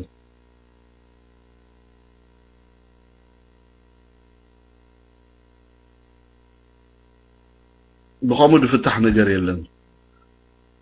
تأنكو فتحت مسارتها وتقلبنا هذا بمفتحة رأيت مفتحة دخونمو فروقنا بها اوكي وتابعها I think ريمنا الله مثلا نريمنا عدل كبو نعقل بحزة اوكي ثانك يو هوفلي زي لاس حتى تهون صباح لثلاث ساعات خلينا نفرق انا انت حتى كم انت زي انا ميليتري كو كاب قدم تسمع على الله خان ود طبا مو ويانا ست سرفايف سنتا خغبرلهم اجسيت يا ذا اون اوبشن ولا حجمون تبتغارو ولا بصحفون دحري خاص خمو يጨنوا አለው تزي ويانا ست سرفايف انا دير سيدير ندلو ነገር እኮ ማኒቲ ሚሊተሪ ማኒቲ ሲቪል እኮ ይደርዳ እንደላለ اجسي حج كنت اخذ قبر دلغا اتي سيفيل دبال سيفيلاو منغستي نحزب حتى دملس ابون حزب حتى خوينو توم اي مين ويكا بتحدث سايت ريناو ات منغستي ጨቋኑ ህዝቢ ስለዚህ ተአርሚ ابون حزب دو كبل سلدله كوديتا خغبري እዚ ብሩ ይኮብ ዓለም ንሪዮ ነገር ይحقي ሓደ ወን መራሕቲ ሃገር እንተዳ زي حقاو ነገር ወሲዶም ቲ ሰራዊት ኩዴታ ገብርሞ ቲ ጀነራል ወይ ቲ ሚኒስትር ምክልኻል ስልጣን ይጭብጦ ንሪኢና ወላ ንኮራፕሽኑን ይግበር ይግን ደሓን በዚ ትርጉም ንራዮ ንምድሓን ህዝቢና ንራዮ ኦኬ ንምድሓን ህዝቢና ንራዮ ሶ ማኒ ሕጂ ቲ ሲቪል ማኒ ትጨቋኒ ማኒ ጎን ህዝብ ደው ክብል አን ደርዳን ምክንያቱ ንሓንቲ ሳንቲ ክልተ ገጽዮም ወያ ተገለበጥካ of course دحر ملس اكلت تغير ነገር አለ اكلت ተغيروا ሰዋት አሉ ናይ መለስ ደገፍት ዝነበሩን በጻራው ናይ መለስ ዝቆሙ ሰዋት አሉ አብትኒ ህወሓት ማለት ግን ዘው ሰዋዚያቶም አብቲ ትግራዋይ ምጥፋእ ድብል ነገሩን ደሰማምዑም ነገር አለ ማለት እንደዛ አያሺ ኮኑን ሒዞሞ ዘለው ስልጣን ሉስ ክገብሩሎም ነንሕዶም አይተሃናኾቱን እዮም ምክንያቱ ድመጽሉ ታሪክ ወልጥዮም ዝነበርዎ ህይወት ከአብጉቡ ስለድፈልጡ ማለት ابز خنداناغر አይንፈልኒና ግን ኩዴታ ድባሃል ንዓይ ንምድንጋር ክትገብር ትኽእል ትኾን ኦፍ ኮርስ ምሳሌ ሕጂ ሓደ ካብኦም ድምጹ ተሰሚዑ ይፈልጥ ጀነራል አምጪኻ ዝግበር ዘሎ ጌጋይ ህዝቡ ተአስሪ ይብልኩም እንገለመገለ ኢሉ ኩዴታ ገብር ግን ቲ ወያናው መምሕዳር ሲስተማቲካሊ ንኽጽል ትገብር ትኸውን ኢኻ እዝኻ ንሓፂር ግዜ ከኺዶም ይኽእል ተግባር አባይ ሰአኑሉ ናብ ካል እዚ ለውጥ አይከውንን حجي نفس وقفنا ببناتنا تنتانه تمصنايسي انتايو زمطو لوط يبلون انا نعيا يبدان سيفيل زي حسب ነገር ያ ውሽጥ ኢትዮጵያ እቲ او سرعه داق دخفت አይኮነን መለስኮም ገይሩ ሆነ ሰሪሑ ወኺዱ ማለት እንጂ አመንጉቶም አሽዓድ ባህሉ አውፍ لله ብሩዶ አሎ ባስለዎም maybe ስልጣን ዶሚኔት ናይ ምግባር ቶም ዓድዋ ከምዚ የሮምና ስለዘለው ኢሎም ደቅሽረ ከምዚ ዓይነት ጸገም ፈጢሮም ከም ዘለው ይሰምዕ ሓበሬታ ለሚ ብጉቦ ግን ናይ ክልቲኦም ምትህልላኽ ሉዝ ካብ ዘግብሮም ነገራት ስለዝኾነ ካብዚ ዝቁጠው ይድ መስለኒ ግን ምናልባት ለዓልዋይን ጨቢጦም ነቲ መንግስትን ተላገልቢጦሞ መሰረታዊ ለምጢ አው ህዝቢ ኢትዮጵያ يمصلو زبل حتى مصاي يخري ددليزي نغزياو فتح كطقمو مخل خون غزياو فتح كبلك خلخو كاب حدا حساب 6 شهور حز يحلف كاول لعلغن دمص ነገር اي لوط يبلون لوط حدا نبعلاتهم اتم حجي زم بلك دلخو ابكلتو تفالاليم زلو ناي ويانه نبع كلتيم من ጸገም ዝፈጥሮ ጸኒحማ ውሽጥ ኢትዮጵያ ማለት በደረጃ ኢትዮጵያ አብቲናይ ባስኬትና ኢትዮጵያ አንተኒኻ بدرجة إثيوبيا السوم يمتم شجر فترتي فتحت شجر كوين الرأي استفلي مريحنتنا ويانا يلا ولا عشران قال عمد خيط أن حقيقة نوع عقب دولة أكلات أين بورن حدا يتسمعت أب محارة أو أورمو زلو ما تحسسبه حدا في اللي يقولون ስለዚህ ጊዜ ማዕደጊ ወይ ንሽድ ሸወርሐን ዓመት ገለ ክገብሩ ኸሉ ኾኑ ግን 00 ንታዲዱን ክትቀመሉ ኸሉ ከምዚ ወታደራው ደርግ ስልጣን መጽዩ ወታደራው አዋሽ ትውጭ አይኺዶም يعني ጽቦ ደኺዶም አይመስለን እነሱ ሐሰብ አይኮኑን ሐሰቡ ኸሉም ግን ስለ ከምዚ ኺዶም ስለ ዳአምን አነ 90 ከሚትብ ለካለኹ ብዙሓት ሰዓትኩም እዮም ኩዴታ ድውልሎ for what purpose many ኩዴታ ትገብር many ድኹደዳው many ዝግልበጥ many ገልባቲ ገርመኒ ንዓይ ሓደ ጊዜ እንደሐር ስብሃት ነጋ ንሃለቃ በርሄ ክግልብጦ ኮይኑ ስብሃት ነጋ በንጻር ቅዱሳን ነጋ ቆይሙሎ ማለት እዩ ቅድም እቲ ፖለቲካው ስልጣን ናታቶም ከምዚ ናይ ቦናፓርቲዝም እዮም ገይሮሞ እዚ ናይ ኣብ ግዜ ፈረንሳይ ሪቮሉሽን ተፈጠረ ሽግር ናይ ቦናፓርቲዝም ኣብ ኮሚዮም ኣውዲቆሞ ምክንያቱ ሰበይቱ ንሱ ነንሕድሕዶም ከዓ ተማራዓዮም እዮም ንምሳሌ ሃለቃ በርሄ ሰበይቱ ቅዱሳን ነጋ ንስብሓት ነጋ ሓፍትያ ብከምዚ እንተሪኢናዮም ማለት እዩ ኣባዲ ዘሞን ተሪኢናዮ ሰበይቱ ሓደ ሚኒስተር ያ እቲ ሚኒስተር ከዓ ሰበይቱ ናቱ ከዓ እቲ ሓደ ሚኒስተር እትይዋይ ወይ እቲ ሓደ ጀነራል እትይዋይ ክልተ ጀነራላት በር ነገር የለን እዚ ሕጂ ኣብ ቦናፓርቲዝም ኣብዚ ናይ ቤተሰባዊ ኩነታት ተቀይር እዩ እዚ ምሻለካ እዚ መስፍናዊ ተሓሳስባ እዚ ሞደርን ናይ እዚ ፊውዳል ታሽሙ ፈጢሮም እዮም ኣብ ትግራይ ዓቢ ጋዕጋዕ ኮይኑ ደልቦ ንመላይ ደጸገሞም ካኑ እዩ እዚ አፓርታይድ ሲስተም ማለት እዩ ቤተሰባዊው ቤተሰባው ክብለካ ከለኹ ሓትኖ ኣኮ ወደኮ ወዲ ሓፍቲ ወዲ ሓወይ ወዲ ጓል ሓወይ ወዲ ሓወይ ትብሎ እዚኦም ኩሎም ተጣራኒፎም ኣብቲ መንግስታዊ ስልጣን እዮም ደለው ፍትቅርዓት ማለት እዩ እቲ ጨቆን ህዝቢ ንብሎ ከሆነ ጊዜ ኣብኮም የለን ምስኪና ይሱ ሓደን ሓሙሽተ ተወሪጡ ብማዳበርያ ዓዳብ ችግር ዝወደቀ ህዝቢ ዳ ንሱ ንግደፎ ብዙሕ ግዜ ዘይንሰማማዓሉ ነገር ኣሎ ምስቲ ኩነታት ተፈጠረ እቲ ወድ እንድሕር ኮይኑ ስልጣናት ተሓዞም ከምዝ እንተኮይኑ من مفنقل من عاير دانني من الوقت اذا شجر دفتر زلو اذا عنتو يدبلكم كدامن اي كشينه صبح سريح زي كل هايله مريم مسي شجر دفتر دليلو من هايله مريم تعاليو مسحق يدخون مغنياته هايله مريم من مخانو حزب اثيوبيا بكبر سلدفلت انكو عزغيراو صاكا يمدبلو حزب اثيوبيا انا هايله مريم منبر على هايله مريم قالو توسقم تدوسد ترى اثيوبيا وخمان يلن يدبلكا بزي قال علم ናይ ፖለቲካ ሰቡን ኣይኮነን በንጻሩ ተሐስበሉ ሰቡን ኣይኮነን ሲምቦል መለስ ዘምጾሰሉ ካልኦት አጎኑ ንኸይመጹ ተገበረ ማለት እዩ ስለዚህ በከምዚ ተዳሪና ብንጹር ክርዳእናዩ እዚ ናይ ቦናፓርቲዝም ዝዓይነት ሽግሪ ዘሎ ስርዓት ወያነ ክእለ ዘይክእልካ ሽግሪ ምክንያቱ ሓካኸነ ሓከካይ ሓቀይ እስኻ ሓሚካ እንዳስብሓትማ 30 ሚሊዮን ገይሮም ተኻኽንታይ ብስኔኻ ትብሎ ሓሽ ተኮይኑ ብዙሕ ክሰርቕ ኣሎ 40 50 60 ሚሊዮን ክገብረሎ ተሓደቃ 70 ሚሊዮን ሓደ 4 ቢላት ኣሎ ተሓደቃ 6 ክገብር ኣሎ ኣኩም ውድድር እዮም ኣትዮም እዚ ሽምጥፋ ኣይኮነን ሓዋት ብዓይኒ ህዝቢ ኢትዮጵያ ድርአ ዘሎ ጉዳይ ብዓይንና ድርኣና እዩ ማስተር ፕላን ካብ ፈረንሳይ ቪላ ስሪሕ መጽዩ ኣብኡ ክልተ ሰለስተ ቪላ ንኤምባሲታት የካርዮም 80,000 ንወርሒ የእቱ تقا وانتي معاتك يوم ابي خاطو تسد انا حدا غيزي سل حول غرمكا حقي ريمنا موراو عكفلهم كا تغبرو دي تفلد سدي قصر طراي دخون مالسي تقصر مفصمتا دي بل سدي كومي غاتيموم انا كليتا تبال معي بحبار كنرياينا تغاغيت لخو دحار كرياي مسكونت ግን تخون አይመስልንም كجبروها تخينهم كا كقاتليوم نحدهم كجبروها تخينهم كا كقاتليوم مالسي تحد ريزيست يقبرني سلطان ጨቢጦ نتحدث فيه مالتي ابا خطافيهم ابا ها تاريخهم كتودا نحدهم بونجل تحتاتوتيوم تحد سلطان متينه تحد دومينيت غيرو ابكارشيل خسفرو مني دحر بعاليتهم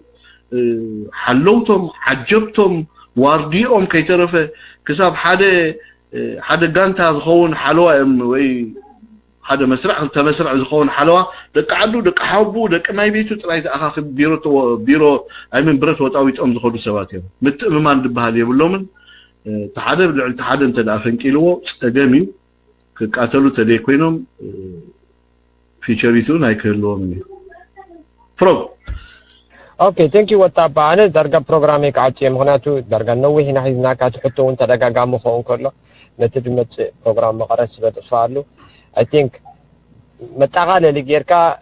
بعدها عصوا اندن دحريو انا 5 جنيه دحري ناب تليفون كيدينا ناب كال بروجرام نخ كيدنا ثانك يو وتابع اسوا حبيكم عصوا يتغبرنا بروجراوي عاتب ده انت تقرنو ده زي عندي دي فوتو خصوعك تصنيح كو اي فوتو اني زي اكو تصنيح حساب اوكي حطته مسا معصوي تغير قعصوا منت مسو قعصوا منت حطته اخذ لك اوكي حطته دحن مسا قعصوا منت حطته اوكي ثانك يو فروك وطبعا الله على ممر دانو لك ناتي حطو زلات النسي بزي ناي وياني هناتات زلو نكينا كيزلو هوانسي بحزبن بإثيوبيا ودرجة حضريهم كلا هانسي حزب إثيوبيا استلعيلو زلو الموضوع حساب يموت على هتصان جميع حساب زعابي تعدي تقاومات زكاية زلو سكالي تقاوم يكون بقى يا أغلنا إلو زقبر زلو تقاومو قال لي تقاومو سلازي يكونه وياني زيادة زقودون حزب تግራይ عليه تكون بقلن نباري كابت حزب إثيوبيا تنصيلو هم زنبر غيرولو تصليو هم زنبر غيرولو حجتي حزب تግራይ تا كم حزب كم إثيوبياوي سي انتاي تورو بزي غزي سي انتاي يصبلو مونياتو مس حزب إثيوبيا مس قال ብሔረሰባት አጻሊው ወለቲ ወያኔ كتري خلاها حزب تግራይ كان وياني لارغا ماجوريتي سي زدغفو يخافت بتفل انتي تصوم حجتي حزبي زي اللعل مس حزب إثيوبيا حجتها زلا صلسي خعريلا زخل ديكون انت تلاعيلو هذا صلي بإثيوبيا وتصليو بتي خالي بهر سبات بيلو زلو حزب تግራይ سي كفو سادو يمخالن وين حزب تግራይ انتي تمعدو يا حتى ترديات كتوينا سوري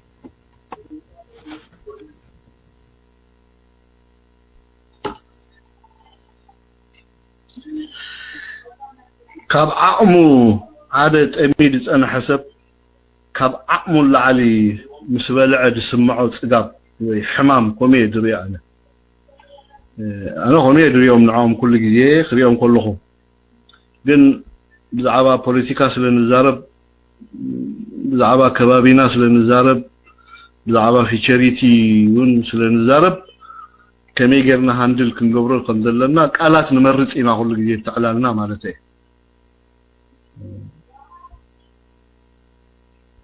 الله ده فروق الله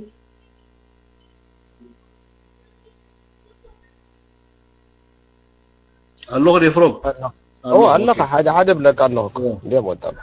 حجيتي شجر انتايو السوس لدخونيو I think حزب تግራይ ንምንታይ ሊዕምጽ ተይልካኒ ኣነ ብክልተ ነገር የድሪ ሓደ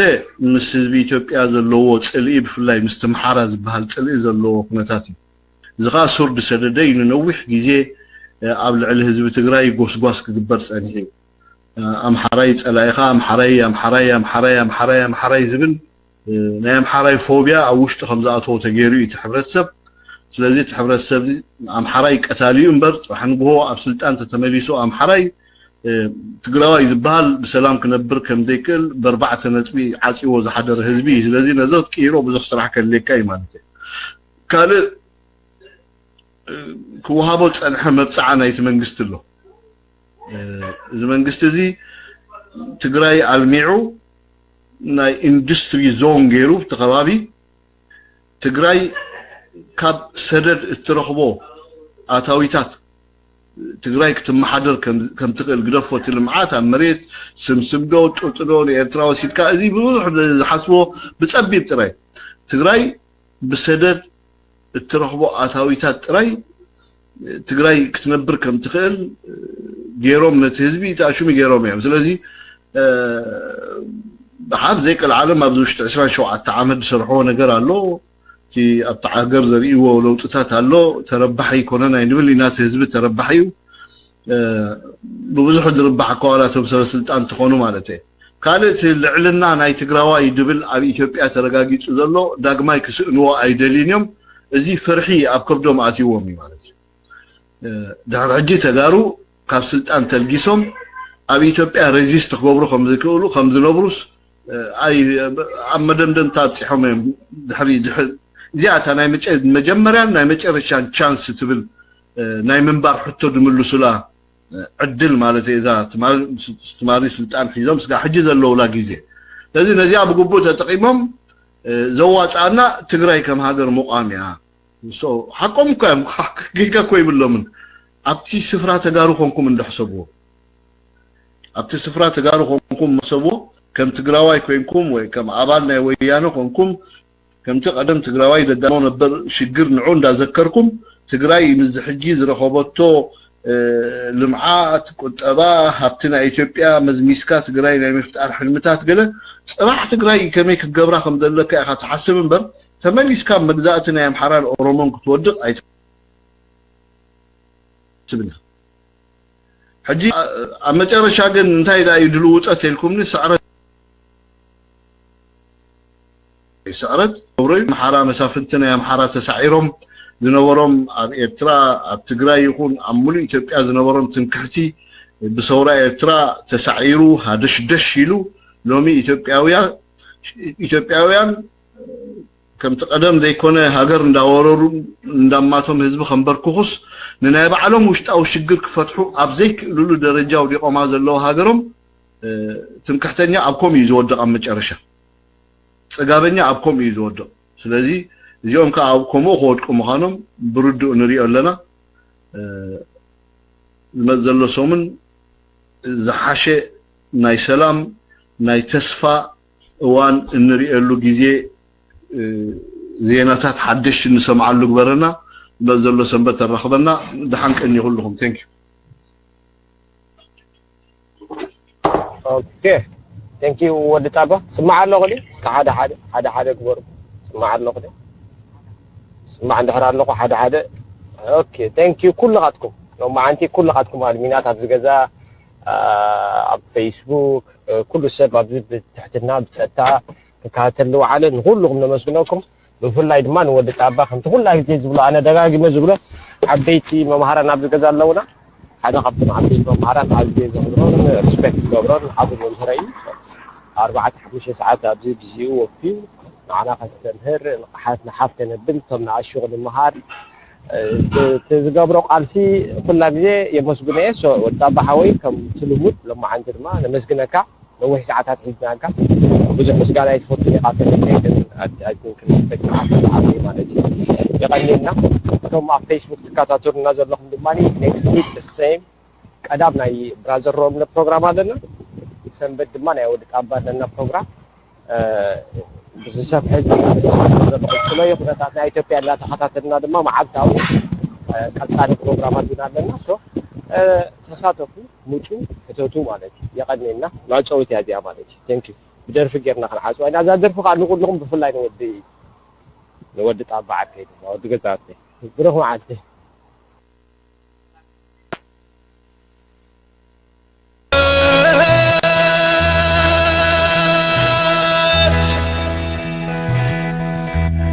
كالسنا بدمنا مسوي صحفاش حزبنا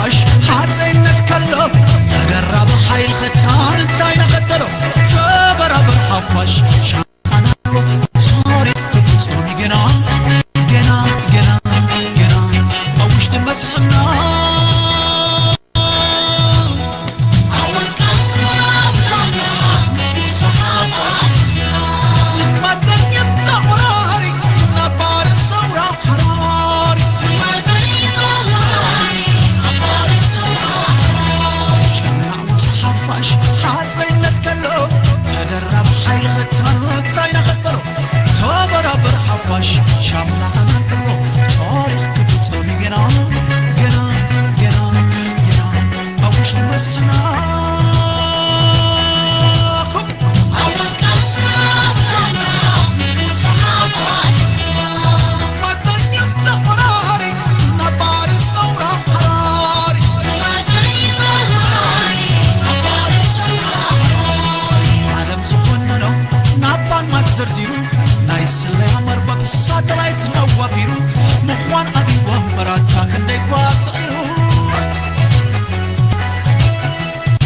زبنا قعدت وطن ورا ورا تاريخ فصم الله نعم ميدا إريترا مع كرد العالم شبخن قدرات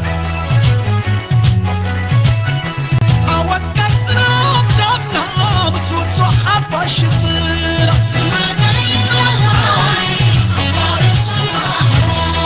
لما تزقب تقواري نبار الثورة حراري عوض كسنا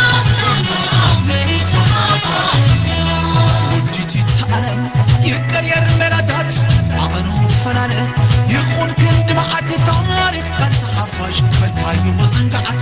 هاي أقاتني يفصهم زبط زبط زبط نعبي وصحات أجب عوض كسرات مسلوط صحافاش ما تزنب تقراري نبار الثورة قراري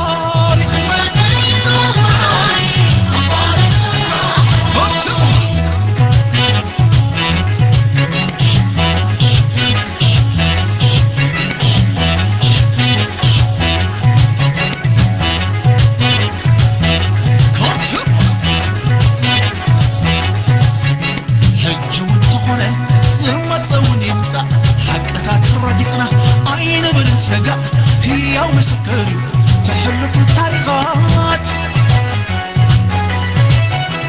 أنا ما زلوا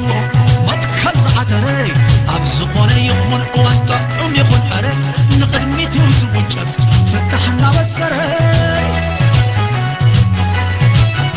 عوض قدنا وبدمنا وسود صحة باش سبنا سما زي زواري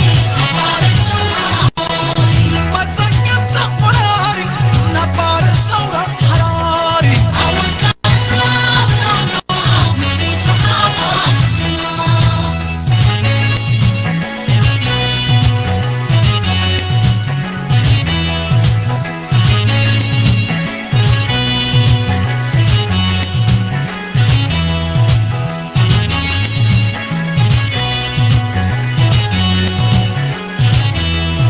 زينة وحنبرات هاي مرر قالسنا وديت معلماتات بطسطسا بيما بتيز استنكر تبعات ميرانا يمدرغنا كأوت كأنب يو فتحة ومسمرنا كرتو عوض كسرة مسلوط صحابة ما تزقب تقراري نبار الثورة حراري سما زي زواري أبار الثورة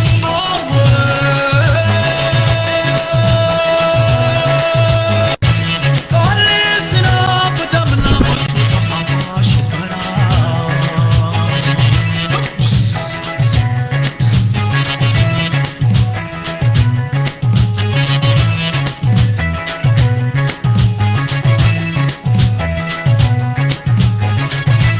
عوض كلسنا بدمنا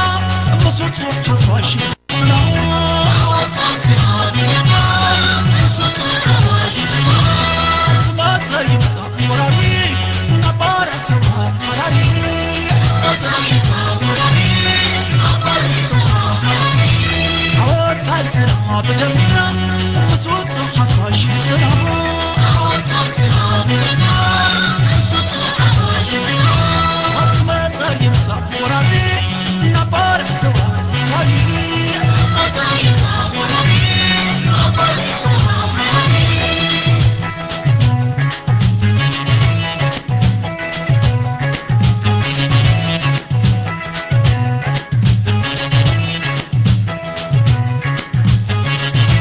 عوض كلسنا بدمنا مسلوط صحابة شسمنا عوض كلسنا بدمنا مسلوط صحابة شسمنا سما زي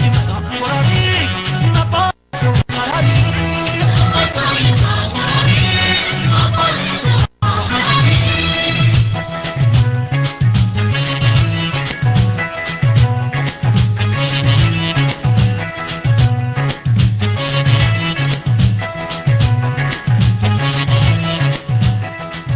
تعيدوا مدو مصو بروبوزال قليل بروبوزال ايكونن بمدب سرحلو ذنبرو بعلامة مالتي نزغا مسوات خفيلهم اليوم مسوات خنبل كلنا زي تعدنا مسوات يوم كفيلهم اليوم تقراي حرا جيركا كاب بزبزا ديكونا خاب چقونا ديكونا تقراي حرا تقبرا كاب إثيوبيا حرا خوينا نايب على ديمقراطياوت ريبابليك تقراي كتفتر إذا بمدب تقاليسهم اليوم 10 شوعة عمد كا وقا خفيلهم اليوم نناصنت امبر ناي مسل አይኮነን ስለዚህ ነዚህ ንናጽነት ከቃለስዎ ጸንሑ አመጨረሻ ሽትኡ እንተዳደ ይወቅዑ ካለ አማራጭ እንጽኻ ህዝብ ትግራይ አትሊስት ክድሕነሉ ዝኽእል ውሕዳት ገበን ዝገበሩ ምናልባት ዝሓዞ ሒዞም ካድሙ ክእሉ ኮኑ ብሕጊ ክሕተቱ ክእሉ ማጆሪቲ ግን ብሚሊዮን ዝቁፀር ህዝብ ስለዘሎስ ነዚ ህዝብ ዝጠሚቶም ዞም ሰባት እዚኣቶም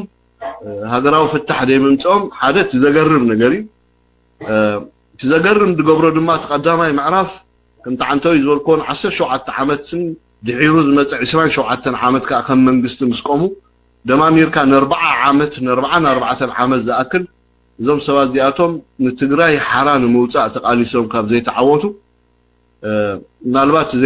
ዘይማዕወቲኦም ምክንያት ብብዙሕ መለክዕ ክትፅልፅዎ ትኽእል ኢኻ ተዛዓቤት ኤርትራ እታ ፀገም ድሒር እውን ኣብ ውሽጢ ኢትዮጵያ ተፈጠረ ፖለቲካዊ ምዕባለታት ዞን ኣብ ግምት እቲኻ ማለት ግን ተቐንዲ ረቑሒ ኤርትራ ትበሃል ሃገር ጠንቂ ናይ ዘይምምስራት ዓባይ ትግራይ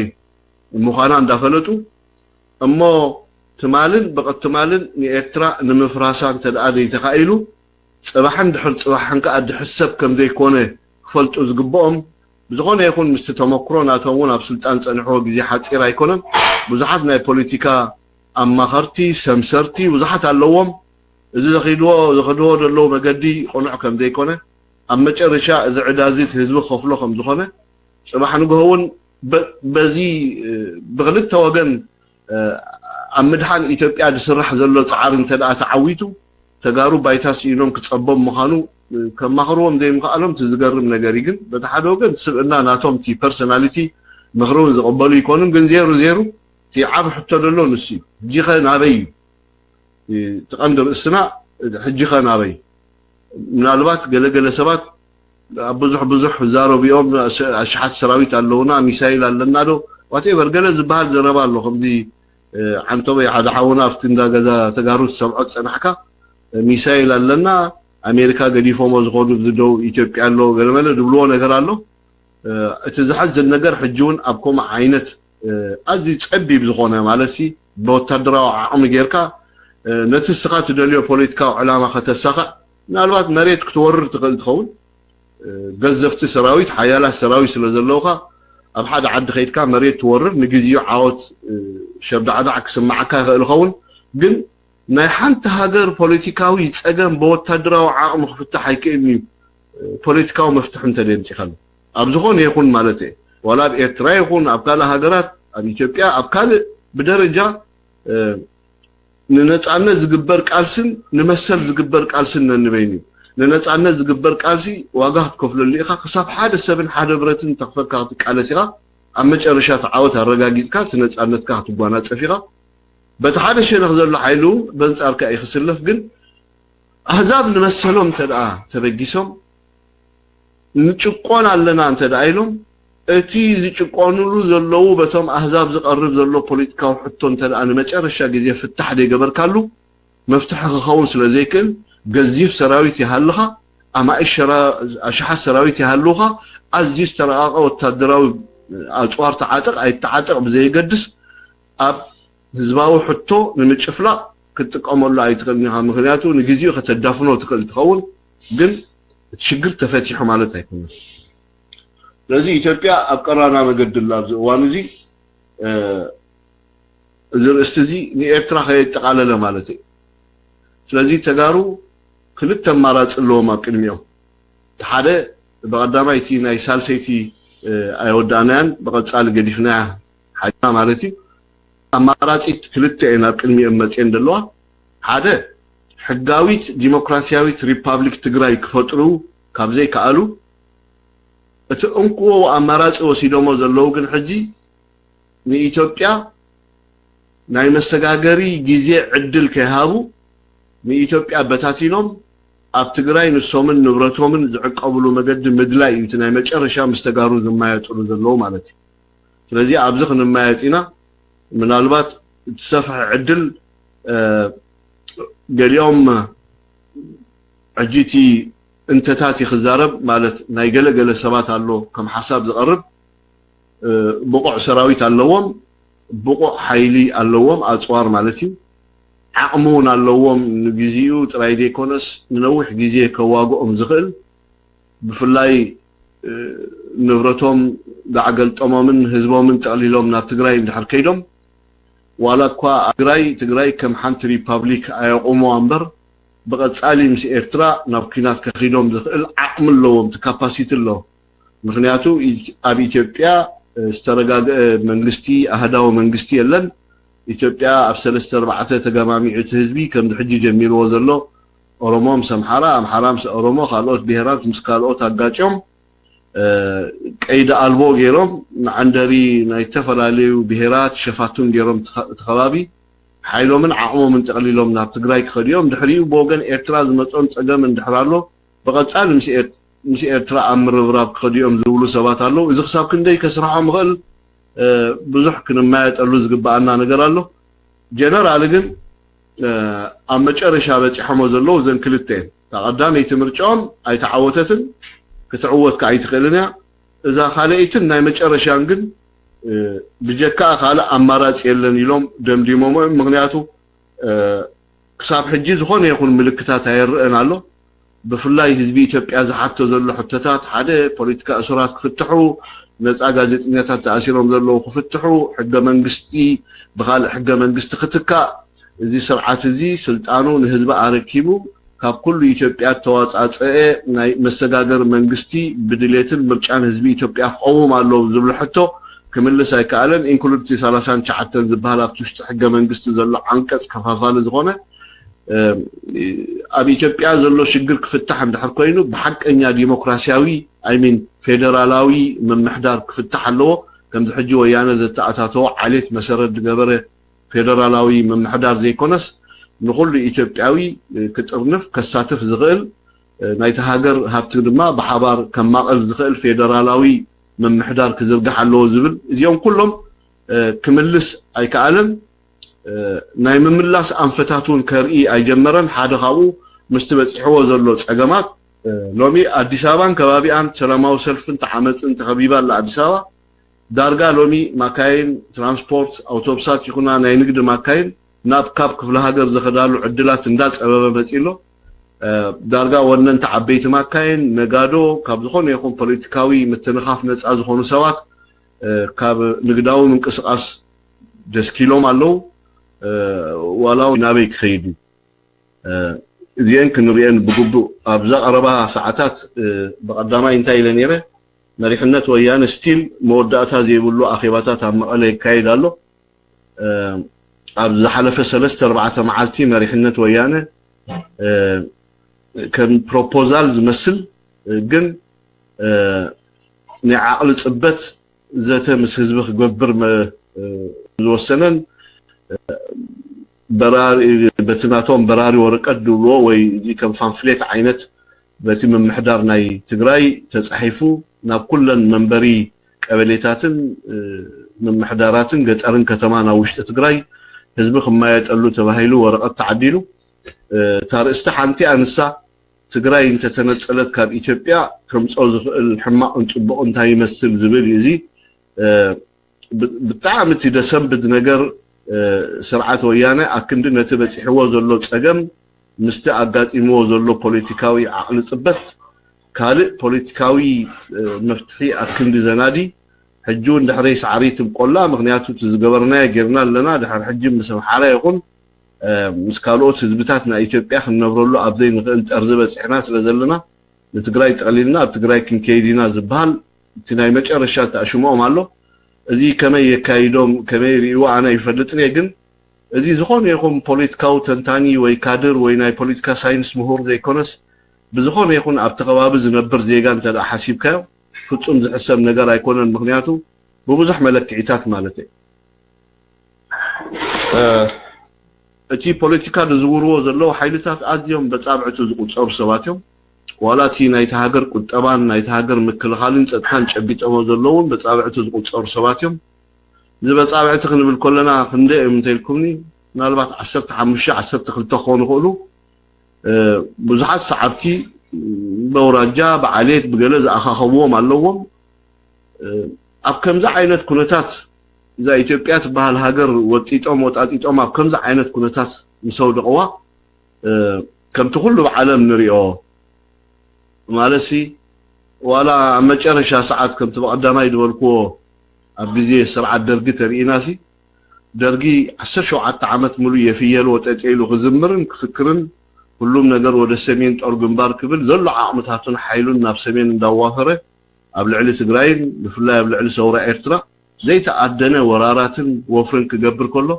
ኣብ መጨረሻ ግን ስርዓት ደርጊ ነዚ ኩሉ ድፍክሮ ነበረ ንዓም ብተመልከተለይ ሰውራ ኤርትራ ደምሲሰ ሓራ ኤርትራ ኣካል ኢትዮጵያ ክፈጥር ሓራ ዝኾነት ካብ ዝኾነ ይኹን ውንብድና ሓራ ዝኾነት ኣካል ኢትዮጵያ ዝኾነት ኤርትራ ክፈጥር ኢሉ ንዓለም ከምዚ ኣወጀ ኣብ መጨረሻ ግን ኣብ መጨረሻ ከምቲ ኩሉ ብዓለም ዝግበር ደርጊ ለቢሙስ ነቶም ኣብቲ እዋን እቲ ብረት ዓጢቖም ዝቃለሱ ዘለዉ ናይ ሕጂ መንግስታት ኮይኖም ዘለዉ ክልቲኡ ሃገራት ዘተ ይፀውዕ ሽግርና ብሰላም ንፍትሓዮ ምናልባት ኣብቲ ፈታትሓ ዝነበረ ሜካኒዝም ወይ ቴክኒካሊ ኣቀራርባ ነናይ ባዕሉ ትንታነ ወይ ታሪክ ክህልዎ ክእል ይኸውን ግን ብሓፈሻ እታ ኣዋጅ ንባዕላ ምስ ተቃወምቲ ሓይልታት ናይ ኤርትራን ምስ ተቃወምቲ ሓይልታት ናይ ትግራይን ምስ ክልቲኦም ኣብ ጠረጴዛ ዘተ ኮፍ ኣቢልና ክንማየጥ ንኽእል ናይሉ ካብቲ ሒዝዎ ዝነበረ መርገጽ ተለሳሊሱ ናብ ከምኡ ምቕራቡ ዘርእየካ እንታይ እዩ እቲ ዘይተርፍ ውድቀት ከጋጥም ከሎ ካብ ሃገር ትበታትን ህዝቢ ንስደትን ንኹይናትን ካብ ዝኣቱ ኣብ መጨረሻ ይከኣል እንተኾይኑ ምስቶም ብረት ዓጢቖም ዘለውን ወይ ተቃወምቲ ሓይልታት ዝብሎም ኣብ ሰዓቲ ክማየጥ ምርጫ እዩ ነይሩ እዚ ብድፊት ናይ ዓለም ይኹን ብእምነት ናይቶም መራሕቲ ናይ ደርጊ ተገይሩ እንታይ ኮይኑ እዩ ሕጂ ኣብ ስርዓት ወያነ ከምኡ ዘይግበር ስለምንታይ ስርዓት ወያነ ከምኡ ዘይገብር ዲት መለክዒታት ይፈላለዩ ፍጻመታት ይፈላለዩ ገበናት ይፈላለዩ ግን ስርዓት ወያነ እንታይ እዩ ከምኡ ዘይግብሮ ምክንያት ማለሲ ናበይ ይደፍኦ ኣሎ ትማሊ ኣብ ኢሉ ኣባቦራ ዝበሃል ወይ ናይ ቀደም ኣፀዋውዓ ኢሉ ባቡር ዝበሃል ቦታ ንነዊሕ ግዜ ብሕላይ ድሕሪ ስልጣን ወያነ ስልጣን ድሕሪ ምሓዝ ናይቲ ከባቢ መሬት ተማሲሖም ናይ ኣዝዩ ብጣዕሚ ዓበይቲ ሰፋሕቲ ዝኾኑ ናይ ቡን ሕርሻታት ሒዞም ዝፀንሑ ተጋሩን ኣብ ተፈላለየ ንግዳዊ ስራሕ ተዋፊሮም ዝፀንሑ ተጋሩን ኣብ ልዕሊኦም ናይ ቅትለት ናይ ከትሪ ናይ ምዝራፍ ገበናት ጉምቲ ተወሲዱ በቲ ህዝቢ እዚ ናበይ ከይድ ከም ዘሎ እቲ ፖለቲካ ሃሁ ናይ ኢትዮጵያ የርእየካ ኣሎ ኢቭን እውን ወያነ ነቶም ትማሊ ሳላና ኣጅኹም ድላይኩም ግበሩ ኢሉ ኣብ ተፈላለየ ከርብሖም ዝኽእል ዝረብሕሉ ቦታ ብሽም ኢትዮጵያዊነት መሬት እንዳማቱ ገቢቱ ናይ ንግዲ ትካላት ወሲዱ ብሓለፋታት ፍሉይ ረብሓ ክረኽቡ ዝፀንሑ ተጋሩ ሎሚ ከድሕኖሙን ኣይከኣለን ማለሲ ብውሕድ ዓቕሚ ዋላ ንሕና ኣለናልኩም ክብሎም ኣብ ዘይክእል ደረጃ በፂሕ ኣሎ እዚ ምስክን እንታይ ኣብ መጨረሻ ናብ ምንታይ ይኸይድ ስርዓት ስለምንታይ ስርዓት እዚ ኢትዮጵያ ካብ ዝበፂሓቶ ዘላ ቀራና መገዲ ካብኡ ላዕሊ ሕማቕ ክትበፅሕ ኣይትኽእልን እያ ምክንያቱ እቲ ዝኸፍአ መድረኽ በፂሓቶላ ቋንቋ ወይ ብሄር መሰረት ዝገበረ ግጭታት ንሪኦ ኣለና እዚ ንዓለም እውን ምልክት እዩ ስለምንታይ ስርዓት እዚ ኣብ ከምዚ ዓይነት ደረጃ ንዝበፅሐት ሃገር ሕጂ እውን ተስፍኡ ከይፀንቀቐ ዝሓዝና ሒዝና ብፍላይ ኣብ ውሽጢ ኣዲስ ኣበባን ካልእን ከምቲ ሓደ መዓልቲ ዝበልኩኹም ብዝያዳ ሎሚ ዝድፈኣሉ ዘሎ ኩሎም ተጋሩ ዝንቀሳቐስ ንብረቶም ንትግራይ ክወስድዎ ከም ዘለዎም ከምኡውን እቲ ብዓቕሚ ዝደኸመ ክወፅእ ዘይክእል ድሓር ማለት እዩ ናብ ትግራይ እንተኸደ ተባሂሉ ኣብ ከባቢ ኣዲስ ኣበባ ዝርከብ መናሃርያ ዝበሃል ናይ ኣውቶቡስ ተራ ዳርጋ ንመቐለ ዝኸደ ኣውቶቡሳት ተሳኢነን ብሪጋ ማለት እዩ ብሪጋ ዳርጋ ንመቐለ ዝኸደ ኣውቶቡሳት ከምዚ ቀደም እንታይ ዝበሃል ቲኬት ኣይሮፕላን ከተቆርፅ ሪጋ ትሕዝ ገለመለ ንመቐለ ዲኻ ክትከይድ ንደሴ ዲኻ ክትከይድ ኖርማል ንግሆ ከይድካ ابتشعو ام مسمر زلو اوتوبسات نورمال تسعيلكا تخيل اجر مقدنو انداملا مقد زغدا زنبر اوتوبسات لومي اوتوبس دارغا يلم كوينو مقاله مالتي تمزجيبكا ወይ ብናይ ካልኦት ብትፈልጦም ተሓጋጊስካ እንተደይ ኮይኑ ብናይ ጽዕነት ከም ተቀደም ብትግልካ ሻንጣኻ ልዒልካ መናሃርያ ኸይድካ አውቶቡስ ናይ ትግራይ ክትረክብ ኣይትኽእልን ኢኻ እንታይ የምጾ ዝኹሉ ናብዚ ኩሉ እዚ ሓራይቲ ንብረት ክትወስድ ትኽእል ማካይን ኣውደ ጥረኻይን እንዳዘወርካ ትግራይ ክትወስደን ትኽእል ዋላ ደኻኩንዲ ትካላት ተለካውን ዋላ ንምንታይ አበጣሕ ይኹን ኣብ ኮንቴይነር ጸጽዒንካ ክትወስዶ ትኽእል ኩሉ ትግራይ ክትእክቦ ትኽእል ግን ኣብ መጨረሻ እንታይ ኢኻ ክትገብሮ እንታይ ኢኻ ክትገብሮ ኣነ 34 ማካይን ናይ ጽዕነት ተዳኣጥሪ ኮይነ ማእከል ኢትዮጵያ ካብትን ዘራሪፈ ከም ትግራዋይ ጽባሕ ንግሆ ናብ ትግራይ ምስ ወሰድኮ ዝንብረት እዚ እንታይ ኢኻ ክትገብረን እንታይ ኣሽንኳይ ዶ ብኣማኢት ኣሽሓት ወይ በሽሓት ቁፀራ ናይ ጽዕነትን ናይ ነዳድን ማካይን እንታይ ኢኻ ክትገብሮ ኣው ማለሲ ኣብ ትግራይ እንታይ እንቅስቃስ ስለ ዘሎ እዩ ኣው ኸይድካ እንታይ ኢኻ ክትገብር እንታይ ተዓሚቱ ስርዓት እዚ ቁሩብ ክሪኦ ክፍትሾ ዝግብኦ ነገር ኣለዎ ማለት ብደፎ ደሓፍት ምጽብጻብ ኣሃሉ ኣይሃሉ ብዘይገድስ ግን ከይድካ ናኡስ ኣብ መጨረሻ እንታይ ኢኻ ክትገብር ዝዓብ ሕቶ እዩ ካልእ እቲ እንኮ መፍትሒ እዞም ሰባት እዚኣቶም ካብ ቁለብ ወፃኢ ኣቦሁ እንጀራና ኣቦሁ እንጀራ كافر تبيت عليه كتحدد بخليره عيشنا تقره نعكتنا عمره نعكتنا عمره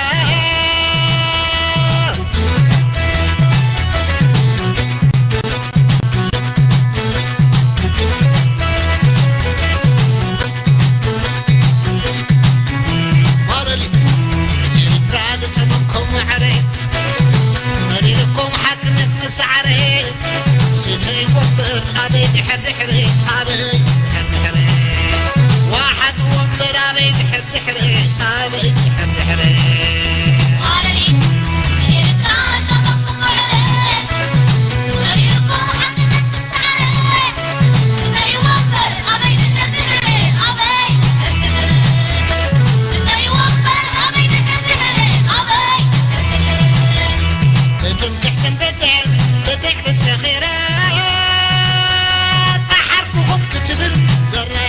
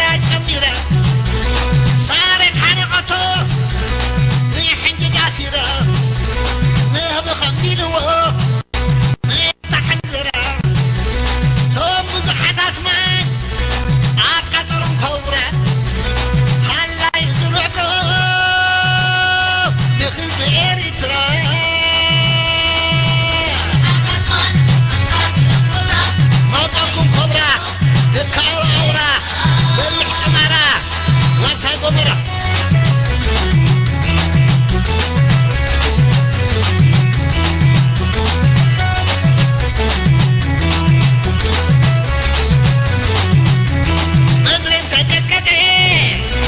انت تعنوتي كاب حرمات زدزف داينا دور تمتي الله جبني حزبي صوم عجرقتي وانت حدنتنا زي زبطيكتي الله كالو ورسي انبا تفلتي ازات عقمري كابو خرنقوتي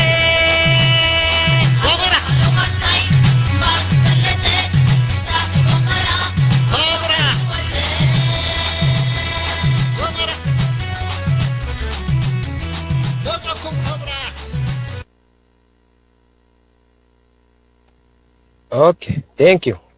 اسك حدا نبل حدا اسك حدا نبل مجمرتها حدا اوكي ثانك يو اما لما انت بروجرام عندنا مالتي ودي طابا كم تقول لك زي زغبرو لما انت سنبت ما بروجرام يحزنا مزيدو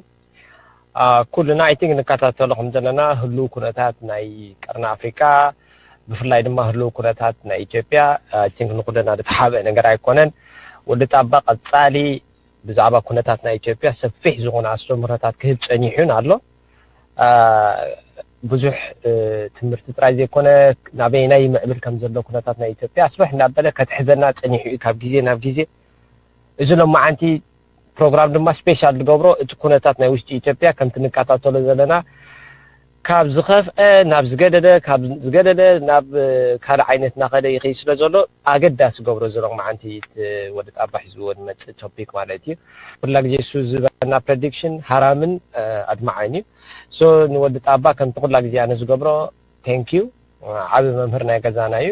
ሓደ ካብቶም ኣዝየ ዘድንቆም መምሃር ናይ ዝገዛ ኩላ ግዜ ፅን ኢለ ዝሰምዖ እዩ መብዛሕትኩም ሰባት ኣብ ፌስቡክ ዘለኹም ኣሕዋትና ኮኑ ኣብዚ ትመፁ ኩላ ግዜ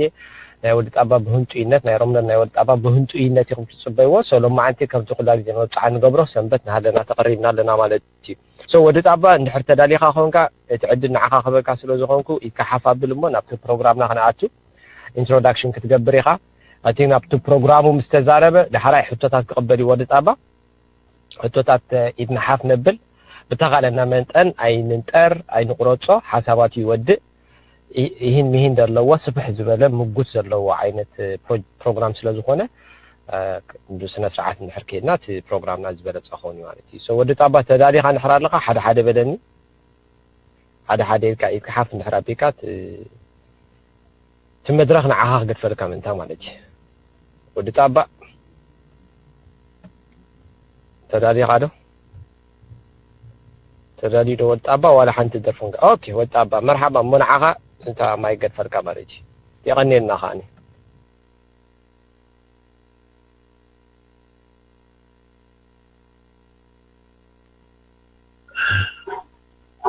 انا كاود جزاي بزح كن مسغانا دليني كون بيني يغورو نغير كا يلن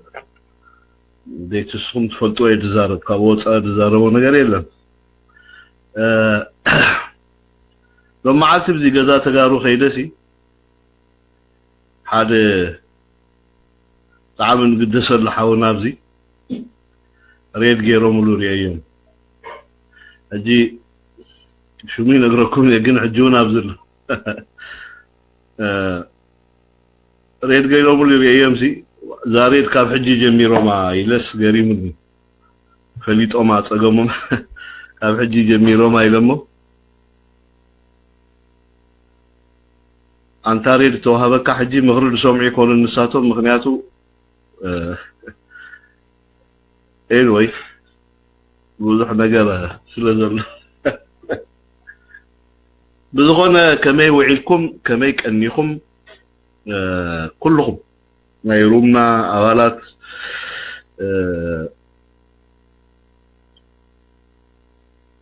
الفيسبوك زلهم كا أولاتنا إرتراويان كلهم مالته زي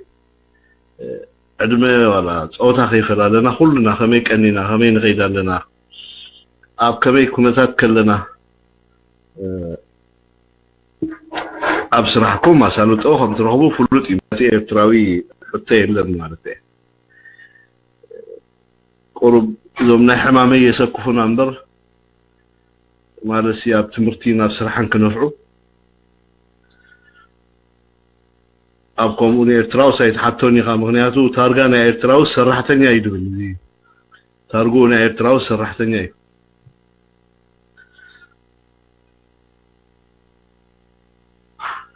ብዝኾነ በቀዳማይ መደብና አንጠልጢልና ዝገደፍናዮ ነይሩ ናብ ሎሚ ብቐጻሊ ምስቲ ኩነታት ናይ ከባቢና በጽሕዎ ዘሎ ፖለቲካዊ ምዕባለ ጸጥታዊ ምዕባለ መጻኢና እንታይ ክመስል እዩ በበውግና በበዓቕምና ኢና ክንሪኦ ቀኒና ማለት እዩ ግን ሓደ እዋን ንኹሉ ኤርትራዊ ዝስምዖ ሓደ ስምዒት ኣሎ ምክንያቱ ካብቲ ዘጋጠማ ሽግር ነቲ ሃገር ዝነቅል ስምዒታት ኣሎ እቲ ሽግር ኩልና ከም ንፈልጦ ጠርዙ ዝስሓተ ወይ መስመሩ ዝስሓተ እዩ ብዝኾነ ይኹን መለክዒ ክውንነት ደይብሉ ዋላ ኣብ ሓንቲ ገና ተወለደት ሃገር ክፍጸም ኢልካ ደይሕሰብ ዓብይ ብዓለም ደረጃ ዝተገብረ በደል እዩ ስርዓት ወያነ ጥራይ ዘይኮነስ ብዓለም ደረጃ የቕረዘ የባህሎ ብዙሕ ሓጢኣት ተሰሪሑ ብልዕሊ ኤርትራ ሶ ናይ ኩሉ ድማ ኣብ ልዕሊ ኤርትራ ተፈጸመ ጌጋ ወይ ገበን ሓጢኣት ብምሉእ እንብሎ ኣብ ልዕሊ ህዝቢ ኤርትራ ወይ ብፍላይ ከዓ ኣብ ልዕሊ መንእሰይ ወሪዱ ዝኩሉ ጸገማት ማለት እቲ ኣደራዕ ናይ ዝኩሉ ጸገም ትመንእሰይ ተሸኪምዎ ብኩሉ መዳያት ትርኢናዮ ማለት እዩ ትኩሉ ኣደራዕ ናይቲ ሃገር ትመንእሰይ ተሸኪምዎ ኣብ ሃገር ምክልኻል ኣብ ሃገር ምልማዕ ኮታ ኩሉ ኣብ ኩሉ ጽፍሕታት ተሃገር ትጠልቦ ነገር ትመንእሰይ ዋጋ ከፊሉ ስለዚ ብርዱእ እቲ ዘጋጠመ ሽግር ርዱእ ኮይኑ ግን ንሕና ከም ኤርትራውያን ሓደ እዋን ሰባት ከምዚ ለውሃት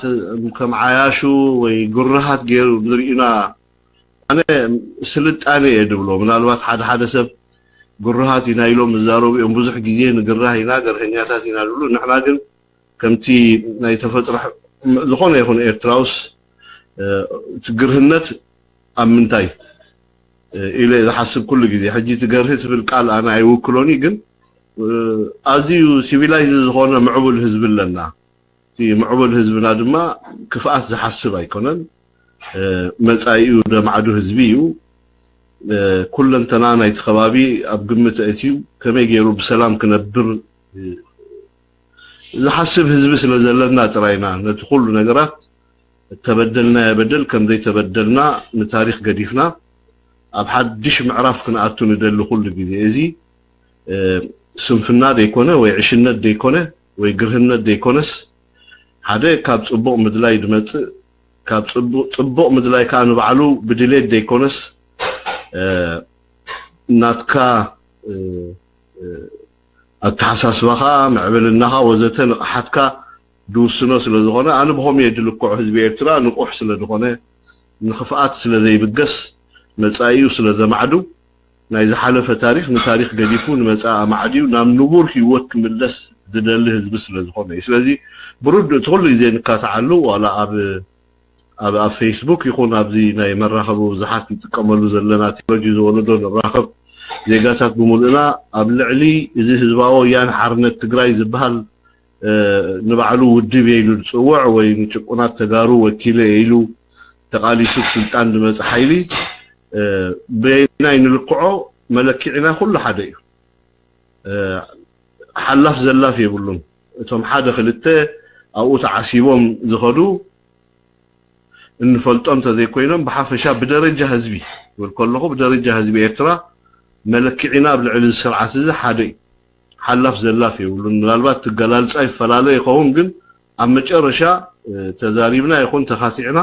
ኣብ ልዕሊ እዚ ስርዓት እዚ ንህቦ ነጥቢ ግን ማዕረ እዩ ዝኸውን እቲ መምዘኒና ሓደ ዓይነት እዩ ስለዚ ብዙሕ ግዜ ኣይትከራኸሩ ግዜኹም ኣይተጥፉ ምክንያቱ ፊቸሪቲ ናትና እንታይ ይመስል ሕጂ ወያነ ኣብ ሞት ዝርከብ ዘሎ ስርዓት እዩ ትልኽ ዝብል ዘሎ ስርዓት እዩ ምዝ ስርዓት እዚ ከምዚ ዓይነት ገይሩ ኢልካ ዘይኮንካ ግዜኻ ትቐትል ከምዚ ዓይነት ኣተሓሳስባ ወይ ፍልስፍና ዘለዎም ካልኦት ባእታታት ኣብቲ ከባቢ ከይመፁ ግን እንታይ ክትገብር ኣልካ ጥራይ እዩ እቲ ኦሪየንቴሽን ብምሉእ እቲ ዋላቲ ኣተሓሳስባን ሓትካን ይኹን ክትገብሮ ዝግባእካ ኣተሓሕዛ ንባዕሉ ክትማየጠሉ እቲ መድረኽ ከምኡ ይጠልብ እቲ ሰዓት ማለት እዩ ዳርጋ እቲ ዕዮ ገዛ ተወዲ ውዱ እዩ ምክንያቱ ብዝተፈላለየ መለክዕ እንተዳሪእኹሞ እቲ ዕዮ ገዛ ተወዲ እዩ ድሕሪ ሕጂ ወያነ ካብ ተሓሚምዎ ዘሎ ሕማም ክፍወሰሉ ዝኽእል ፖለቲካዊ ፈውሲ የለን ምክንያቱ እቲ ግዜ ንባዕሉ እቲ ዕድል ኣፅቢብዎ እዩ እቲ ዕድል ከልይዎ ምክንያቱ እቲ ዝነበረ ግዜ ብስልጣን ፀኒሑስ ነቲ ዝነበሮ ፖለቲካዊ ሕማም ክፍውሰሉ ዝኽእል ዕድላት ኣዝዮም ብዙሓት ዕድላት ሓሊፎም እዮም ኣይከኣለን ክገብር ኣብ ውሽጢ ኢትዮጵያ ይኹን ምስ ጎረቤት ሃገር ምስ ኤርትራ ክገብሮ ዝግብኦ ነገር ክገብር ኣይከኣለን እሱ ዘይምግባሩ ኸ ነዚ ሕጂ በፂሕዎ ዘሎ ሃዋሁ ክንኮለና ኣብ ተንጠልጠለ ከምዚ ዋና ደይብላ ኣብ መስጥሕ ክዳን ተሰጢሓ ቋንቋ ኮይና ትቕኒ ዝነቐፀት ክዳን ዋላ ሓመድ ትሰትገለ ከምኮም የድሪ ኣነ ምክንያቱ ሓንቲ ቆርበት ወጢርካያ እንደገና ኣስጢሕካያ እንተዳ ብግቡእ ዘይትካናኸና ኮንካ ቆርቢዓ ኣትተርፍ ንማእሲ ክትኮነካ ይትኽእል ንሰኣኒ ክትኮነካ ይትኽእል ንዝኾነ ንቁልፊ ትጠቕመካ ንኻልእ ነገር ኣይትጠቕመካን ምክንያቱ ሓንሳ እንድሕር ቆርቢዓ እታ ቆርበት ቆርቢዓ ማለት እዩ ስርዓት ወያነ ኸኣኒ ኣብ ከምኡ ደረጃ ዝበፅሐ ስርዓት እዩ ወጢርካዮ ፈዊስካዮ ተማይጥካ ክሕከም ዝኽእል ሕማም የብሉ ናብ ሰዓዚ ወዲኡ ፀንቂቑ ወዲኡ ወይ እቲ ግዜ ስለዚ እሞ እንታይ ዳ ክንገብር ዘለና ንሕና ሕጂ ኣብቲ ናቱ ዲና ጋማን ክንብል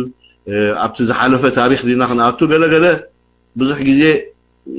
ኣሕዋትና ስለ ዝኾኑ ገለ ዝበሃል ዘረባታት ኣሎ እቲ ሕውነት ኣይ ቲንክ ኣነ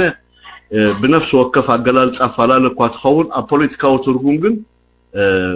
ገደብ ኣለዎ ማለት ሲ ሰውራ ኤርትራ ይኹን ህዝቢ ኤርትራ ምስ ህዝባዊ ወያነ ሓርነት ትግራይ ናይ ፖለቲካ ምሕዝነት ኣይነበሮን ናይ ፖለቲካ ዝምድና ኣይነበሮን ብደረጃ ፖሊሲ ብደረጃ መርገፅ ኸማን ክልቲኦም ክቃደው ዝኽእሉ ውድባት ኣይነበሩን ግን ናይ ሓባር ረብሓ ስለ ዝነበሮም ከምቲ ኩሉ ብዓለም ዝግበር ናይ ፀላኢ ፈታዊይ ስለ ዝኾነ ኣብቲ መድረኽ እቲ ጠልቦ ሰውራ ኤርትራ ይኹን እቲ ሰውራ ትግራይ ኣብ ከሰማምዖም ዝኽእል ጉዳያት ይሰርሑ ነይሮም ኣብተን 17 ዓመት ካብዚ ወፃኢ ግን ዲፕሊ ሰውራ ኤርትራ ይኹን ህዝቢ ኤርትራ ነዚ መሪሕነት እዚ ከምቲ ኣብ ካልእ ብዙሓት ሰባት ስንኩፍ ኣገላልፃ ዝገልፁ ኣለዉ ግን ንኩሉ ነገር ብልክዕ ተሓስካዮ ፅቡቕ ስለ ዝኾነ ዋላ እውን ናይ ሎሚ መንግስቲ ኤርትራ ናይ ትማሊ ሰውራ ኤርትራ ነዚ መንግስቲ ናይ ሎሚ መንግስቲ ናይ ትማሊ ኣብ ትግራይ ሰውራ ኢሉ ዝንቀሳቐስ ዝነበረ ውድብ ብዝተፈላለየ መልክዕ እንተደኣ መለክዕ ርኢናዮ ብሓባር ከቃልሶም ዝኽእል ናይ ሓባር ፀላእ ስለ ዝነበሮም እንተዘይኮይኑ ብዝኾነ ይኹን ስትራቴጂካዊ ይኹን ታክቲካዊ ይኹን ካልእ ብደረጃ መትከል ወይ ፍልስፍና ብሰማምዑ ወይ ተሰማሚዖም ብሓባር ክቕፅሉ ዝኽእሉ ኣይነበሩን እቲ ናይ ፅቡቕ ድማ ክልቲኦም ሒዞሞ ዝመፁ ፍልስፍና ነንበይኑ ብምዃኑ ክልቲኦም ሒዞሞ ዝመፁ እምነት ነንበይኑ ምዃኑ ታእንኮን ብሓባር ከተስርሖም ዝፀንሐት ናይ ሓባር ፀላእ ስለ ዝነበሮም ድሒሩ ኤርትራ ሓራ ምስ ወፀት ኣብ ክልተ ሃገርን ክልተ ዶባትን ምስ ተፈላለያ ኤርትራን ኢትዮጵያን ምስ ተባሃላ ብንጹር ርኢናየ ኢና እቲ ኣካይዳ ናይ ህዝባዊ ወያነ ሓርነት ትግራይን ኣካይዳ ናይ ህዝባዊ ግንባር ሓርነት ኤርትራን ብንጹር ተራእዩ ማለት እዩ ስለዚ እቲ ሓደ ነቲ ዝውክሎ ህዝቢ በቲ ዝጥዕሞ መገዲ ክመርሖ ይጅምር እቲ ሓደ ከዓ ከምኡ ማለት እዩ ኣብ መንጎና ተፈጥረ ምርፃም ከምቲ ዓንተወይ ዝበልክዎ ኣሃዳዊ ውድብ ኣይኮነን ክልተ ተፈላለየ ተሓሳስባ ዘሎ ንክልተ ዓይነት ፖለቲካዊ ፕሮግራም ዝመፀ ስለ ዝኾነ ሰውራ ኤርትራ ኣብ ልዕሊ ኢትዮጵያ ዝተኸተሎ ፖሊሲ ወይ መትከል ወይ እምነት እዚኦም ሕጂ ሰውራ ኤርትራ ዝኽተሎ ዝነበረ ኣብ ልዕሊ ኢትዮጵያ ብደረጃ ፍልስፍና ዘይኮነስ ብደረጃ ሓቂ ንህዝባዊ ወያነ ሓርነት ትግራይ ንምኹራይ ወይ ንተጋሩ ንኽኾሪ ተጋሩ ዝሓዝዎ ፖለቲካዊ ስልጣን ልዕልና ካብኡ ዝውለድ ከዓ ብዙሓት ረብሓታት ንምዕንቃፍ ዘይኮነስ ተሓቂ እቲ ታሪክ ንሱ ስለ ዝኾነ ኢትዮጵያ ከም ኢትዮጵያ ክትቅፅል ኣብ ኢትዮጵያ ዘሎ ሽግር ድማ ናይ ተጋሩ ጥራይ ዘይኮነስ ናይ ኣምሓራ ጥራይ ዘይኮነ ወይ ናይ ኦሮሞ ጥራይ ዘይኮነ ወይ ናይ ካልኦት ይዕበይ ንኣሱ ብዘይገድስ ኣብ ውሽጢ ኢትዮጵያ ዘለዉ ዝተፈላለየ ቋንቋን እምነትን ዘለዎም ሕብረተሰባት ዘይኮነስ ናይ ኩሎም ሽግር ስለ ዝኾነ ኤርትራ እቲ ኣብ ውሽጢ ኢትዮጵያ 130 ዓመታት ክኸይድ ዝጸንሐ ሽግር ናይ ኣህዛብ ኣብ ሓደ ጠረጴዛ ክፍታሕ ኣለዎ እምበር ብተናፀል ናይ ህዝቢ ትግራይ ጥራይ ሽግር ተፈቲሑ ተጋሩ ልዕልና ስለ ዝረኸቡ ዝምድናኣ ምስ ተጋሩ ኣጠናኺራ ኤርትራ ካብኦም ዝርከብ ረብሓ እንዳተረብሐት ዝሓሰበቶ ነገር ኣይኮነን ብግልባጡ ኢትዮጵያ ከም ኢትዮጵያ ሽግሮም ክፍታሕ ኣለዎ ዝብል እምነ እዚኣ እታ ቀንዲታ ፀገም ኩሉ ግዜ መልዕላ ማለት እዩ ስለዚ እዚ እንተደኣ ኮይኑ ንሕና ኩሉ ግዜ ኣብ ቆኑዕ መድረኽ ኣለና ማለት እዩ እዚ ንስለ ኤርትራዊነትና ንዛረብ ዘይኮነስ ወይ ንትምክሕቲ ንዛረቦ ዘይኮነስ ወይ ገርናሎም ኢልና ክንዛረብ ዘይኮነስ ስለቲ ሓቂ ኣብ ከምኡ ረጊፅና ስለ ዝኸድና እዚ ስርዓት እዚ ከዓኒ ኣብ ስንኩፍ መጻኢ ንመጻኢ ዘይጠመተ ንግዝያዊ ረብሓ ጥራይ ኣብ ዕንደራ ይኸይድ ስለ ዝነበረ ስርዓት እቲ ዕምሪኡ ንሪኦ ኣለና ምክንያቱ ሓደ ን17 ዓመት ዝኣክል ካብቲ ውፅዕ ድኻ ሓረስታይ ትግራዋይ ካብታ ዝረኽባ ብድርቂ ዝወሃቦ ሓገዝ ኣስኒቑ ንዘጋደሎ ህዝቢ ግደፎቲ ማእከል ኢትዮጵያ ዘሎስ ትግራይ ዘሎ እንተወሲድናዮ ንሓፂር ግዜ ተረባሒ ጌርካ ኣብ መጨረሻ ግን እቲ ህዝቢ ኣብ መፍትሒ ዘይብሉን መወዳእታ ዘይብሉን ጽልኢ ምስ ካልኦት ኢትዮጵያውያን ኣህዛብ ምእታው እቲ ዝኸፍአ ኣሰራርሓን ኣካይዳን እቲ ጌጋ ዝበሃል ማለት እዩ ስለዚ እሱ ስለ ዝኾነ ስርዓት እዚ ኣብዚ እዋን እዚ እቲ ዕምሮ ሓፂር ንሪኦ ኣለና እዚ ብኸመይ ኩነታት ክኸይድ ይኽእል እንታይ ዓይነት ፍትሓት ክመፅእ ይኽእል ኩሉ ግዜ ሽግራት ክፍጠሩ ከለዉ ፍታሕ ከተናዲ ከዓ ናይ ግድን እዩ ምክንያቱ ወዲ ሰብ ኣብ ፀልማት ኣይነብርን እዩ ኣብ ፀልማት ፀኒሑ ብርሃን ናይ ግድን ክርኢ ኣለዎ ምክንያቱ ፀልማት ምዃኑ ክፈልጥ ብርሃን ክርኢ ኣለዎ ስለዚ እዚ ዓለምና እውን ኣብ ምርጫ ዝተመርኮሰት ኣብ ተፈላለየ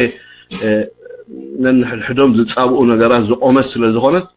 ዋላ እኳ ንሕና ምስ ተጋሩ ዘጋጠመና ክሕደት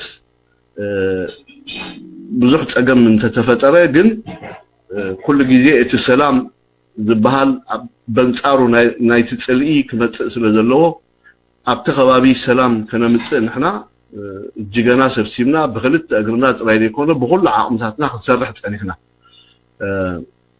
እዚኦም እዮም ሕጂ ነቲ ስርዓት እቲ ናብ መጨረሻ ናብቲ ፀገም ከውድቕዎ ምክንያቱ ስርዓት ኩሉ ግዜ ሰላም ኣይመርፅን እዩ ሰላም ዘይመርፀሉ ምክንያት ኣለዎ ንሕና ሰላም ንመርፅ ሰላም እነምርፀልና ምክንያት ድማ እዚ ካብኦም ሰኒፍና ወይ ሓሚቕና ወይ ንዝመፅእ ተፃብኦታት ንምምካት ፀገም ኣጋጢሙና ዘይኮነስ ኣብ ውግእን ኣብ ወረውግእን ኣብ ኩናትን ኣብ ዕግርግርን ክንበር ስለ ዘይከኣል ድሓርቲ ከባቢ ከዓ ንነዊሕ ግዜ ኣብኡ ይኹን ኣባና ይኹን ብኩናት ብዙሕ ተመዛበለ ህዝብን ተጎደአ ህዝብን ስለ ዘሎ ይኣክል ናብ ዝብል ኣተሓሳስባ ኢና ንኸይድ ስለዚ እሱ እንድሕር ኮይኑ ስርዓት እዚ ከዓ ኣብ ሽግር ክነብር እንተደኣ ዝደሊ ኮይኑ እቲ ኩሉ ግዜ ክእክቦ ዝፀንሐ ወይ ክነድቆ ዝፀንሐ ሽግራት ኣብ ውሽጢ ኢትዮጵያ ኣብ መጨረሻ